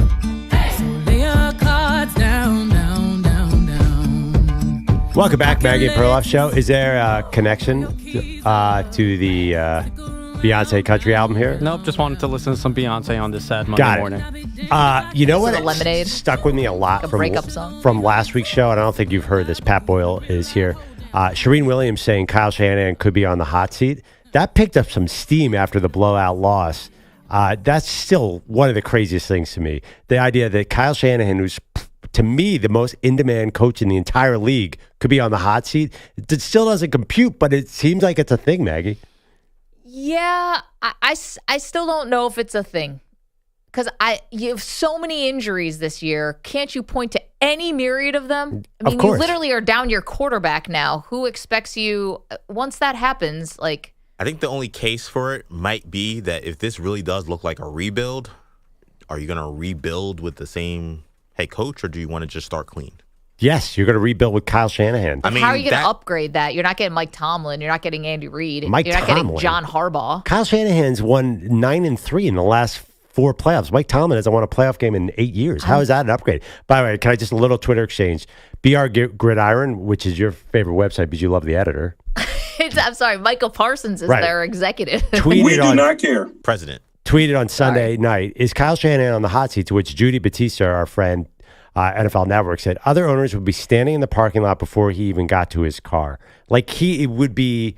I think he might be the number one choice as a coach. Because Andy Reid's 65. Like, if you could start a team, I think you would consider McVay or Shanahan. I mean... Wait, hold on one second. Micah Parsons didn't actually tweet that out. Oh, no. But BR Gridiron tweeted that out. Oh, yeah. Micah Parsons. Don't disrespect El Presidente. BR Gridiron tweeted out, is Kyle Shanahan on the seat? And I think that, hot seat, I think Micah Parsons, in addition to playing for the Dallas Cowboys, has to review everything that goes out on BR Gridiron. I'm sure. It's going to be in the A block on his podcast. He definitely could have approved this. I just want to know. I want to know what approved it. What, after they won and they beat the Commanders, he then goes to the team plane and he starts reviewing tweets? I saw him shredding the Giants for letting Saquon Barkley go last night at like midnight. I don't know where it was. Did you guys see this? Yeah. Was that social media? Or was this might have been, I don't know where. I think it was social media. Yeah, he said, what kind of team lets their best player go away in the division? I just want to know what rebuild the Niners are going through. All their best players are signed through 2026. Bosa, Javon Hargrave, Trent Williams, Williams, Ayuk, Debo's signed through 2025. Like, they're not. I think it's Debo and Kittle will probably be the two. Debo, maybe not Kittle. I don't know. All their best players are there for at least another year, if not 2 or even 3. Samuel, they're going to cut because they can't afford him. That's Mike Silver was reporting. They had a choice, Ayuk or Samuel. Kittle, I think, will be back now because he looks as good as ever. Quickly, Dean's in California wants to talk about Kyle Shanahan. Hey, Dean. Yeah. Thanks for taking a call. Kyle actually has become conservative in the last year or two. 2 years ago, he was doing more innovative passes, and the teams were more dynamic in their play calling. Now, even Tom Brady said last week when Kyle sees like a single safety, he'd rather run the ball, thinking he's going to break through. The run is going to break through the front lines and go for 40 yards. This team doesn't have the offensive linemen like the Eagles do to blow open holes. So, he's like a spoiled rich kid driving a Ferrari on a gravel road. You need a 4-wheel drive to do that. And well, Dean, here's the thing, though, and I get what you're talking about, and I understand. Thank you for the phone call. I get that, but simple is not a bad thing when you have talent. To me, there's no but about it. I've been screaming at my TV, stop running Christian McCaffrey into the line. Since he came back in Week 10, it's been nothing but McCaffrey going nowhere. Felt like Shanahan was trying to make a point, and that caller's exactly right. That offense has taken a major step back since he came in. Well, but last year, he was able to have one of the great seasons that we've seen from a running back / receiver or whatever, this hybrid thing that McCaffrey does. But it was also, too, because you never knew where the Niners were going to hit you. It could have been Debo, who has gone way down statistically. Could be Kittle, could be Ayuk. Now, the lack of weapons around McCaffrey is affecting him as well. Pat Boyle has headlines for us. Hey, Pat. Hey, yeah, so we've poured through this Saquon Barkley masterpiece from last night, but in case you missed it, 255 rushing yards, 302 yards from scrimmage, 2 touchdowns, both of 70 yards or more. Eagles beat the Rams 37-20. It's now 7 wins in a row for the Birds. They're 9-2. On the losing side, Los Angeles, here was head coach Sean McVay acknowledging the superhuman season it's been for Saquon. The ability to get to the second level unabated, and he gets enough speed, and he's excellent. He's as good as there is as a slash runner to be able to work edges and then be able to erase angles and be able to finish. And that's why he had the production that he had, and that's why he's had, arguably an MVP type of season so far. Yeah, the Rams are still right in the thick of things in that wide open NFC West. Cards and Seahawks are 6-5, Rams and Niners at 5-6. We've covered every game now, but here's the bulletin board of madness that happened yesterday in the early window. Chiefs blow a double-digit fourth-quarter lead, hang on and beat the Panthers 30-27. Spencer Schrader kicks a last-second 31-yard field goal. Vikings blow an 11-point lead with less than a minute to go. Also hold on and win 30-27 in overtime at the Bears, who have now lost 5 straight. Minnesota's won 4 in a row. Texans kicker Kaimi Fairbairn misses a 28-yard field goal with less than 2 minutes to go. Titans beat the Texans 32-27 in a game that had 4 lead changes. Houston has lost 4 of their last 6. And then the Commanders and Cowboys combining for 31 points in the final 3 minutes of the game. 2 kick returns for touchdowns from Dallas. Another near miracle for Washington on an 86-yard touchdown to Terry McLaurin, only for kicker Austin Seibert to miss the extra point, which would have tied the game. Tonight, got the Harbaugh Bowl. I'm already vomiting at all of the packages that will be put together of Jim and John's parents with the who's got it better than us? Nobody. Well, I don't wear women's perfume. yeah, one of them's going to have it better than the other when the clock hits zeros. So, Chargers and Ravens at SoFi Stadium for Monday Night Football. Baltimore 7-4, Bolts 7-3. Ravens are 2.5-point favorites. And, okay, I'll concede. Here's your obligatory Harbaugh brother clip. Here's Ravens coach John speaking about his brother. I've known him, since he was born. I've got that on him, a couple months, but he loves football, man. He loves his players. He loves football. He's always got some way of seeing things, I think, that's really interesting, and that's why people are interested in hearing from him. Okay. That's just so annoying. Friday, Perloff said that he would rather die than have to fake laugh at a press conference. And you were talking about Deion Sanders, who was talking about Travis Hunter, and you were so salty. Well, what do you think about this? Manny pumped in that sound from the of course, Deion, but right? there was. Where do you think Manny got that laugh track from? That's the Deion laugh track. Yeah. The Harbaugh having a laugh, like the Harbaugh performance, I agree with Pat. It's just gotten just play football. I do not need to see Jim Harbaugh's comedy routine anymore. He's a great coach, and I'm thrilled for the Chargers, but just enough of the one-liners. I don't care what you think about chickens. Just play football. I do. You guys do have to hear this, though. And if you follow Chargers social media clips or any of the nameless faceless aggregators out there, you've seen how much Jim Harbaugh loves his QB, Justin Herbert, but this is next level. It is what it is. I mean, enjoy it. He's not only one of the best in the game currently, he's one of the best of all time. I do not think I'm going out on a, what do they call it, on a ledge, on a limb. I do not feel at all like I'm going out on a limb and saying that. Yeah, usually you have to win, one playoff game through 4 full seasons to be considered one of the best quarterbacks of all time. I mean, what are we doing here? Well, it's classic Harbaugh. Classic Harbaugh. We argued about this last week. I think he's totally off base here. Perloff actually likes this. But here's the thing about John Harbaugh. So John Harbaugh's 2-0 against Jim, right? Was that right? Older brother is 2-0. One was the Super Bowl. Yeah, because the Ravens won that Super Bowl. Right. Is anyone else this tracks for me? I have an older brother. I can't beat him in anything. We play tennis against each other, whatever it is. He will always have the upper hand. I think this might be a situation like that. Beats at 2 games? Didn't you pick the Ravens tonight? No, I picked the Chargers. Oh, you did? Yeah. But after 2 games, you're making that declaration that I am. Jim can never beat John? I think so. I think they could play each other 10 times. I think John's going to win. If you play your brother now and whatever you're doing, you will wash him. Guaranteed, because my brothers washed me and everything. Oh, you think younger sibling is finally ready for revenge? Yeah. EJ, are you the oldest boy? Yes, I'm the oldest boy. Me too. Yeah. Sibling. Yeah. You have his motor skills are weak now. He's not as quick with whether it's video games Girl, or you whatever. got it. You will smoke him now. My youngest brother destroys me in NBA 2K. Oh, I thought you were going to say real basketball. I'm like, EJ, you're coming off of major knee surgery. I'm not picking how the the turntables have. Can we say one thing, though, that Jim Harbaugh has done a much better job with the Chargers this year than John Harbaugh has done with the Ravens? The Ravens should not be 7-4. It's totally different expectations. Ravens' expectation is Super Bowl and win it. Chargers is make the playoffs. But I just feel like the Ravens added Derrick Henry and took a major step backwards record-wise. So, John Harbaugh, I don't think has. We'll see tonight. I think it's a big test. If they go to 7-5, the Ravens are one of the best teams in the NFL. If they're 7-5, then explain that's not good. They can't close. I agree with Perloff. They can't close out games, and their defense stinks. The defense is not as good as they were, but they beat the Bengals twice, and for some reason, they've got this thing about the Steelers, and they can't beat the Steelers. Yeah, they've just been. They also blow every how many double-digit fourth-quarter leads have they blown? I know. I think they have the most in the last 3 years. That was earlier in the season, then they kind of got away from it, and now they're kind of back on. I don't know. I don't think Jim would have lost to the Browns like John did.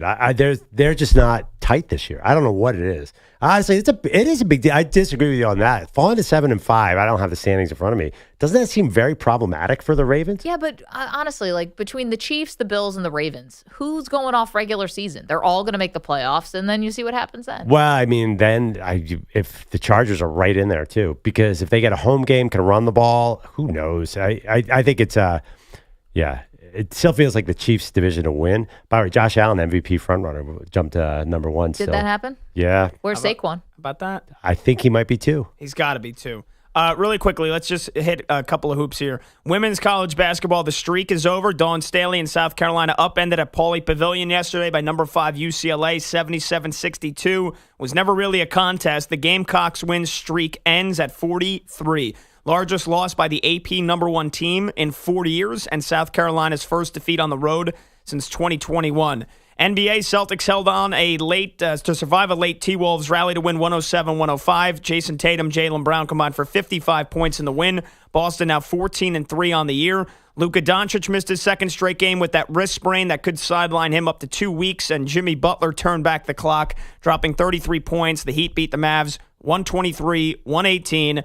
The Cavs are now 17-1. The Raptors scored the first bucket, and then it was wire to wire after that, 122-108 the final. And Perloff? Yeah. While the Eagles are flying, the Sixers are dying. I can hear the boos raining down from Wells Fargo Center yesterday. Clippers crushed the Sixers 125-99. Joel Embiid has a chip nail and some boo-boos, couldn't play. Just kidding. It's the left knee that they're continuing to load manage. Missed his second straight game. Paul George missing his second straight game. Phillies now 3-13.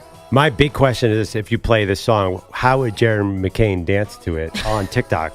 That's the best. That's the only thing you guys got going right now. Yeah. Think about that.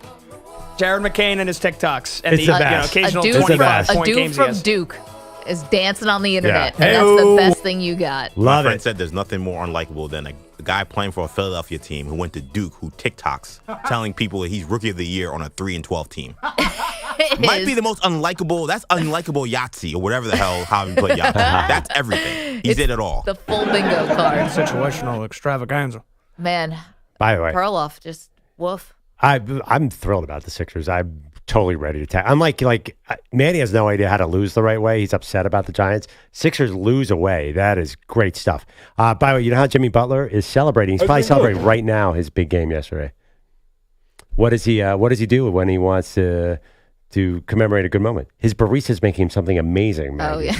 That's when I turned off that basketball documentary. Yeah. As Jimmy Butler has his own barista In his house. in his home. Yes. So after a 33-point game right now, he's got a triple cappuccino with foam designs on it. Like, I'm not saying that you shouldn't make all that money. I'm just saying, do you need your own barista in your house? Does he or she live at his house, or do they just have to be there at 7, 8 a.m.? Yeah, I think he just comes over and then he's on call all day to make coffee. He has a yeah. I disagree. I think that's amazing use of money to have a personal barista. Yeah, that's the amazing use of money. He's got the machine right there. You barely have to push a button. Imagine that job. What do you do? Wait. No, and he says it better be good this time. Like, he's putting pressure on But the imagine, guy. what do you do for a living? I'm Jimmy Butler's barista. I make $100,000. I do. Might be more. Went to the best culinary schools in America, just become Jimmy Butler's personal barista. Also, too, Jimmy Butler had his dad's friend, they're all playing games on a table. His Damn life right. sounded amazing. Just wired because they were on 16 Yeah, cups of coffee all day. Jimmy Huge Butler fan. has it Backstreet figured out. Boys. Figured out, Maggie. I can't believe you. I thought you liked the barista. I thought that was a fun thing that we were celebrating. Hell no. Nope. I'm not Waste into of the money. personal What's a better barista. use? What, would you rather use it on jewelry or a fancy car? I'm emo. Leave me alone. Give it to an elementary school. I don't know. Anything. You can make your own coffee. Hell no.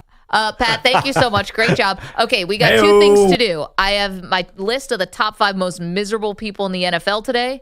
We also have Deion Sanders. Both of it comes your way next. You're in a 5-minute break.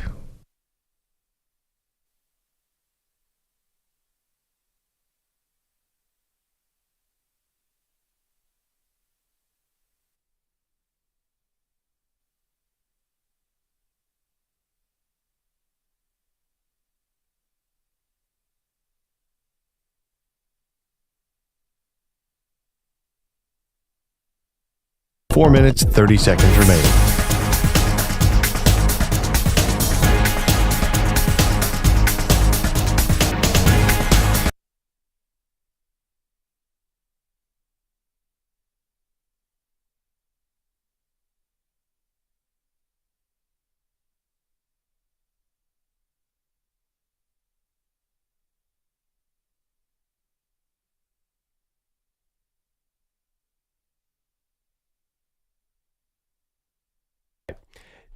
This is Andrew Perloff with a Sports Minute sponsored by Wendy's, the iconic frost with a caramel twist. It's got to be Wendy's. Terms apply, natural. Let me do that whole thing.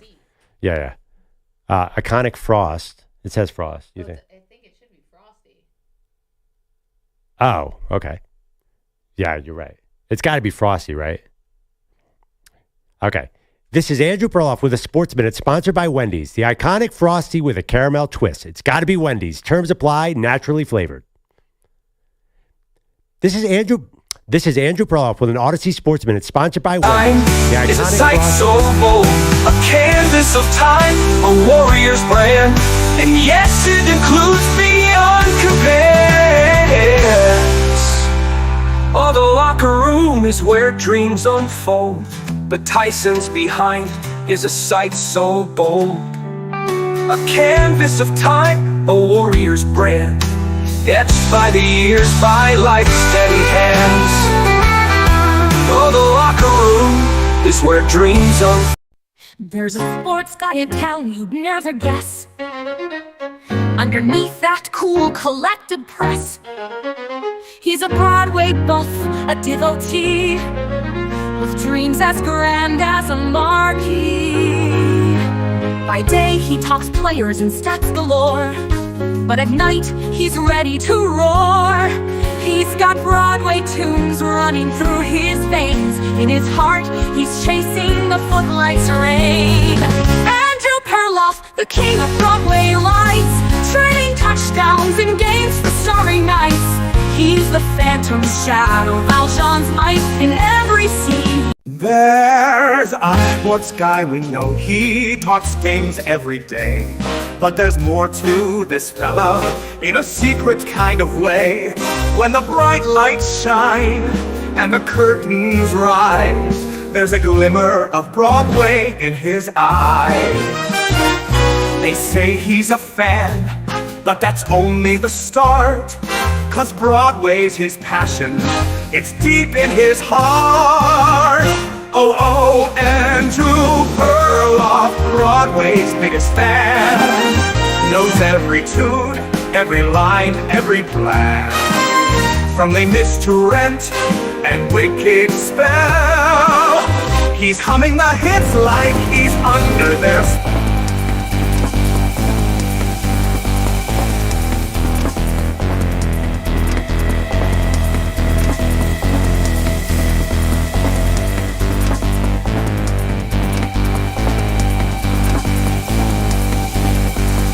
One minute remaining.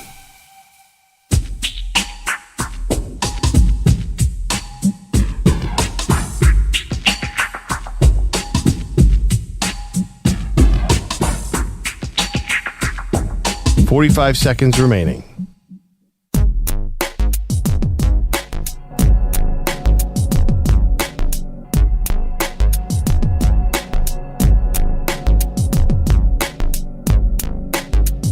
$30 seconds remaining.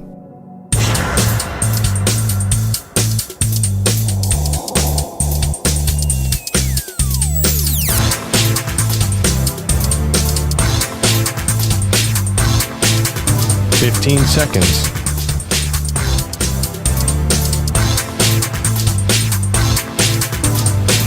Break ends in 5 seconds.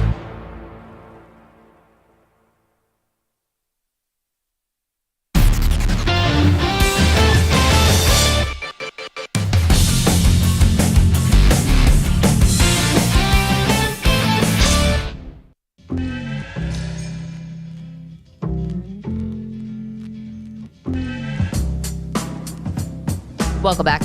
Maggie Gray, Andrew Perloff. All right. We don't have a lot of show left. We got to get something very important in, which is I now have the definitive list of the top 5 most miserable people in the NFL today. All right. In and around the NFL. Man, I have a feeling you're going to have trouble limiting it to 5. I could have gone 10 deep here. Easily.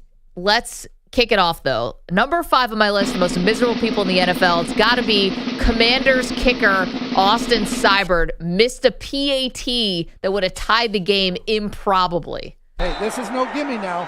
He's already missed one extra point. Yep. Had the hip injury. It's a huge play for Rich Seibert, their kicker. And the kick's away.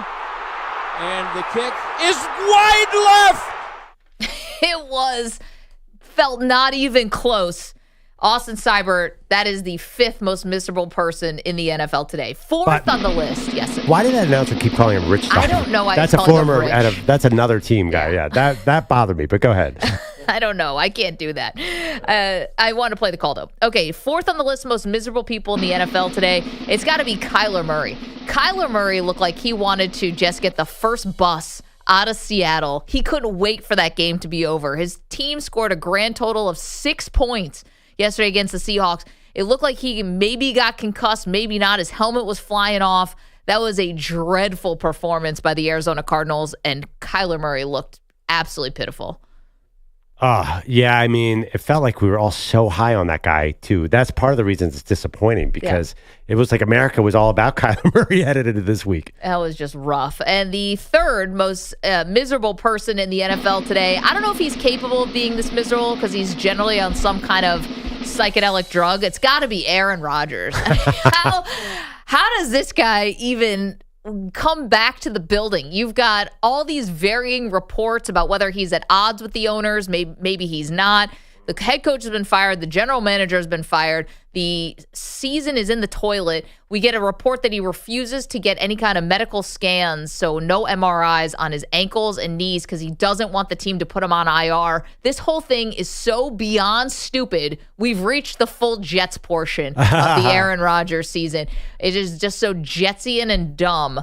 Aaron Rodgers, unless he's on some kind of mood elevator, has got to be the 3rd most miserable person in the NFL. He was at the college game, though. Yeah, you saw Cal pull off a big win. Yeah, so was there you he? go. And I think he walked out with Deshaun Jackson or somebody. Yeah. So he might have been temporarily happy. That's just a little dopamine hit, and then you're crashing right back down to reality. Had a couple really interesting nights on the medicine and came back a changed person. Even the Jets will shake that out of you. Brilliant job, Manny. The 2nd most miserable person in the NFL, without a doubt, it's got to be Kyle Shanahan. Who could have seen this insane, awful season coming? Everybody's hurt. You just went into Lambeau playing against one of your friends. You get shellacked. You're totally at a talent deficit. This season can't end fast enough for Kyle Shanahan. He's miserable. He looks miserable. Obviously. The number 1 most miserable person in the NFL today, in and around the NFL, is our very own Manny Rodriguez.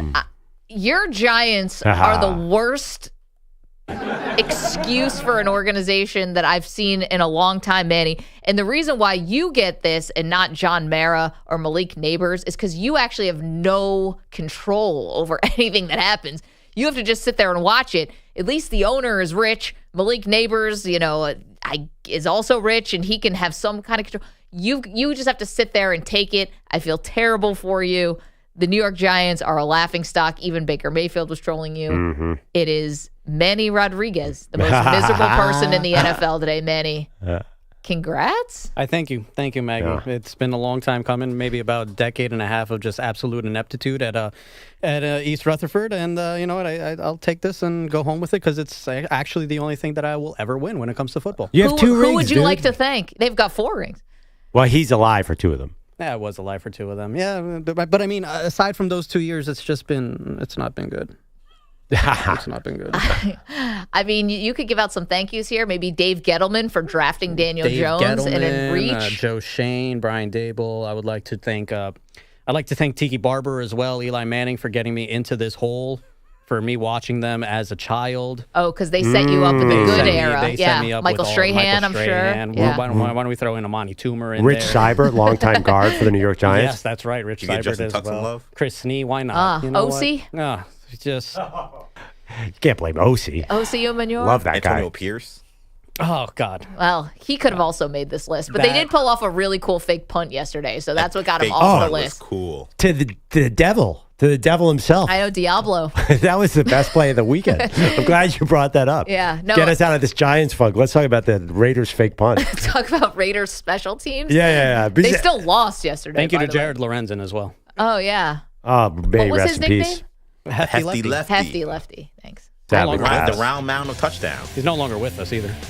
Well, Unfortunately, Manny, you had to witness that yesterday, so you are the most miserable person in the NFL. Yes, thank you to you, though. Thank you to EJ Stewart. Thank you to Pat Boyle, did a great job today. Thank you to Andrew Kaplan, always awesome, and the Guidos and the coffee drinkers as well. And Rich Seibert and Tommy DeVito's agent and anyone who's ever been connected with the New York Giants. See you tomorrow.